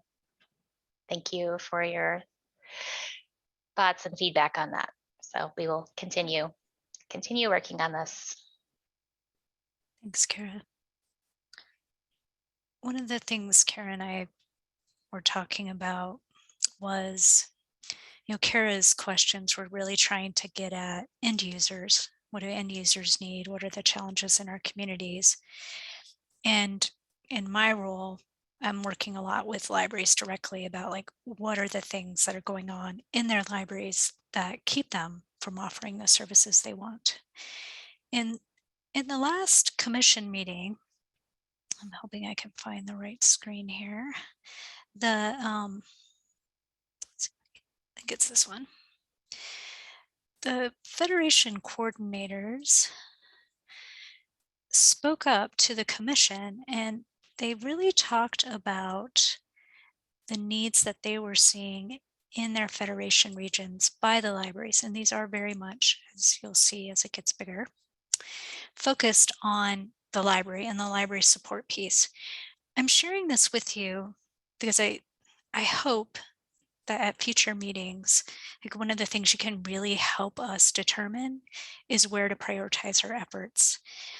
And I also am just sharing this to you because I think it's a good example of some of the things we are wrestling with at the state library that we hope you and the core services committees can help us figure out. And so a lot of what's on here actually matches what you saw when Kara asked that. I believe it was her final question, just kind of what support do you need at the Federation or statewide level? And you can see funding is a big one. Finances, staffing, IT support for statewide projects. These are the things that kind of rose to the top. And I'm not going to ask for it today because looking at your agenda, we have a hefty bit of stuff to go through. And then I know Hoffman York is hoping to talk to at least some of you about the rebranding project. But just know kind of coming forward or going forward, I should say, that I'll probably be back at some point because at some point we do need the NAC's help in determining how that foundational state library staff, like what do you want us to work on? If these are these the barriers, and if they are the barriers, which ones should we try to tackle? And that would be very valuable and helpful for us to know. I can share this with you. I shared it with some of the library development staff yesterday, and they were just sort of coming up with ideas of ways that they could help with some of these. Any questions about this? Anything on this list that's a surprise?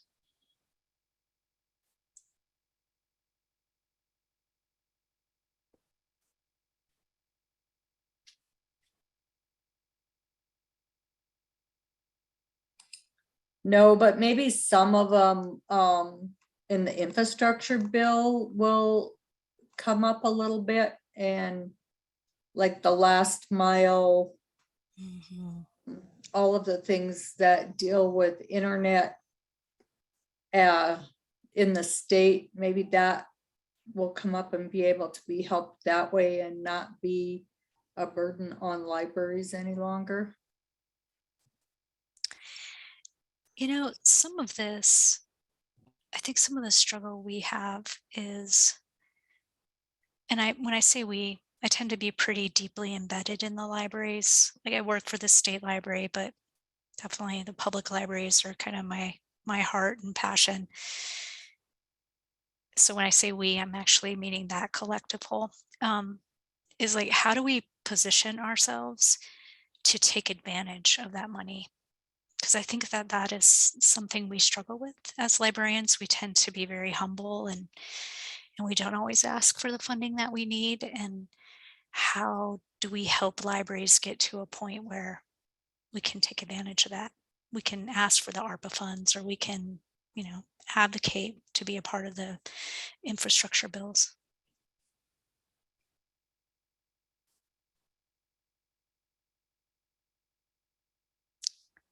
Well, Tracy, I think that, you know, in every part of the state where we had state meetings for the last, I don't know how many years, about infrastructure for internet, libraries have been in the forefront of those conversations. And so, and the State Library Commission has participated in those conversations across the state. So it's not that the legislature doesn't know that libraries are involved and want to be involved. But, you know, what happens is then the powers to be at the top change. And so we just need to stay in the governor's radar that those are things that are really important to libraries. And I think he knows that, because enough of us have talked about it, but we just need to keep going down that road so they don't forget. That's a good point.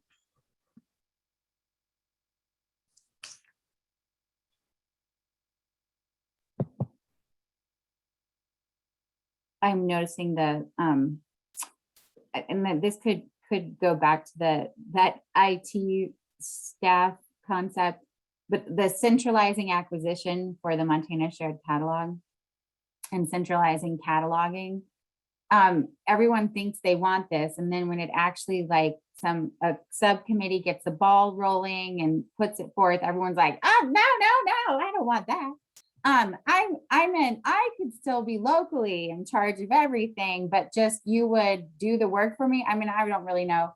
But anyways, sometimes these concepts of centralized things, or the state will provide this, I think kind of sounds good to people as an idea. And then the closer they get to it, they don't actually want it. So I'm wary of that, I guess, after having experienced what that actually looks like. And in full disclosure, struggle with it myself as somebody who likes to have total control over everything locally. So I'm not judging anyone when I say this, that it has an appeal, but it also, I don't really want it. So that one's very interesting to me, is how you actually roll out a service that libraries actually use that's mutually beneficial. Yeah, and you know, I don't ever mind saying we're going to drop something because maybe it's not the right time or it's not the right solution. I think we need to not be afraid to do that.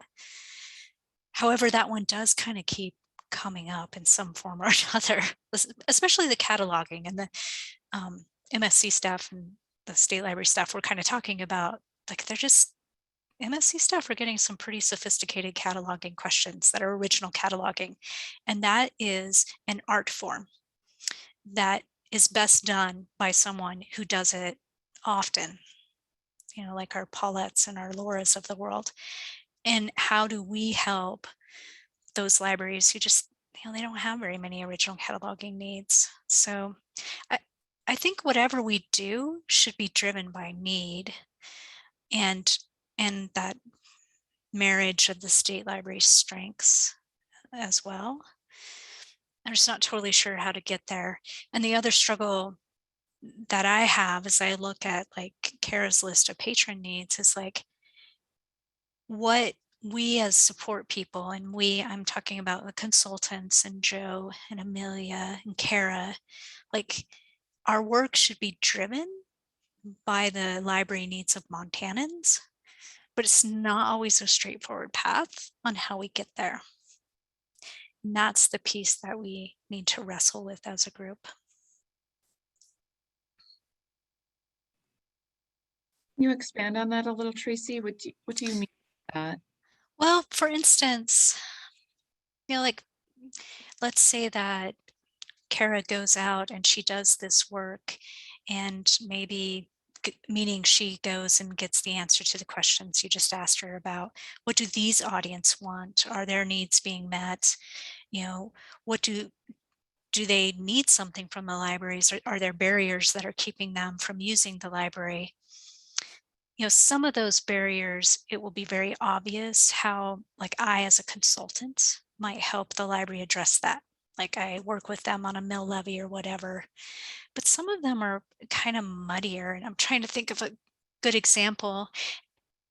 And maybe the best example is, I receive some general fund, and so I am allowed to teach advocacy. But that is not a direct correlation to Montanans receiving the library services they need.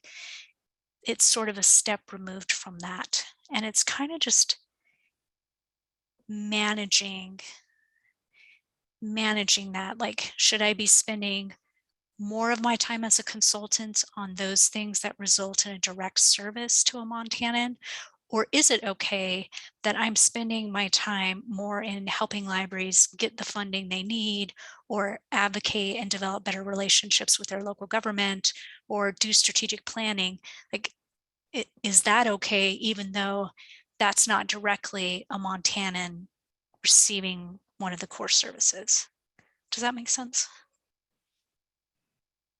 Yeah, thank you for clarifying. I appreciate that. Yeah.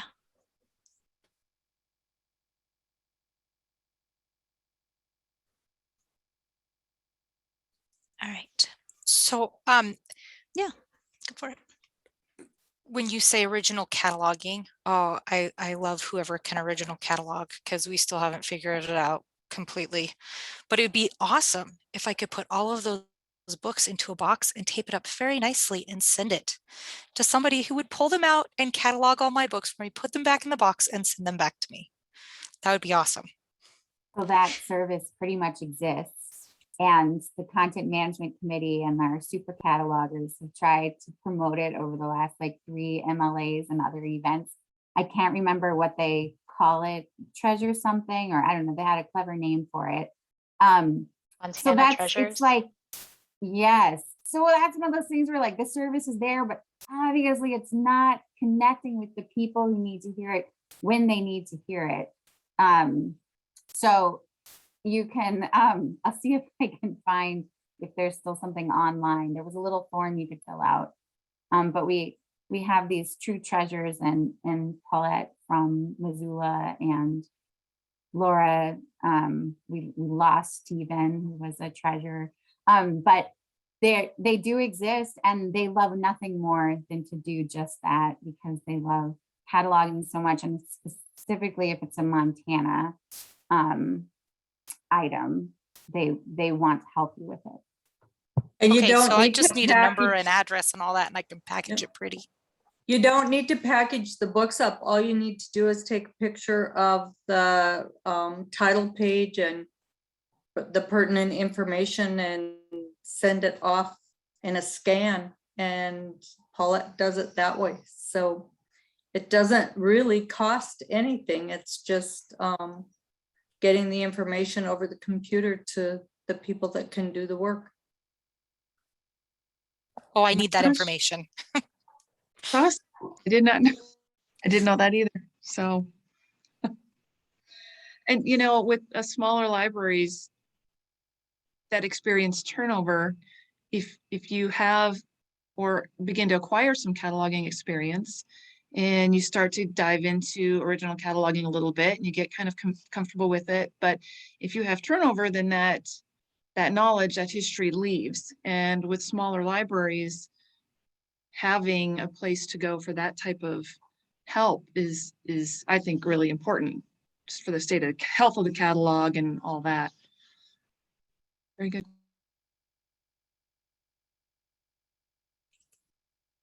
All right. Interesting discussion. Is there anything else on the Federation, kind of needs of libraries, needs of end users?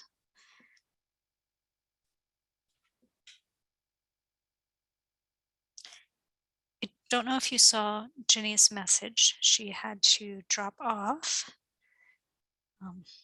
She's the president of the chief officers of state library agencies, and they are having a meeting this afternoon. So the next item on the agenda is Kara. So I will stop sharing because I'm guessing, Kara, you would like to share. And That would probably be helpful. she is going to talk about the ARPA e-resources priorities.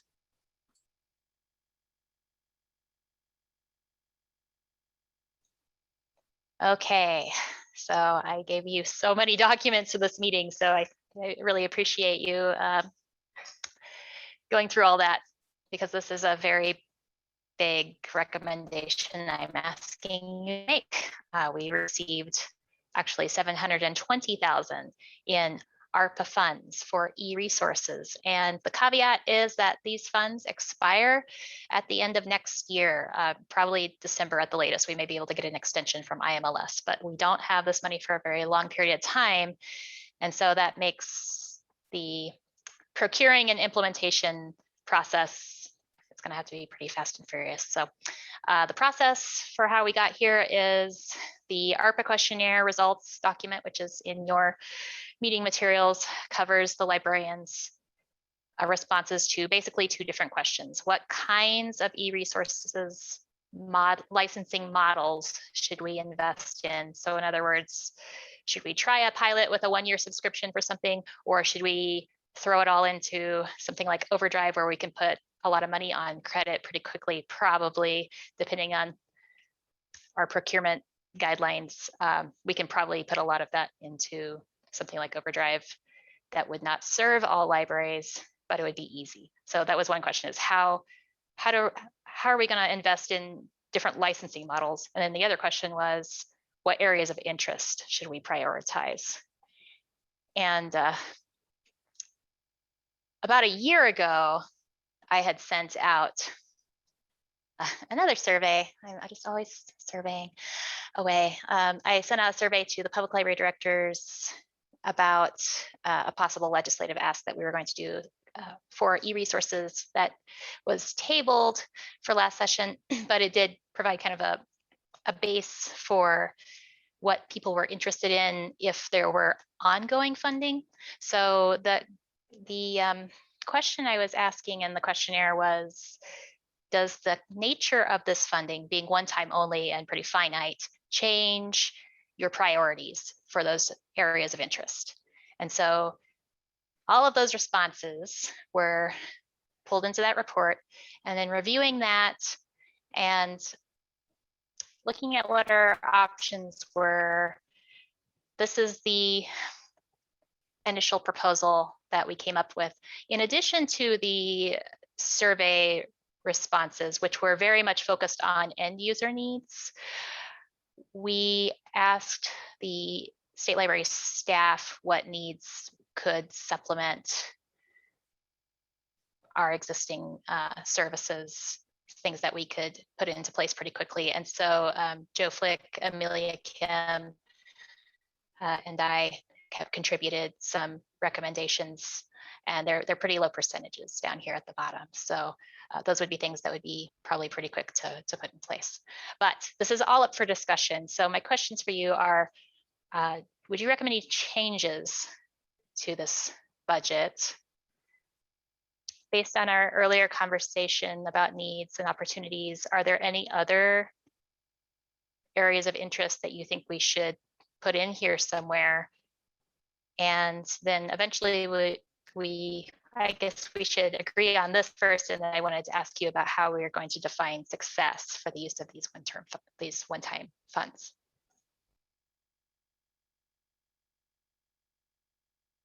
So Kara, can you clarify on the first one, how many more what libraries are you looking to add to the consortium? How many is that, and how much of the 360,000 would go to that? Well, Overdrive no longer charges an onboarding fee. So all the funding that we would apply to Overdrive would go into content. And I should have this number, but I believe there are fewer than 10 And I'm counting tribal libraries in that count as well, because that would be an opportunity that I would want to extend to all public and tribal libraries if they wish to participate.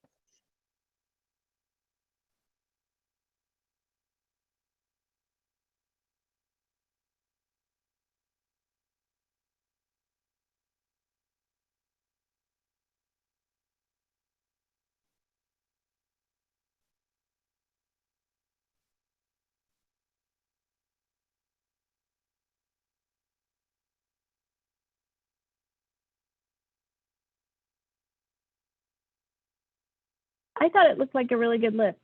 I'm glad that most of it's going for one-time credit.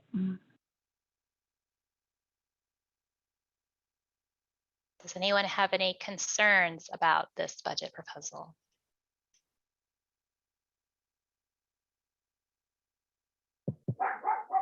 I'll say this was a survey where I didn't individually agree with the majority of respondents, I guess, in some cases. And some of that is just my individual preference.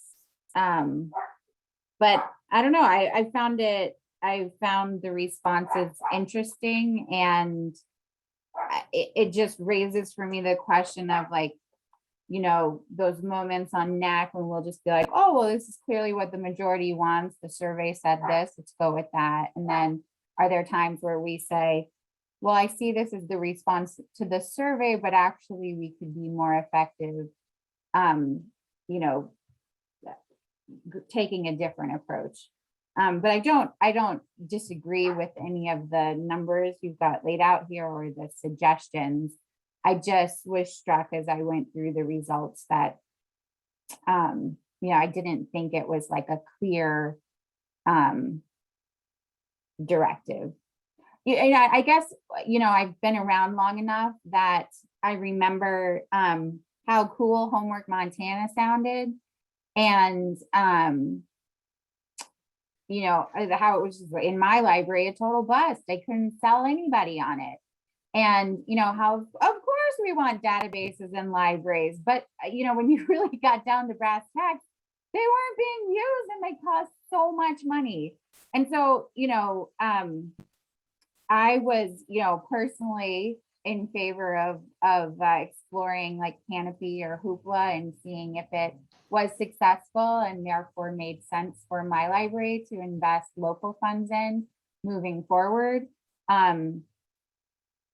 And some of this continuing education and test prep stuff, I'm a little more skeptical of, just because past experience has showed me that it's not as successful as you want it to be, just because it sounds like something a library should do. So anyways, I'm not sure why I'm bringing that up. I just thought it was worth mentioning.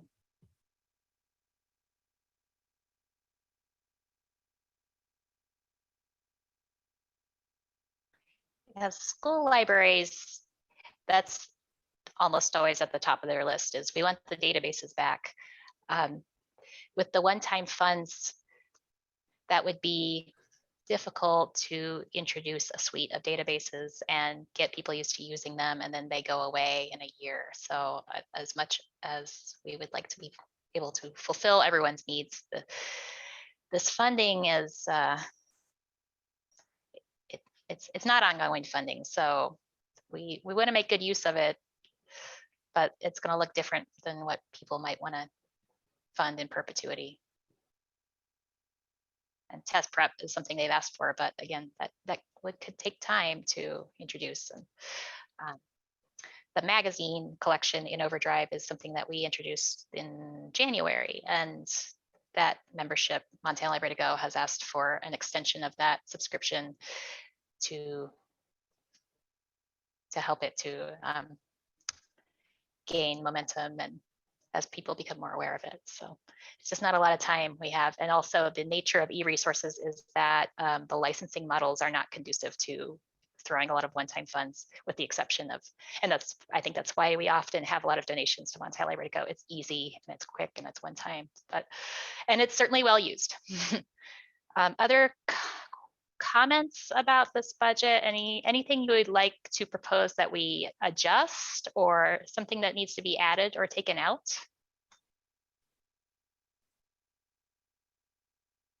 Can you explain how the offline ebooks and e-audio, like what are going to be the logistics of that? Like, where are those playaways or things, where are they going to be housed? I guess I just don't quite understand how that's going to work. So I think those would just basically be like, we would send them out to libraries and you would house them. Or we could set it up similar to the ARPA wiring, where if people wanted them, they could apply and we could divvy them up that way. This was a response to a concern that a lot of these resources are only going to be accessible to people who have an internet connection or can access the library. And so the playaways are offline audiobooks.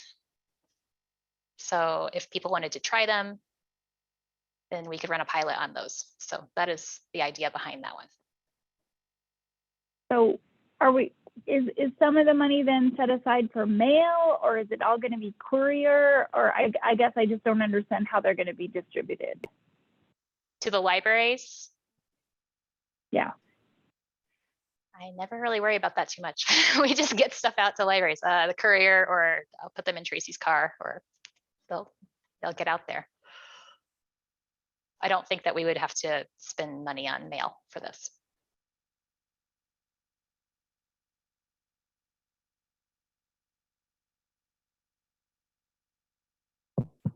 I like the idea of the Oh, sorry. playaways. Sorry, I like the idea of the playaways.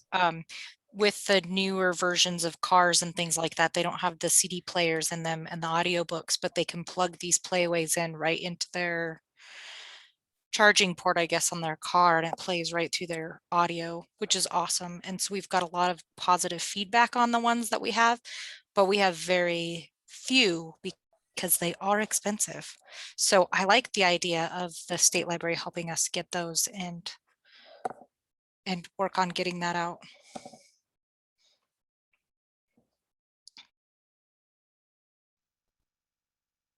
The other question I had written down after going through these documents was just, this kind of echoes something I said earlier in the meeting.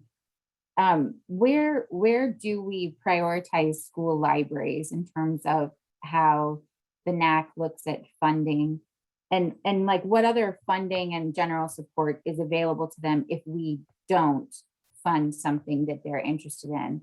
My understanding is that school libraries all over are kind of endangered right now. And so I do want to support them.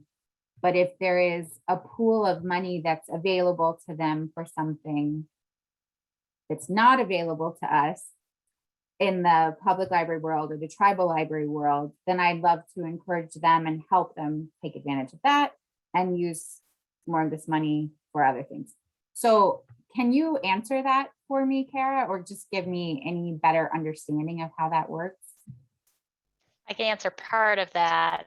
I'm not knowledgeable about the full array of ARPA funds that are available to schools or other types of funding. I don't work with school libraries in that way.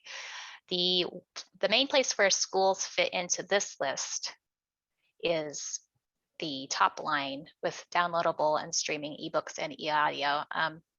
The schools have a shared overdrive collection, which is very similar to Montana Library to Go.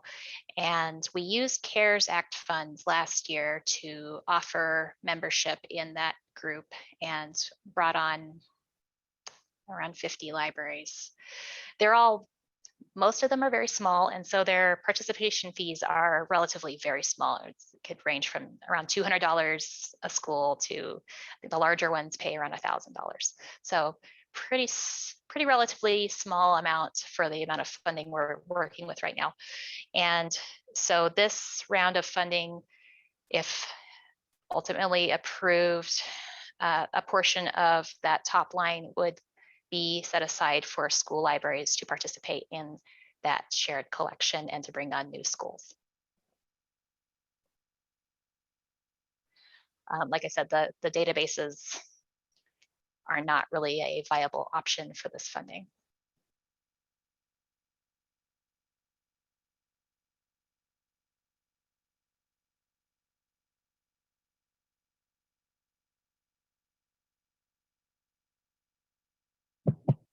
My last comment is, I think this is to go in order of the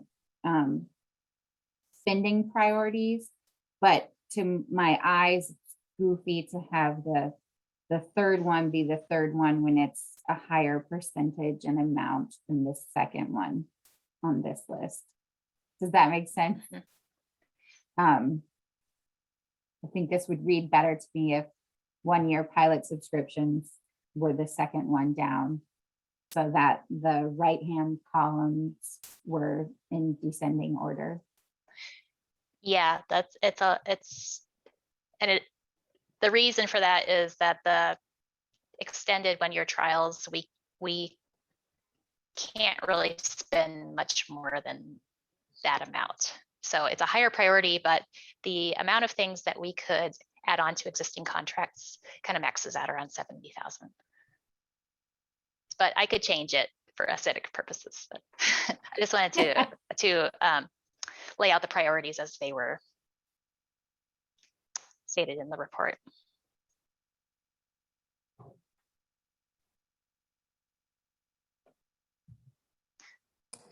Kara, I really appreciate this. You did a lot of work to put this together, and these are tried and true things that we know our constituents are using, maybe not in every single library, but in many libraries. Each one is being used. So these look like great priorities. Thanks for doing it. Thanks, Honor.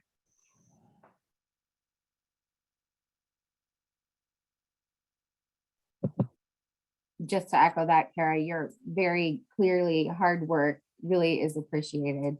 And I love a survey. Anytime someone wants to ask my opinion, I'm pretty happy. So there are people like me in the world. There's plenty that don't like surveys, but you're never going to upset me by asking for my opinion.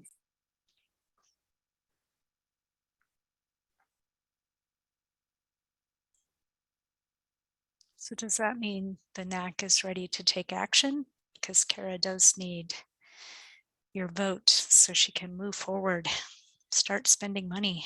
Well, after the commission meeting. Yeah, the commission has to sign off on it. But you're right. Yeah, It's your a recommendation recommendation. will mean a lot. Yeah. They do take your recommendations. They kind of consider you to be the group who's tuned into libraries.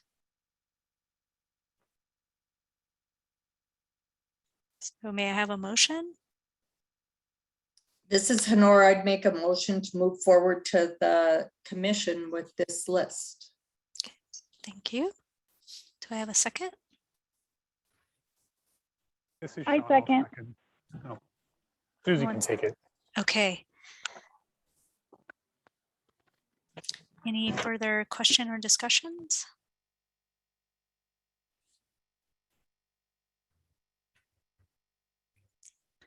All right, all those in favor, please say aye. Aye. Aye. Aye. Aye. Aye. Any opposed, please say nay. And if you're abstaining, will you please let me know?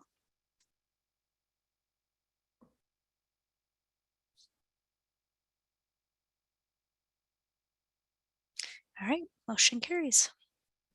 Thanks, Kara, for all your work on this. Thank you, everyone. All right. So the next item on your agenda, I'll share my screen here,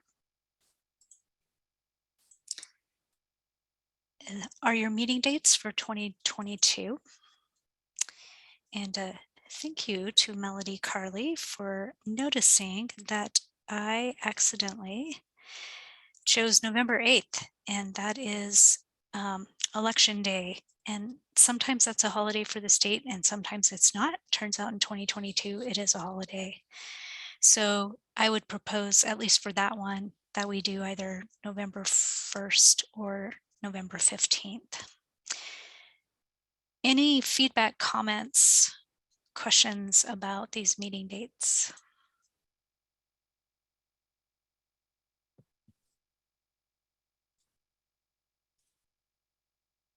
Just for long-term planning, Tracy, are these in theory, not to COVID jinx us some more, but are these in theory in person? And are they all, you know, kind of this day-long meeting? You know, chances are the answer is yes to the day-long meeting. And I don't know about February. February might be an online meeting due both to COVID and to weather. I think it's best to assume face-to-face though. And we don't have to go with Tuesdays, by the way. That's just been the tradition. You're a new NAC, you can do whatever you want. The Tuesdays are actually hard for me. I have department head meetings for our city the second Tuesday of every month, so I have to miss 4 of those for the NAC. So I would prefer that we did them differently, but I can make it work if nobody else has a problem. I think it's worth mentioning.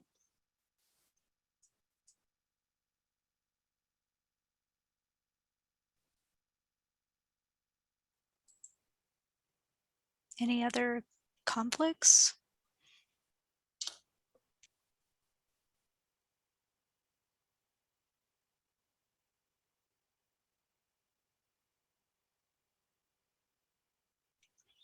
Do people want to keep the second Tuesday?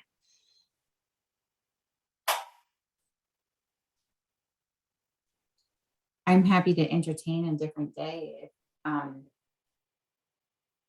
if needed. I don't have any scheduled meetings on Wednesdays, but I do on Monday and Tuesdays. So Wednesdays might work, second Wednesday. Would that conflict with the, potentially, not always, but could that be a conflict with the State Library Commission meeting? Thinking about Dalton here. Isn't the State Library Commission the second Wednesday of every other month? I think it is. But don't we kind of opposite there every other month? I was thinking February and April might be a conflict. Yeah. Or we could do a different Wednesday. We could do like the first Wednesday of the month. Yeah, because the commission needs sometimes they need our what we've done in our meeting before they can move forward in their meeting. Is that correct? Yes. Okay. Yeah, that was my thought, is logistically we just have to have met prior to the next step. Right. Most of the time, I mean, that was, I think, why the original schedule had the NAC meeting in March, because your November meeting would give them enough in time for December and February, and your March meeting in time for April. But with this particular schedule, there are 2 months where you are meeting the same month as the commission.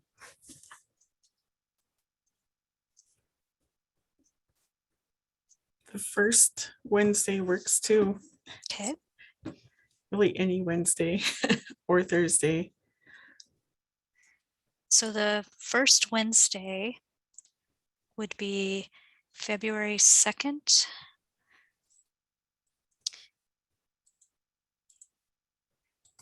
And April 6th.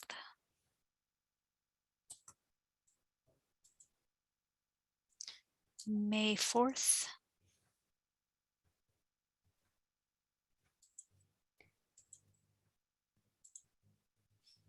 August 3rd.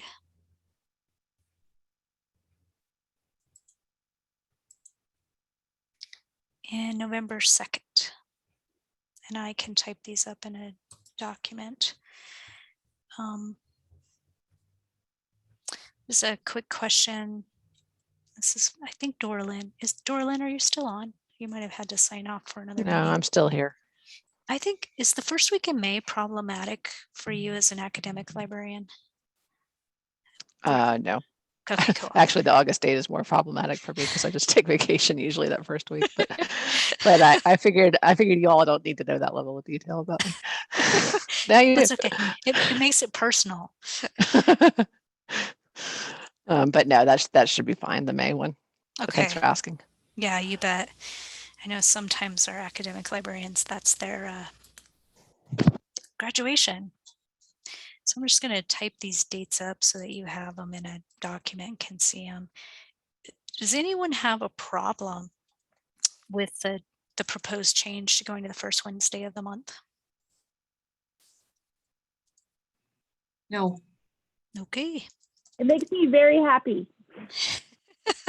We like to make you happy, Susie.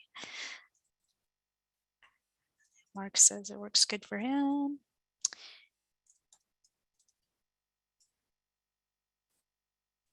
Okay, put these into a format that you can see and vote on.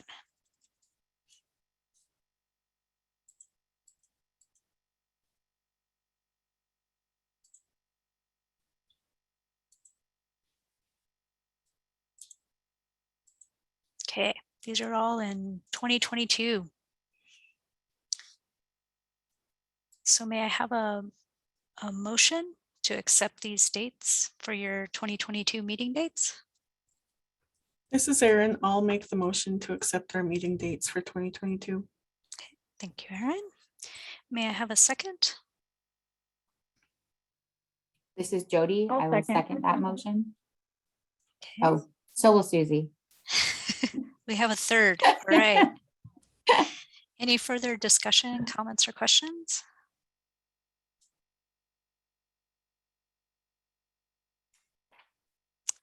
All those in favor, please say aye. Aye. Aye. Aye. Aye. Any opposed? Any abstentions? Okay, motion carries.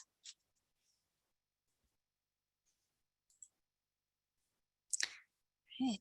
The next item on our agenda was kind of for your information.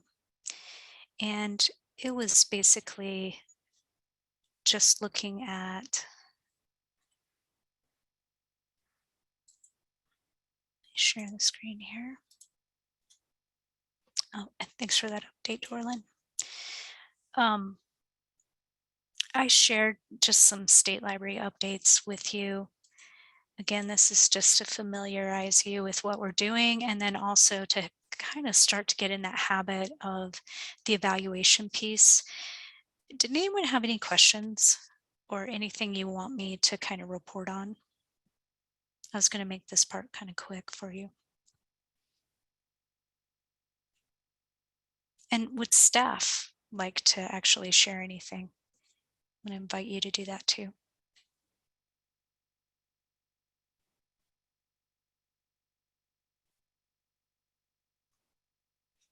All right. I'm guessing your brains are pretty tired because you've been thinking hard today. So the next item on the agenda is the election of officers, chair and vice chair. So do we have some nominations? Shall we start with chair? Any nominations for chair? And would you like me to pull up the member list so you have it?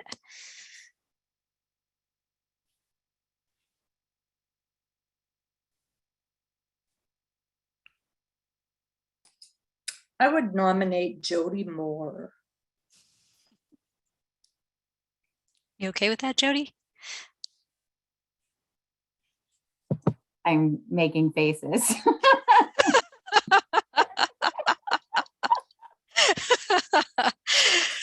Sorry, I missed it. I would, entertain the nomination, but I'm happy for other people to be nominated.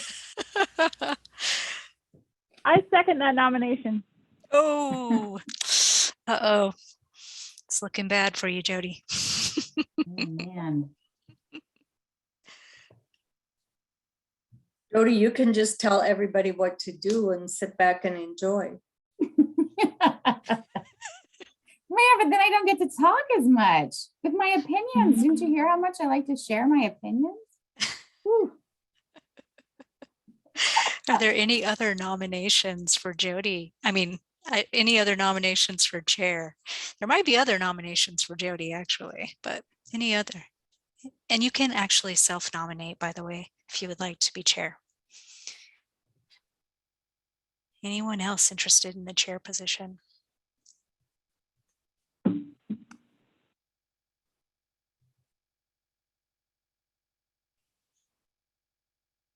All right, so far we have Jody for chair. Do you want to vote on each one separately, or would it be okay to go ahead and do the nominations for vice chair and vote on both offices at the same time? We can do it either way. I'm fine. We to should just do the one vote. One vote it is. So do we have any nominations for vice chair?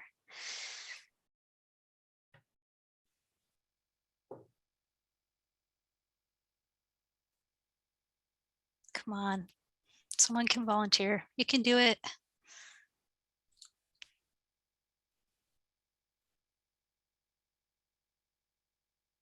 Perhaps it's worth looking at what the responsibilities are for the vice chair.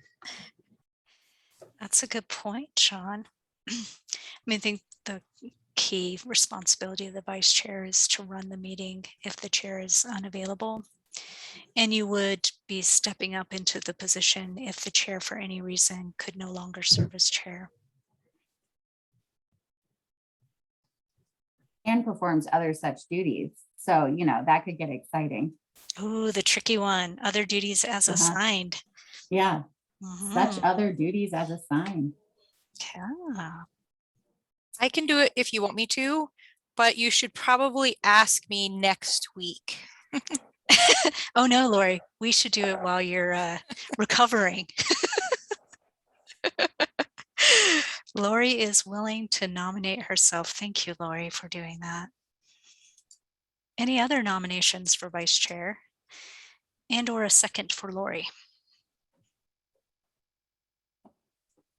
I'll second for Lori. All right, thanks, Susie.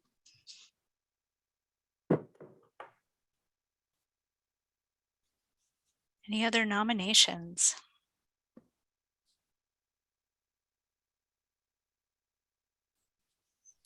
Okay, so we have Jody Moore for chair and Lori Roberts for vice chair. So that's the motion. Any questions or comments? All those in favor, please say aye. Aye. Aye. Aye. Any opposed? And any abstentions? All right, motion carries. Congratulations, Jody and Lori. And Jenny and I will work with you, and thank you both for stepping up. So my thinking is that Jody, you'll be the chair in starting the meeting in February. Does that sound good? Yep. Sounds Okay. great. I trust you and Jenny will make me look so good and capable. That's our job. That's our other duties as assigned. And as chair, I promise I'll give bathroom breaks and lunch breaks. Thank you. That's critically important in these long meetings. All right. So we are kind of down to the end, which does anyone have any public comment or other business and announcements?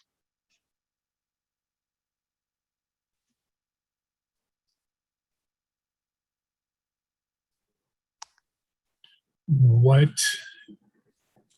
Tracy, I know you've been capturing notes about next steps and who's involved with what.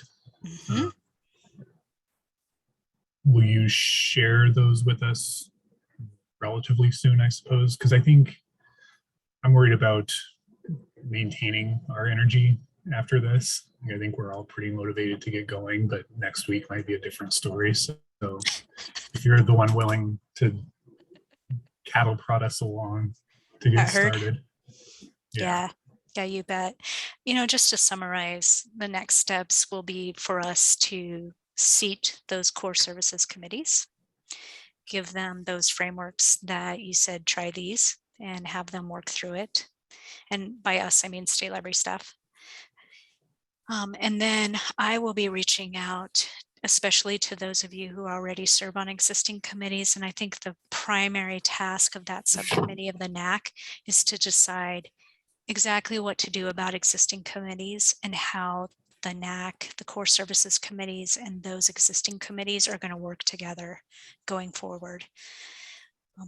And then we're supposed to come back with a recommendation to you and obviously to those committees. As a side note, we have to address the specific issue of the Montana Library to Go question. So I will be asking probably Kara and Jonna to take that one because they're both so calm and they can help answer that question. Those are the specific action items. And then the final action item will be Kara taking the ARPA e-resources budget to the State Library Commission at their December meeting for their approval. And then Kara will also be following up on your questions that you specifically asked about the Federation discussion and audience needs and library needs. So those were the action items that came out of today. And I'm curious if Amy and Sean feel like they have what they need to proceed with a quote unquote fall meeting of the shared catalog. I think that we do. What do you think, Sean? I was going to say, I think we do. I think that I would certainly appreciate like just a quick check-in with either you, Tracy, or Kara to make sure that we're answering the right kinds of questions. I just don't trust myself to remember everything from this meeting all by myself. And we have to have an exec meeting before our fall meeting. So well, I guess we don't have to. As far as I know, the executive board technically sets the agenda for the members meeting. So, but yeah, I think a quick check-in to make sure that we have a plan for what we're going to say to the members when they ask questions about the NAC and the MLN.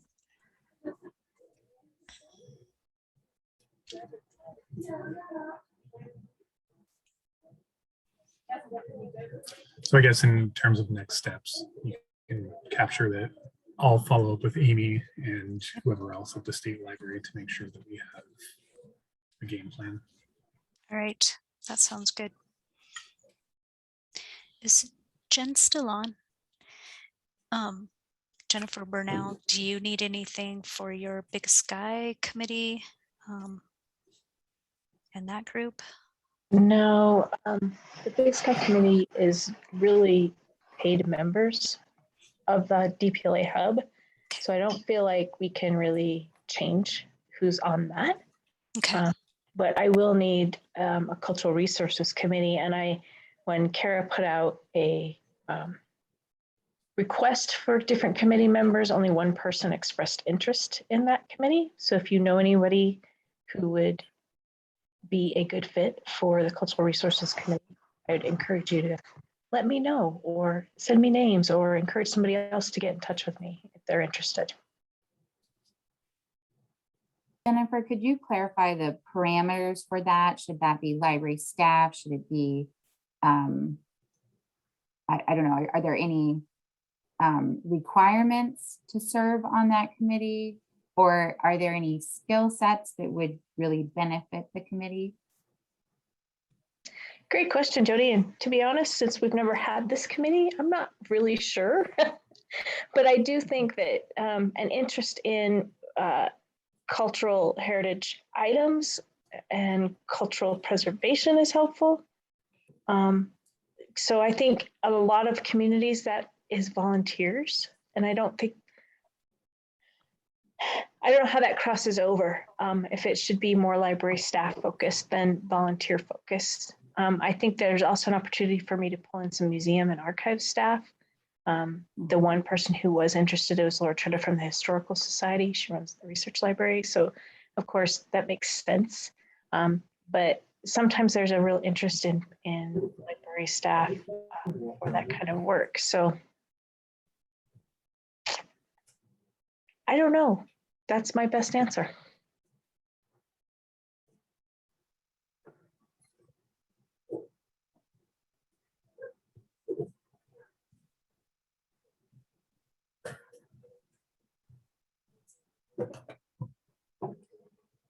Anything else?